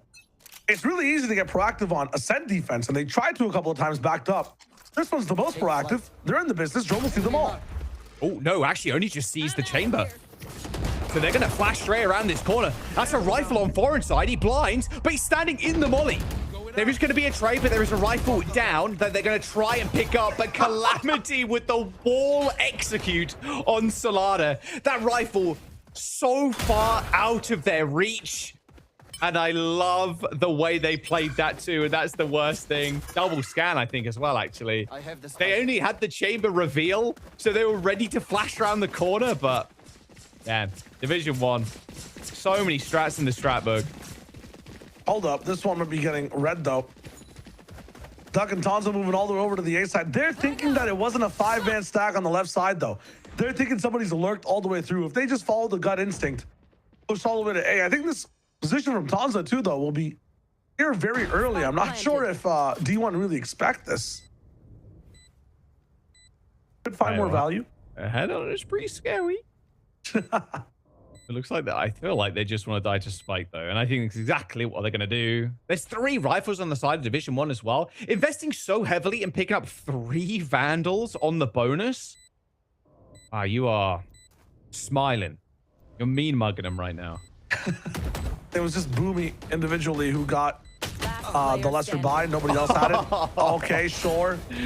Okay. No! No! Tonto's got to run. 12 HP. Survives only to perish by the spike. More money in the pig banks. I find them. I kill them. Simple as that. For D1, it's the momentum off of this round. The bonuses always looked so good. We thought they didn't even have bonuses in that last map, right? Like, full rifles pretty much all across the board. It'll just be Foreign that doesn't have any for the moment, but tossing smokes, being in a position for paranoia, a lot of the times Omen is not even a part of that first fight. So it's okay for him to just rock a ghost, a classic even, and maybe just recycle a weapon as they move forward, really push into this bonus. D1 not even looking to win this round, just go for kills. But the line is so good that they could honestly genuinely win the round just by default metrics. One of these is not like the other. Looking at the weapons on D1 side. Still good, though. Still gonna do a lot of damage in close quarters. Nice kill from Calamity. Quickly traded, although there's a lot of information as Rex ends up killing 2. This is a very aggressive push. Not too much util dump either from Division 1 to try and gain all that space. That was a mistiming and a half. All good. No worries. Got a lot of space in A main. So surely Foreign won't catch us off guard. It's useless because of this timing and the space taken from Foreign. He's going to be able to clear that C side in just a second. As these things ebb and flow, though, it's actually a pivot onto B and maybe a sneak all the way onto the A site. Now, if we go all the way to A, that's where we might start to get in a little bit of trouble here on the side of D1. They have to assume somebody is inside that A main line. Now, are they going to be in a position enough to punish the plant? I don't think so. 27 seconds left. They got Nobody in two B. smokes as well coming up for Foreign. There's nobody at A right now. Tons is going to have to rotate. Solada is going to try and go for a backstab. Foreign spots out one. Duck can now maybe bait. 1v3. Double flash. Beeb kills one. Revealed quickly, but Dart now has to wait for Tonza. So now they're doubling up. Dart is going to get destroyed, and so is Beeb. All right. We're on the board. We're on there. FlyQuest taking that third round under their wing. I like the decision from Beeb to peek at the end there, though. Isolating one more fight. If that shot hits and he gets another 1v1 to take, closing the distance between him and that entire truck on Spike. It's close rounds, back and forth. Lots of kills on the board. 3 at least from the side of D1 on that bonus. So you think that FlyQuest don't have a buy in this round, but they're also just going to be trying their best to stay involved. Tonza is going armorless with the Phantom. Sure. Why not? Okay. This could be a very simple round for both teams. I mean, Calamity and Solada both have run it back. There's going to be a lot of A presence here. Tonza kind of calling to the rest of his team. A lot of footsteps. A lot of jumping around. There's a trip as well. So Tonza's solo holding this right now with 2 other players from FlyQuest looking like they want to look grass. Tonza notes the trip being taken and the run it back is going to get killed. Eventually ends up teleporting out, but Division 1 have control of the site. Lots of value out of that one. Only 4 players here, though. Still one so far away. They're trying to come in and dash it off the top of the smoke. Straight onto the top. Oh, no way Dynamics expected that one. Run it back as Leo gets 2 kills. Trying to dodge out of the way of this Hunter's Fury now. 2 players in hell. Calamity is going to get pounced on. The slide is not good enough for a second, though. Leo up to 3. Sorix in a 1v2. Foreign and Beeb at almost perfect angles here. The drone is going to spot out Sorix, who now has to clear both players, but isolating the kills. Smoke, shock dart, misses. Smoke deployed, ends up tapping. Beeb knows it's not a full stick, though, at least not right now, and now spams inside of it. And Division 1, they get a 3rd round. When they get a hold of a site, Shio, they do not let it go. Yeah, that's insane. That's the Leviathan retake from London we saw in Haven so many times. Spike falling all the way over to the truck. Everybody else is dropping down with the flashes from Sato coming in. They do the exact mimic thing, but I don't think any or the right amount of people fell from heaven with the dash that came in from Leo. So as a result, the fights were much easier for D1 to take. Yes, Leo takes a lot of the pressure away from some of his other players to drop down, but if you don't drop down in time, you get funneled on that heaven angle. And as a result, everybody goes down and we're now left with classics and a sheriff for this one. Really cool option from FlyQuest. Just not enough value. You might want to recover that gun, but it's a fast C execute for Division 1. Like I said, only pistols, so it's going to be a round of all time. I like that. Giving Calamity the spike plant here gives him an extra orb, so now only 2 away. I actually just send him to go hunting too, to even gain the ult for the next round. Here it comes. Boomy. He tried. Oh! It might have looked good, but not good enough. Nice, almost flawless round there for Division 1. They just win more, man, every time they're in these positions. One of the best things that D1 have as a quality is being able to punish eco rounds as well. You rarely see them lose in situations where they're mismatched on economy. And the fact that they bring out overdrive as well, that it finds no value, is just the icing on the cake again for the side of D1. And they started these rounds pretty fast on all sides. Very literal. Wherever their util is where they end up. They've done this A long smoke to stop the sight line, not letting Chamber get any value off a scope if he has one. Shock Dart. Gonna tag Calamity, who ends up getting taken down. That's the first time that Tonza as well as challenged that smoke. Before he was playing on site armorless. So nice switch up from him to keep D1 on their toes. Yeah, there was 2 players facing C-Long as well. I'm assuming they were thinking, you know, Calamity close to the ult. Maybe they go for a hit onto the C orb. We'll see if we can bait any util out. Looks like it's going to be an XQ on the site, though, as, wow, Tonza just got folded like a lawn chair on a hot summer's day. And now Beeb can plant the spike. They need a lot more, though. They need Thorn on his flank, but the rest of the team needed to stay alive. They don't. He's solved, and that's the round done. Wow. Very quick to kind of rotate. And the rule is, if Division 1 get the spike down, then the site's theirs, and they won't lose it. But, you know, the spike technically go down, so... The rule still stands. We're safe. Safe. Famsy's got ult now, though, so earned it from that last death. Oh, that was FlyQuest not letting this one go easy. They got 2 under the belt. They burnt both of their timeouts as well so early on. And I can imagine if they lose the next couple of rounds, it's going to be the same kind of affair. Yeah, from the previous map till now, yeah, to make sense. Tonza swapped over towards the C side, a different entire hold to the side of FlyQuest. They're going for a trap play, a bit of a mismanaged flash there, though. And the Hunter's Fury finds nothing. I'm surprised they go for that play. Tonza getting a nice spray down, though. When Neon saw nothing on the sideline, doesn't matter, though. Lots of confidence for Tonza to be able to stay on an off angle, get some value. Run it back, not pop as well. A little bit greedy with that one, trying to get into the site for free. You saw them kind of walking up. 9 HP for Tonza. When you see an ult happen like that and it gets mismanaged, you see nothing happening on your side of the map, you tend to get a bit greedy. Question is this? How far does the push greed out go? onto grass? They're going to get pinched here. Beeb's going to have someone shooting in the back. And now it's only dynamic. The call there to hit Garage after Quinny tapping the spike and potentially pivoted to B was read by FlyQuest. The 3-player push out of B main. A little devious. This is from the... There you go. Can't believe he got out of that. That was ridiculous. Well, I'm confused, though. Biblical levels of greed in that one. Like, you have the site. You can tap the spike down at least, or at least goad people to push into you. I don't know why we're re-exploring in gas against it, or in grass against a team that has full weapons on board for them as well. You want to put the spike down. You've been so good in post plans, D1. This time now, a bit of confusion as to what they really want to do. Self flashes over and over again. Blind. Oh, what is that? Every time we spectate someone, they're getting team flash, self flash. All right, now they're going to get the spike down. Let's go. Run it back. I'm not going to find as much value in this one. And Calamity has to stay close range, but that Stinger does nothing. So Haven or close spawn is the option. And now everybody's got to get back on site. That Cosmic Divide splits up the entire site. Run it back. Available still there. Looks like FlyQuest is going to pop their own. Calamity's already found Leo. I mean, the run it back has been destroyed too.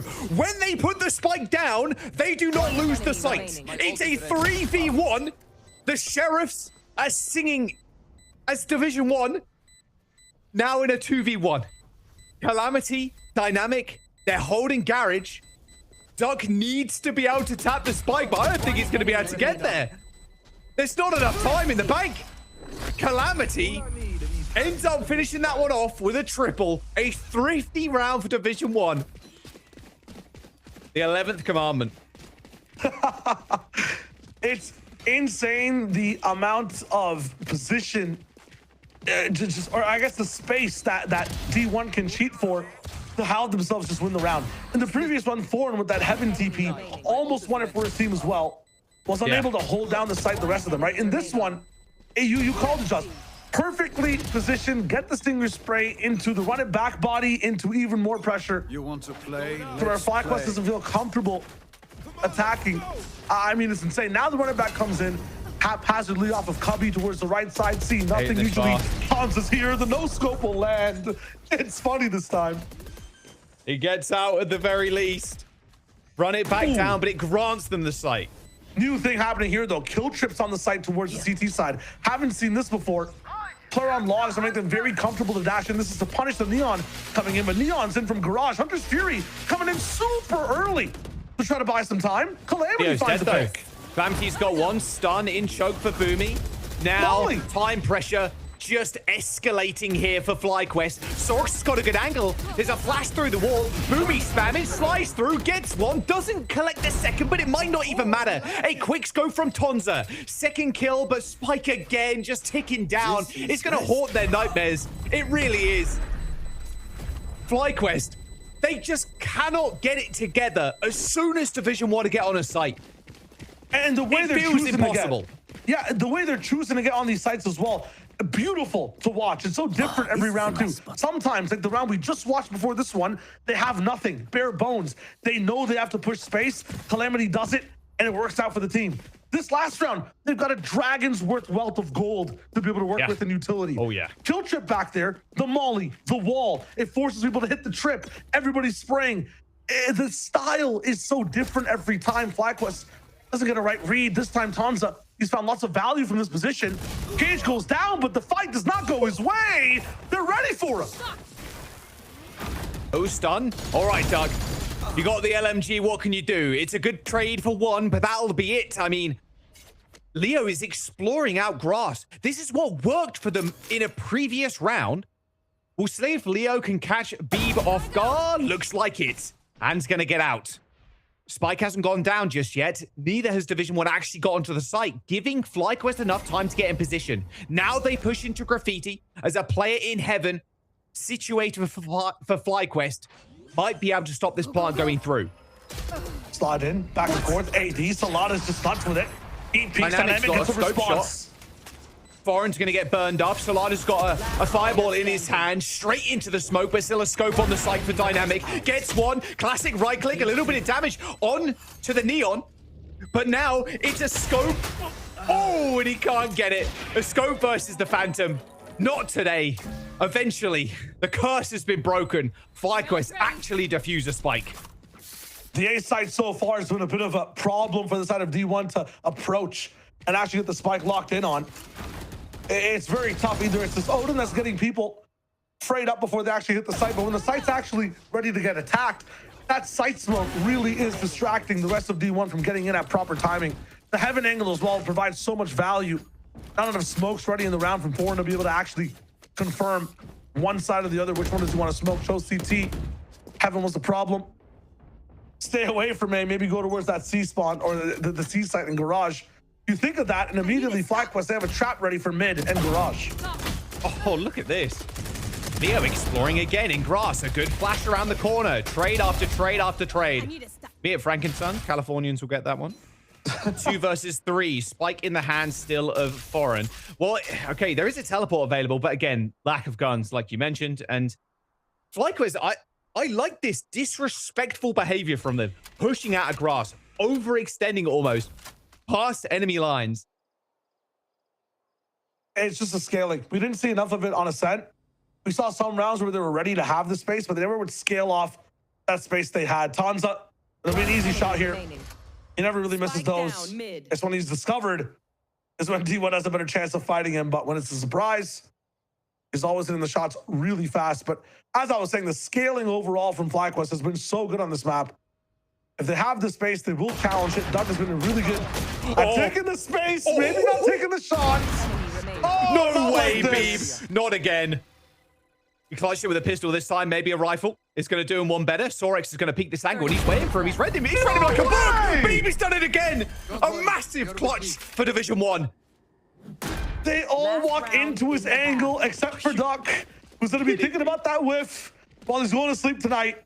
You had a conversation. You were going toe for toe, blow for blow with D1 in this one. You had a perfect read for a trap play that went a little bit messy, but they still give you favorable trades, and you throw it all away. The rounds were almost just one apart. I can't believe it, man. D1 find their 7th, the FlyQuest 4. The shock and awe. Oh, happy with it, though. Division 1 are going to hit a timeout on this final round and a half. Well, if you think about that last round, if you don't get that clutch there, I mean... You are in dire straits, yeah. Like, even with finding Beam in that position, like, down 3 players to, 1 overall, that was not a good round. And some of the decisions made after doing it was a trap as well. Who was it? I think Dynamic just walking into the garage by himself, knowing there's still a person there. It's not the best fight to take. It's happened a couple of times in a row as well. D1 are finding that first step, but they're finding it hard to really walk into a nice step 2. Like they'll solve Tonza at A long, but they won't have a really good plan to get onto site to get that spike down. That being said, I'm kind of undervaluing them. A lot of their C hits have been really good. It's just now that FlyQuest has a nice read on how to stop their C, you know, challenge Garage, take that early mid space. It's not free. This last round, very important for D1 to lock in. An 8-4, very different from a 7-5. Trap play. In.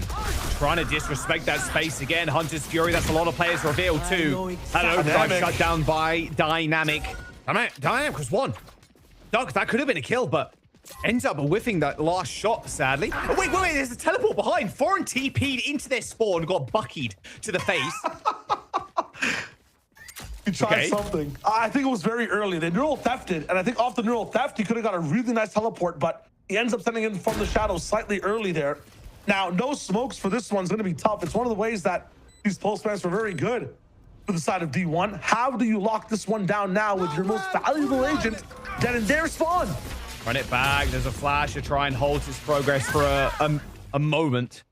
Hunter's Fury, but Calamity is actually going to pick up the kill on the clone. They're in hell, and they got the spike. Oh, Tonza straight from heaven. Bucky's Calamity in the face, but Dynamic's already got one. It's a 2-on-3.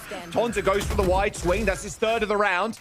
And now the reveals are insane. So much information for both of them, but there's no way. Beep, not quite enough to do it again. So close to getting another clutch. FlyQuest take the round. Division 1, they only get 7 on that half, but FlyQuest, you know what?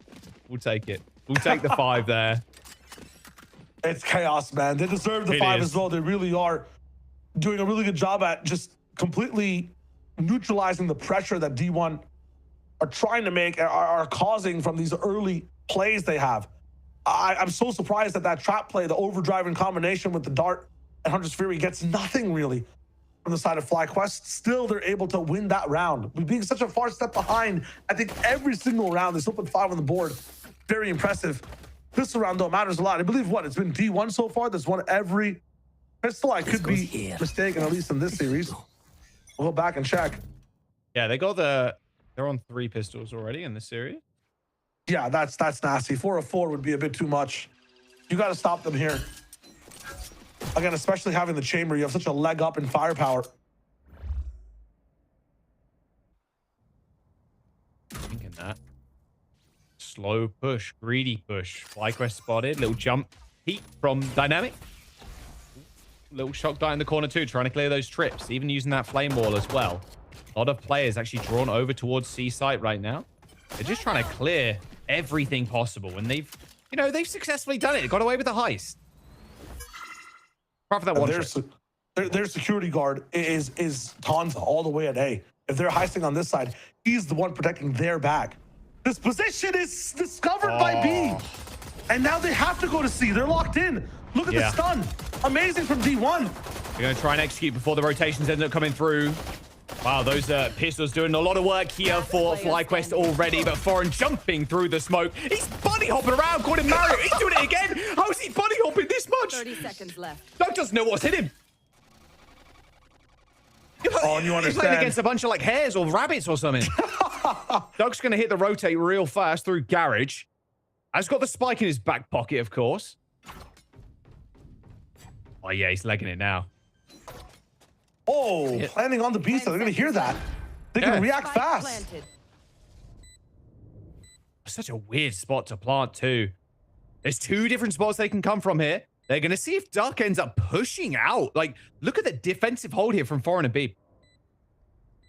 He's letting them tap the spike, if anything. Yeah, he's got a shock and a recon in now. Yeah. Okay. Smoke.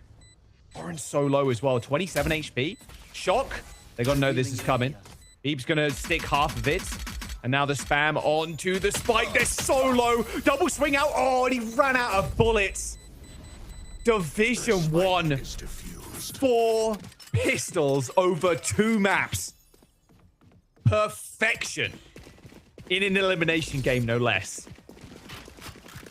And for these guys right now, it doesn't look like they're even succumbing to the pressure of the situation at all. Spike planted, time kind of, you know, fighting against them. They have no information as to where the last player could be. They do not care. Duck had a nice plan, a good vision, but against the division, it's not going to work. We all voted FlyQuest too. Marks is currently kicking his feet under his desk, giggling a little bit to himself.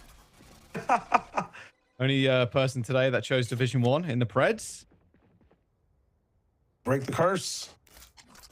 Take flight. Okay, so value for FlyQuest in this one. It's always about getting just a few kills or getting that spike down as well. Both could be huge. Judge on site from Boomy. You really want to test the site, huh? Yeah.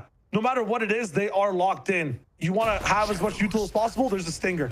If not, you want to go down on it, you got Beeb with the Spectre. And you got 4 players on this site ready to receive the 5. Not a single person from FlyQuest has kind of gone to the other side of the map to explore any other space. They're all here ready to go, and Boomy's actually been the one that's scaling. Pushing. With the Judge. Oh, this angle's nasty. Go, go, go. Go, go, go. It's go time. Spike down. Yep. Go back to main. And there it is. It all comes crumbling down. For FlyQuest is a bonus. Shrug it off. Go next. You killed Beeb. You killed the raid boss. The Clutch King. That's all you'll get. You'll only get 2. 2's really good off of classics. Thing is, though, we've seen some of the buys from D1. They'll end up facing your bonus with some of either the best economy you've seen in the world or some of the most devious plans you will not see coming from your side on attack. The defense has been pretty good in terms of saucing things up, switching things around, at least on the Ascent side. For Haven, it might be a little bit more tricky. There's 3 different lanes to play from. Sometimes teams love to play a little bit slower. What is the plan here from D1? So far, looks to be a mid-challenge overall or a trap play set at B. Yeah, Calamity kind of testing grass a little bit, peeking his head around. Very big anti just B dive setup, which I don't think FlyQuest are really opting for. So as the round goes on a bit longer, D1, the pressure will make them simmer. Gonna do it again. Eat grass, jiggle it a little bit, and now exploration can begin. Yeah. Oh, come on, not like this. He could also wall off the trip if he wants to. Get a really devious flank going. Look at the players for Division 1 though. They've rotated onto C. Now they can hear it. Run it back, popped. A site taken. Looking for a re-hit here. Or a retake, sorry. Out of charges. Trip has been killed, by the way, Shio, too. So they have a suspicion that someone could be behind, but maybe the threat or just the presence of somebody behind them is enough to scare 1 or 2 of them to look behind. And looks like it's going to be Sorix. Deary me. No way, Calamity. Come on. Seriously? Doesn't end up actually picking up the gun and training for more. FlyQuest, the better guns. But not the better kills. I mean, it is B versus 1, but no, not this time. A Ghost versus a Phantom. It would have been a miracle if he came up with that. But still killing 4 is going to put a dent in their economy. How is that happening? Beeb is on Heaven with a Ghost. He's killing Phantoms. He's running in the cave. I'm not going to even finish. How is that possible, man? You're up against the richest of riches with a Ghost, no armor. How are you winning? Whatever it is, the economy difference now, you're forced on some half shields, some utils not in the way a little bit. You might have to just flex out as much money as possible. The most important thing is you're on 0 if you end up losing this round. FlyQuest, not just a must win, but a must survive. Waiting for an aggressive push from Grass. Oh, that Molly is going to put a dampener on this. Already, both duelists have been taken down. One of them actually down to the Molly. Spam through the smoke, though. Good for Tonza for 1, but Dynamic is going to, trade that one up. No problem. No problem. Sure. Tonza's like, I want to do it too. No, you can't just win the spams. Get back here. Yes, I can. Look at the crossfire, All right, Division 1. Left and right. Beeb is there. Yeah. They're going to smoke off, but not quite. Beeb. But he's traded. Should be enough. And it is. Double swing for Division 1. Up to double digits. And they're sent way back in the prehistoric age when it comes to economy. Money was not invented. The technology just wasn't there. All you had was the classic way back in the day. And that might be what they're just set on. 11 rounds up though, or it just should be 10 for D1 for the moment. Timeout from FlyQuest, their first one of the series so far. How do you stop these patterns from continuing? You cannot be playing D1's game. Surprised it took them this long to pull a little timeout, but they were on the other half, like they were winning rounds, right? It was like round 3, 6, 7. Like they were winning a couple of rounds back to back there, and now they eventually pull that lever. At the end of the day, you've still got another one to rely on. You can't let them get to 11. Your economy is broken.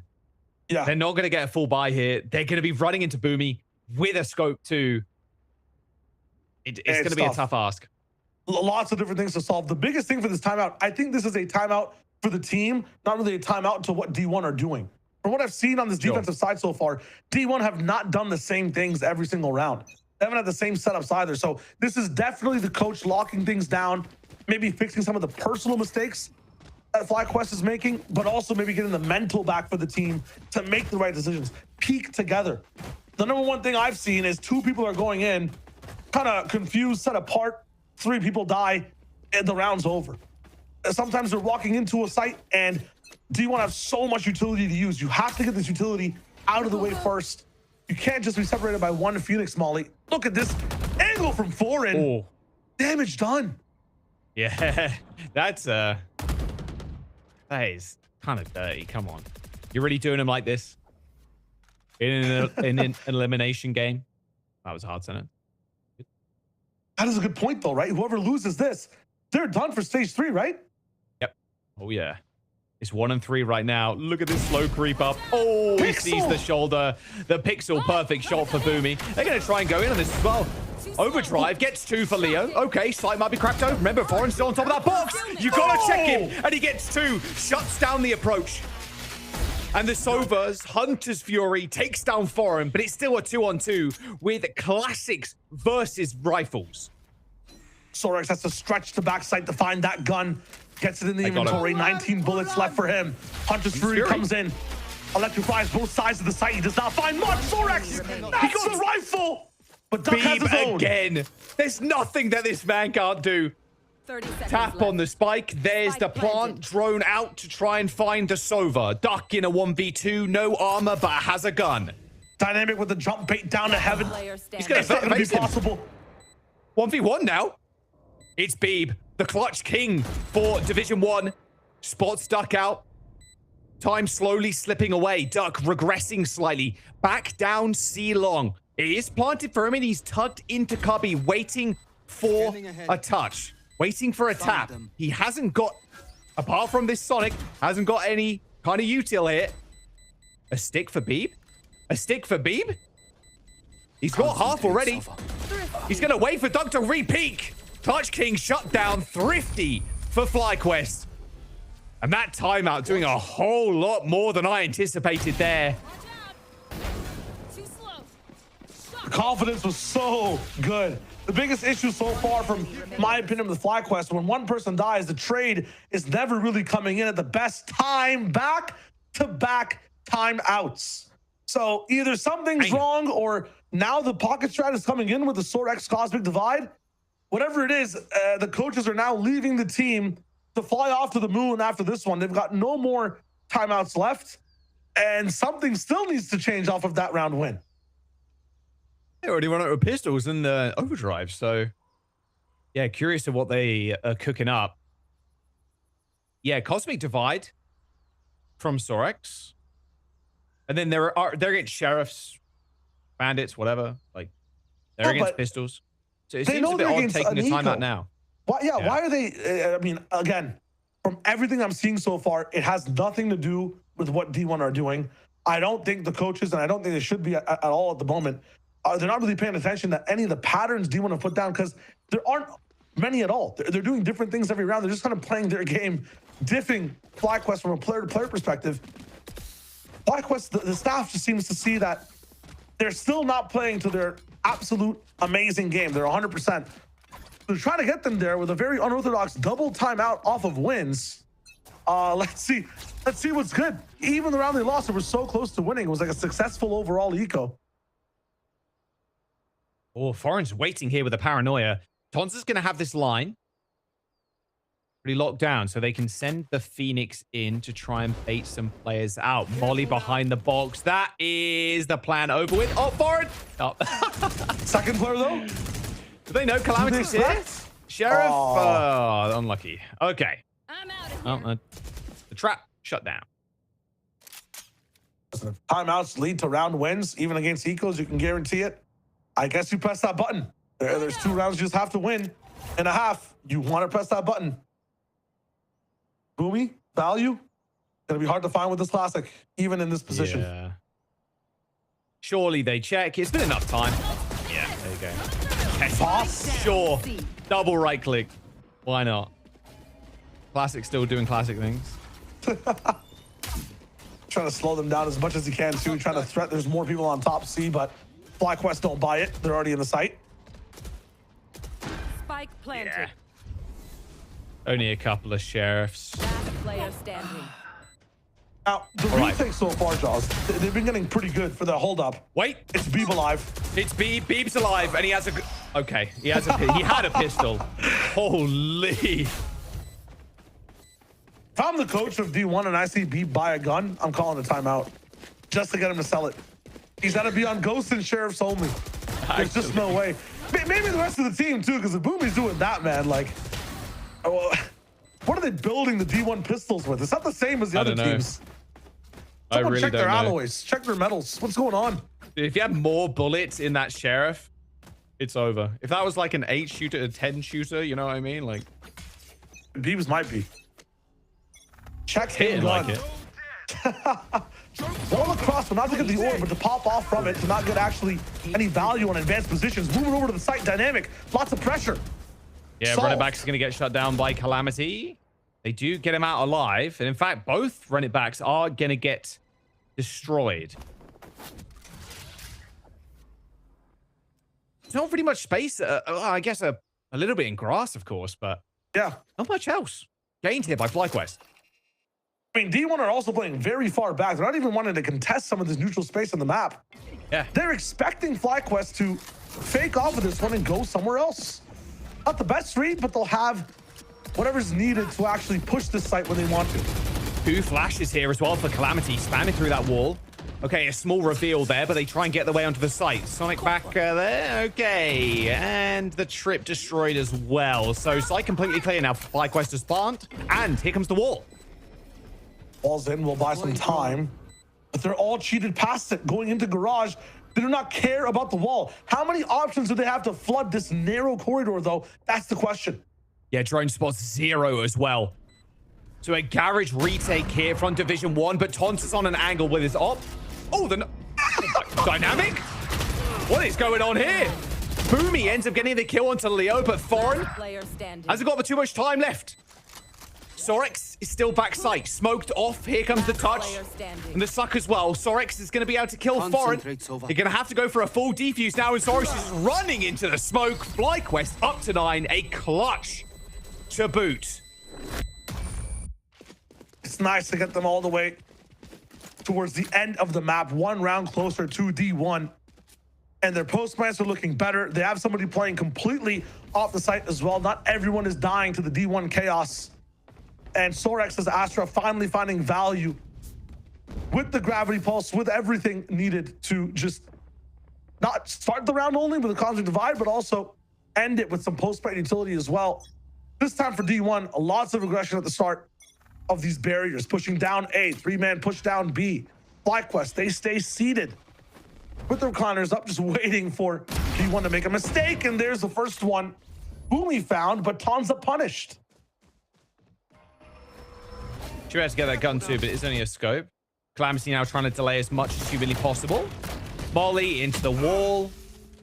Okay, Calamity. Oh, that is... Come on, there's no way they're getting that kill. Surely not.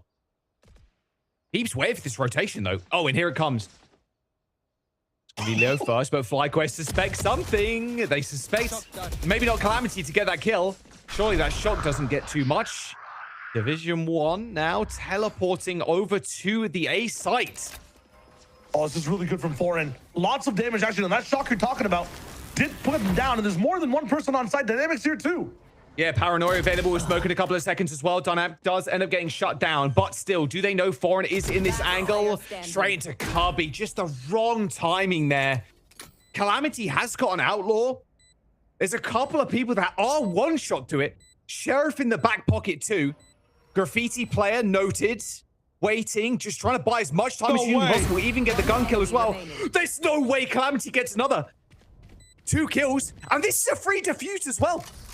Sorix is gonna hit the util, but Calamity gets another tap. Phantom in hand, half the spike, but no, Calamity cannot be the hero for Division 1, at least not this round. An unbelievably patient play there as well. It looked too good to be true, and unfortunately it was. That being said, even on Sheriffs, they're pushing FlyQuest to their limits every single round. Calamity almost having a clutch of a generation there. I mean, that is such smart play. And of course, you hit that timing if we just had a Sheriff start the round. Look at the bank overall for FlyQuest, even though they have been losing body after body. They started building a pretty good economy to have a say in case they lose the next one. For D1, again, they just got their head above water. If they die in this round, it'll be harder to buy in the next one if they do not win. So save, not really an option. Shot coming in from Boomy. Not much value found. Oh, Tons is waiting for it, hoping for a flick. There's one Hunter's Fury shot. Rattled off, run it back. Solana just runs straight into a trip, though. Boomy eventually goes down to that Hunter's Fury. It's going to be a running back trade, though, for Boomy. But Sorix is waiting next to the trip as well. This is beautiful from FlyQuest currently. And they're going to cancel as well. Hoping that maybe Division 1 players are dragged over towards C. Biggest difference from Division 1 right now is they're not taking too much space on that A line anymore. They're having to just go for this re-clearing on C, and it's exactly what FlyQuest want. They're not ready, though. They wanted it. They weren't ready for it. Neural Theft opens up the entire playbook, and they can see it now. A C retake has to happen. But is this where FlyQuest want to play the spam to stop the spike? Nice. Second Duck's gonna have to go for it again. Duck at 19 HP. A scope for Tonza, looking at the angle. Garage push. Dynamic goes down. Foreign traded. Duck still at 19. Takes down B, but now a 1v2. Duck still low. Foreign the same, though. Needs to get the swing, but no. Tonza, Headhunter. It rings true. Foreign goes down. FlyQuest with 5 rounds in a row. Take the lead. Division 1, where is this final timeout? Could be coming in now, could be waiting for the Termi style when the other enemy team's on match point. Tavis saying what's going on. They're just trusting the team. Trusting who was a Calamity to lead them forward. The young duelist IGL, I think is what the devs were saying. I might be getting it slightly wrong, but at the same time, if that is the case, I can see why things might be a little bit hard to both call for and play for at the same time. Hero rifle in for Calamity and then run it back. A Long's been going to the side of FlyQuest over and over again. Nothing's worked so far for D1. And now the entire A line is being eclipsed by the side of FlyQuest as well. Short angle, noted from B, but I feel like, yeah, FlyQuest are very aware of this gap. Deep has a Sheriff. I hate to warn you. He has a pistol. It's an off angle is running straight into this one. Oh, doesn't get it this time yet. Duck a little bit too quick. And Leo on the backside as well. Oh, a disaster round. But as expected, sure, that killed with a shorty through cover. Why not? FlyQuest up to map point. 12 and 10. Show match point.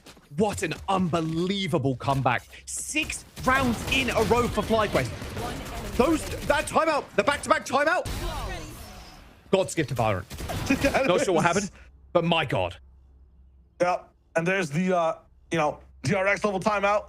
Just making sure you adjust things before it's no longer possible. The last one to take, and it might even stop the flow of what FlyQuest are doing right now as well, right? Sometimes it's not just about you, but also the enemy team. Imagine you time out right there, but then they get that eco round win really fast. Momentum is already on their side. So I understand why you might want to wait till the very end. Calamity, I think, has to play this round without armor as well with the run it back. So we'll have 2 weakened bodies to send over to a site. Tons up with the op has been clearing A so well. What do D1 really have to change? They were getting proactive in mid. They were really making it hard for anybody to walk down the grass line. What's the biggest change for FlyQuest on attack? I think it's Sorex. Sorex walking down the garage doors every single round, giving FlyQuest an option to leave, giving FlyQuest an option to even just breathe overall and have a little bit of map space. It's been working wonders. This round, nobody on the side of D1 is doing anything aggressive early. It seems as though they're waiting for the pressure, and the read is it might be an A take. Hunter's Fury from B may be ready to go. Are they getting active and fast with it? They might be stunned. Op on the line. No Fury as of now. Dart will come in deep. Ooh, booming with the op. Calamity also with a pick up into grass or double doors. This round leans towards D1. Garage. That were the pings coming through for FlyQuest there. So they got shut down completely. Wow, Division 1. This was a nothing round, honestly. Yeah. What happened to FlyQuest? This is not the same FlyQuest that we saw. They were starting C, starting A heavy, then pressuring mid off a seesaw ebb and flow. I'm not sure if that timeout really put them on ice like that, but they're making the same mistakes that gave D1 this crazy lead. On a match point scenario in an elimination game. Oh, it's a 2v5. Best they can hope for now is maybe a couple of kills, remove the op from Boomy's hands or something. I'm not entirely sure, but the chance of you winning this, what? Maybe 10 to 1? I never know with these pulse plants anymore, man. It's sometimes even this 2v5 looks like a 50-50. They've got Cypher's camera here as well. They've got the trip to be able to deal with, the cage for the post plant. Cage triggered. Sorex has been monumental in winning the clutch. With that gravity pull available as well. Oh, they're going to try. Doug just getting the spike down, be good. And then with the kill, there's the swing, there's the blind, there's the kill. And the flawless round for Division 1. Up to 11.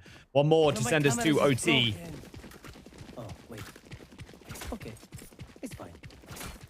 A lot of money, though, for FlyQuest. So they're not really hurting in the bank, luckily. That's 6-round lead that they gained. Oh, no, 6-round lead. But 6 rounds in a row. Made sure they were fine for money. This goes here. Yes, this should do. Getting ready for that C retake maybe coming as well. It's been the best strategy so far from FlyQuest. Start C, have some late pressure in mid. This time it's a trap play all the way towards the A side. Not sure how many people are getting hit by this one. Seems as though nothing for now, maybe just a bit too far away on the electricity. Forcing these guys over towards C though, while both players rotate from the A side. So they had a 4-man pseudo stack on A. Now we'll lean C. Constant divide is up. It's all up to Dynamic to find some value. Solana's already dead. Was one away from his running back as well, as Calamity just runs it down mid and finds another one with his own run it back. They've been stopped before they even started, Shio. Overdrive popped. Leo needs to get backside, but instantly dealt with. My goodness. The timeouts for these teams are like gold. Duck at least gets 2, but still backside lie Division 1. It's Duck in the 1v2, ends up getting another. And now Beeb just waiting for his alt player. And the quick scope headshot as well. Oh, Boomy sends us to OT. Overtime. A race car with a minigun on top of it, man. What type of kill is that? What a way to get us into this action in overtime where I feel like, again, both teams have not found a pattern for either side. It's just confidence in themselves, man. And if Boomy's moving like that, I feel like D1 seemed like after all these timeouts, the more confident team still. Mental reset. Side switching for now. We have Duck now back at his Odin game. D1 back on attack. How do they lead onto a site? For them, what was it, Jaws? Fast attacks through A, trading really well. I tried to Google where their actual home base is. I thought it was the New York Stock Exchange with the amount of trading I was seeing on the side of D1. They're so good at playing off each other. And they'll elect for mid as a 4. The Odin spam. Completely ignored. Tanza meeting. Does he clear the angle? Does not. That's nope, crazy. Absolutely not. And a teleport away as well. Take the freebie. Not quite so. The punish is crazy, actually. Didn't expect them to be all the way in B. My bad, spoke a little bit too soon. Look at this, though, from FlyQuest. Exploring both A long, C long. They're going to find a nice wrap here, but they've given up all this space. They're going to cancel this. They're actually just going to go towards C. Does Sorix expect it, Shio? I don't know, but this is a situation where D1's tried this before. It's ruined their chances to win the round. Sliding in, it works. It works the second time. And this is huge. Calamity trying to find maybe an extra kill. Oh, dying to the slide. They don't even get the spike down, but Boomy collects the kill onto Leo. It is just trade after trade after trade. Solana, it's got a flash. It's got a double, though. Goes to the molly, and look who's super far away. It is Beeb. The Clutch King. Duck down. 1v1. Solana does have 2 fireballs in his hands. Already used one. I wonder if Beeb's going to expect another one. Absolutely not. Solana with the widest swing. Could fit the Titanic between him and those boxes. A round win for FlyQuest. Map, or a match point even. Sending us to a third map, potentially. Out of charges. Fast timing from all sides. FlyQuest locked down their timeout with this one just to breathe. Win the round and then just breathe. Don't let D1 use that revenge factor to try to find a way to climb back into this one. And also talk about the strategies on attack. You have to realize they just played 12 rounds of this side previously, right? They're coming back into it now. They still have a few things to fix. They can use all that momentum from that comeback they just had to make one last alteration to finally win here on defense. You look at D1, where they're starting at least. I know people are still in motion to get to where they want to go, but they do have a little bit of an A stack. This looks like a mid walk down as well. Usually if this is a A play, Neon's on the angle. But their mid is the thing that was getting them the most control inside the game. They only did it a few times, though, because once they missed the mid mark, their retakes on A didn't look as good, D1. But on defenses where they really struggled, FlyQuest, they did a really good job on the attack. Now we're back on that side, and D1 have one final test to keep pushing this into OT. A heavy stack towards A here for D1. They only showed the Odin last time. Look at this. This is an aggressive push. 3 players just showing up short. Tonza, the first point of contact there, they actually end up trading. And in fact, Calamity gets away with a second kill. Already 2 down for FlyQuest, as Division 1 are still 3 strong on this site. Calamity with a third. Leo peeks his head around the corner, tries to go for the dash kill, but Beeb's there with the kill. Another, like, Duck, I mean, the round might just be over, buddy. I hate to break it to you. You got a minute to play with, but you got no other friends to play it with. Best option for Duck right now is that C site. We have seen some crazy 2v4s, 1v4 so far today. But a site that has that Cypher camera up as well, it's going to be really tough for Duck to be able to lock this one down. Dynamic also still alive. We'll be able to see exactly where he moves. Should not tap the cam. Ooh, until that spike is down. But now they have that early information available as well. Trip inside garage, so you can't go back down the middle. He's forced onto this site. Made noise on the cages. Dynamic knows. Does he take the fight by himself is the question. Do we see more overtime here? Walking into 4 players. It's the best option. It might just be 1, trying to isolate him. He's got 2. Now, where are the other 2? 15 seconds. Does he know? They were right on top of them. There's Calamity, no way. don't give him the 1s. Calamity with 4. Oh, that could have been dire. More than happy to give him the aim duels. And he was happy to take him. Unfortunately, just one missed shot. The crouch coming in and a timeout from D1. That's it. Coach is silenced again. Oh, no. They're going to be talking about how to make this attack work. Now, D1 attacked so long ago, and their side looked very, very strong coming into this. There were so many gaps and holes inside FlyQuest's setup. Some of the A takes were just so easy to roll over. Some of the post plants as well in clutches, they were playing so well. On C, the biggest mistake D1 have made so far today, they get a site, they get a gift, and they say, did it come with a receipt? Can we refund that? They've touched C, moved in the garage, died. And that last OT touched B. Solana, not even Solana, Calamity would have been 1 away from running back. They chose to go to C and died. If they touch a site, just plant the spike and see what happens, guys. You're so good, as Jaws would say, when the spike goes down. Why are they leaving these sites? Where is the greed coming from? Do they have an orange lantern ring? Like, what is going on, man? Take off the accessories. Focus on the game. Lock it down, because they're finding these sites. They're losing to themselves. Yeah. Like the reverse of the curse. Like, if the spike gets tapped, you gotta plant it, because you will defend it. If you got pistols, if you got rifles, if you got shotties, shorties, buckies, doesn't matter. Okay, this one though. Tanza, lock it in. He's disrespected the smoke before and gotten a kill with it. He's gonna do it again. They know it. This time, Boomy wins. He knew it. Leo just gonna sprint over, already backside, sends out the reload bolt, and yeah, he is. He ends up getting one. Graffiti though, taken down thanks to that flash. Calamity with another. Calamity with a third. My goodness, he got 4 last round. Surely you don't give him more. Division 1. Hit the site, plant the spike, take it. Switching sides. They were doing it again and again. This is how the game started. Jaws and I were watching that round play 8 times in a row. And somehow it's 13-14. How is a team who's that dominant at taking A, getting trades in this position right now? It's been their own mistakes, and it's been amazing timeouts from FlyQuest and their mental on attack. They're back on this side where D1 just can't hold down to this pressure. FlyQuest start on one side of the map. They pressure D1. D1 simmer. They get moved. And then that second attack from FlyQuest, the second move they make, is too much for D1 to handle. Here's the first move. A bit of a shake in the garage.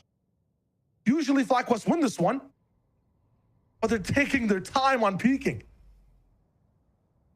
Oh, this scope for Boomy looking down C. But yeah, they're taking their time. It's a really perfect setup from the side of D1 though. 3 people on this side of the map is very good at handling all this pressure. Every player comfortable. Drone coming in. That's a bit of a tell us of what's going down. Immediately, the molly comes in and the stun. It's an amazing read. It's a really good read. No one's rotating just yet. They're going to see it. FlyQuest end up canceling. They are not. They're going to try and explode onto the site. Boomy caught back sight. In fact, there's another player to kind of back him up. The smoke needs to be cleared, though. It's going to disappear in just a moment. Boomy lands a collapse. Division 1 in a 4v1 against Duck. And FlyQuest, nothing more than a leaf in the wind as Division 1 eliminate them from Swiss. 1 nail, 2 heads, and it's a dub posted against the wall for D1. Boomy, what a way to equalize the round. But the rest of the team, what a read on how FlyQuest play. You saw the drone immediately. Molly on the corridor in the hallway. Stun deeper as well. Give themselves time to breathe. One person playing full anti, the op on the line. It was cinematically scripted, I feel like, from the side of D1. And they finally figure out how to play a defensive round. That's a banger game, though. And that Haven is one to be remembered. Holy moly. Marks was a believer, and maybe we all should have been as well. An unbelievable first map as well from Division 1. They keep themselves alive in Swiss. And yeah, I agree. If you've just joined us, or you only just caught the last few rounds, just rewind, watch Haven again. Unbelievable scenes from Division 1 and OT to boot. Pure entertainment factor here in North American Challengers. We're going to jump to a quick break, though. We've got an interview straight after this. Philips Norelco OneBlade presents Shave All Things.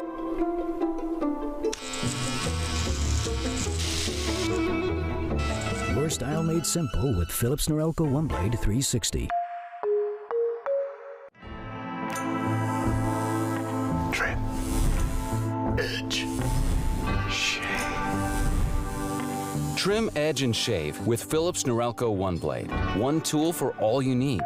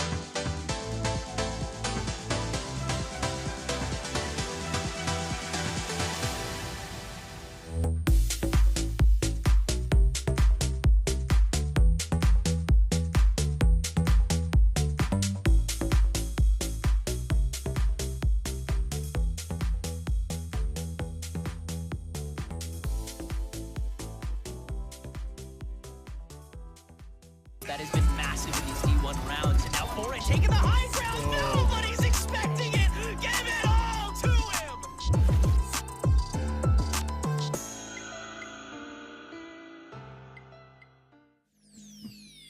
And congratulations to Division 1 who get to close out the series in 2 and stick around here at Valorant Challengers, live another day, try and make their way into playoffs. The ending of that game, even just that whole second half, Marks, it was back and forth, it was scrappy, we got some clutches, and that overtime, that was a very cinematic way to eliminate FlyQuest from this all.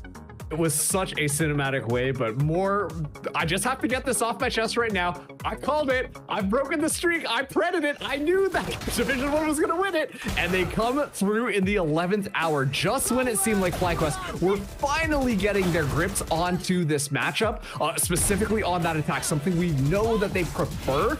Well, then we just have a couple of crazy plays coming out from Calamity to snatch it right back in overtime. And Division 1 are able to close it out, which personally, it looked a little bit scattered coming out from D1, but I'm glad that they were able to pull it together. Especially when you look at the first half too, Division 1 looked like they were going to run away with this game, of like a quick 2-0-2 from the way that, you know, Shio and Jaws were describing the game. It was very one-sided. As soon as they were able to get it onto site, they could always pretty much guarantee the round in their favor in the post plan. If you're looking at the history of those rounds, it would mostly came through eliminations anyways in these post plan scenarios, because they were just shutting down FlyQuest's attempt to retake every single time. But I think there you saw the power as well of FlyQuest on the attack side too. There was a lot coming through as well from both Solana and Leo, so I have to commend them going into that second half. And it just became chaotic in the end. Just great highlight reels from beginning to the end from a lot of the players across the board, but it made it for a very entertaining one. It really, really did. I mean, to say goodbye to FlyQuest in this fashion, I mean, it is sad. They were eliminated from playoffs from Division 1. They'll be eliminated from playoffs contention from D1. But I mean, I look at the earlier half of that in D1, just more of a lock. Even if like that second half things got scrappy and FlyQuest did a great job of bringing it back and like, I mean, almost pushing it into a map number 3, like it just, the D1 and like how they're able to close out, like especially to like Dan's that final round was just crazy. Like they play with such chaos, but like they thrive in it as well. It's so heartbreaking for sure for FlyQuest to be eliminated this way too in the second map, because they already had map point first going into the second one here on the even. They had a chance to really push this onto Lotus if they could, and they also had first point going into the overtime as well. But just unfortunately, there was some key factors coming through, especially in the overtime with Calamity as that Phoenix. He was a great impact, as well as Boomy as well on the OT. But I think if anything outside of that too, for the last couple of rounds here for the end of the regulation, was a lot of clutch scenarios that really had to come through to allow Division 1 to pull this across. So just an unlucky moment, I'd like to say, for FlyQuest going into that second map, because they definitely looked like they were night and day in terms of performances compared to what they shown on Ascent in the first place. But unfortunately, they didn't have enough here to push it across to Lotus. And like, look at the scoreboard here. Phoenix, Calamity at the top, the fragging IGL playing the duelist who was not afraid to just kind of walk out there and find a multi-kill round after round. And when you look at all of the members of D1, you've got those moments throughout this entire map of them having their crazy clutch plays. Even looking at Dynamic, who's on that Cypher, just at the bottom there, so many of those defensive rounds somehow able to navigate things around and find a couple of kills to make it so much more difficult for FlyQuest and keeping Division 1 in it. Like, everybody on D1 were playing amazingly. I want to talk about Beeb though, because Beeb, I mean, this is his second game here in Valorant Challengers. The last game, I mean, it was still a strong performance, even though it was a very close loss. But this one, I mean, the 1v3 clutch, some of the clutches that he almost got, these shots, I mean, Vans, in the green room, we kept talking about this guy, and he really showed up when the team needed him. Is his first name Justin? Because the Beeb here is a superstar going into the series for sure. I don't know why he didn't have an opportunity to play at the Challengers after qualifying with the rest of the Division 1 from Premier. But dude, he's definitely got it. I'm assuming it's just like one of those, I gotta take a small break, guys, and then I'll be back, as Dynamic was basically the same. I got to hang out in his chat one time. It was like, I took 2 years off Valorant after playing like T1, and then for T1, and then when he came back, well, you see how Dynamic is right now. So Beeb probably showing the same So yeah, it's awesome stuff coming in from the Beebs.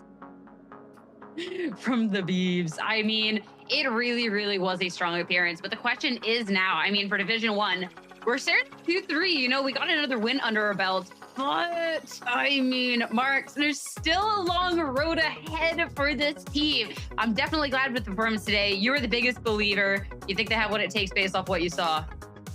I gotta say, I would like to think so, but it really comes down to who their opponents in the next couple of matches could be. I think that the squad is starting to jive a lot better. What I wanted to highlight specifically when it came to how everyone was kind of playing around each other, sure, obviously we've talked about Calamity, you know, finding those moments.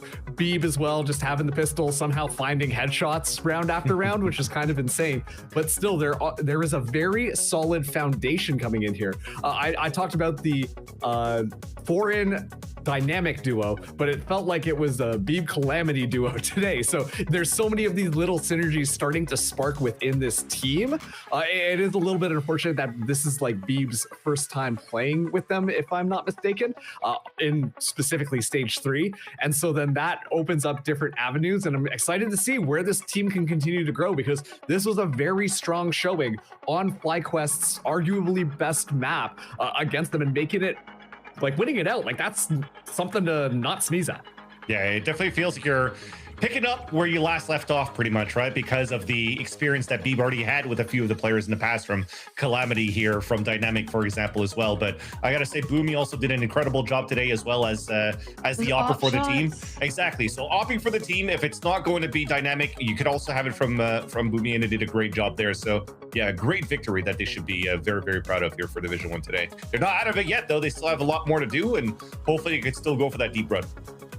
I mean, it's a team, this core, that's definitely capable of that run. So we'll have to see if they can switch around and do it again. But as for now, we have our Phillips Norelco interview ready, and we have none other than Beeb on the line. Hello, congratulations on this win. I want to cut straight to the chase here. This is just our second time we see you in Challengers. Last time with last round. What took so long to, for us to see you here? You've been popping off. So a lot of people don't know, but I originally qualified with the team through Premier, but I wasn't able to play Split 2 because of a suspension. So then we had to get subs for me, and then started this split. They got Dapper, which was kind of it was kind of hard to pass up on when you, especially the double duelist nerfs or the double dive nerfs. You kind of have to instead of no brain off running it down at the time, you have to learn structure, and I guess who else can you learn better than from Masters winner.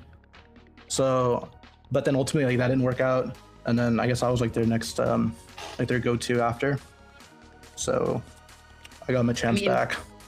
I mean, a reliable go-to. I mean, I know the last one wasn't a win, but you definitely popped off, and then this one we do get the victory. How are you feeling with these matches, and just being able to showcase what you can do here in Challengers and with your performance? I mean, last one was pretty heartbreaking. We kind of I think honestly that should have been a 2-0, 13-5, 13-5, but we lost, and now we're 1-3. Honestly, as corny as it sounds though, being 2-3 definitely isn't a good spot to be in. So we kind of have to focus up and make sure we don't make mistakes, because now all it comes down to is all of us having a bad day, our run's over. So yeah, I guess we just have to play how we did today, and yeah. I mean, for the team, you got to see the core of the team make their way all the way into that lower finals for last stage, right? You know that it's a team that's more than capable. So how are you feeling confidence-wise that you can? I know a mistake, can make the difference, but you're with a very capable group of gamers. Yeah, I'm confident. Especially with how we played today. I think Haven started to slip a little bit, but when it mattered in overtime, we did lock in. And obviously, the other four, they've done a 1-3 run before also, so they're really they're locked into. Obviously, we did it once, you can do it again. I guess it comes down to me. I'm the outlier, I guess, but I'm confident if we keep playing good and minimize our mistakes.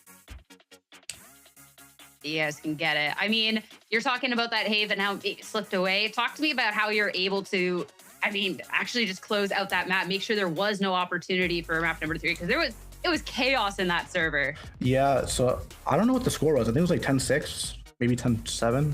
I think we were up, and then we kind of like had like close rounds. We traded rounds, and then once we got to overtime, I think like our coach Loki took over. He did like a really good job on like predicting like what the round was going to be. And I think it was 13-13. I'm pretty sure he Loki like he timed out, I think 13-13, and like he literally predicted like the next 2 rounds for us, and it just came down to us executing it. So yeah, our coach is insane. And I mean, you guys as well, credit for being able to execute that. I mean, I know you talked about being the outlier, but this was a great performance today. You and the guys crushed it. So thanks for chatting, and best of luck in your next match, okay? Yep, thank you so much. Thank you, thank you. Back over to the analyst desk for us. I mean, for Division 1, they definitely got a tough road ahead, but looking at that bracket, there is this possibility of that run going on forward, because hey, as long as you don't have those 4 losses, Vans, you're still in this thing. As long as you don't have a suspension as well, you're going to be able to move forward, right? No, I'm not going to touch upon that, but I think it's cool that he's being honest about it too, and it's like a little bit of a redemption arc as well. I don't know what it's for, but I'm here for it. So that's pretty cool that he's able to pop off here with the rest of the D1 today. But yeah, definitely. I think, as he mentioned before, the rest of their crew has also done like the reverse sweep, if I could put it for lack of better words, to be able to turn it around and actually qualify to make it to playoffs. So why not, when you have the extra firepower with Beebs now, of what we just saw that Beeb was capable of in doing currently, then it would be no doubt in their eyes that they can move in with that confidence here to potentially qualify for it. Yeah, and I mean, this is going to be a crazy week of Valorant ahead, as of course, this is our final week of our main stage before we get into playoffs.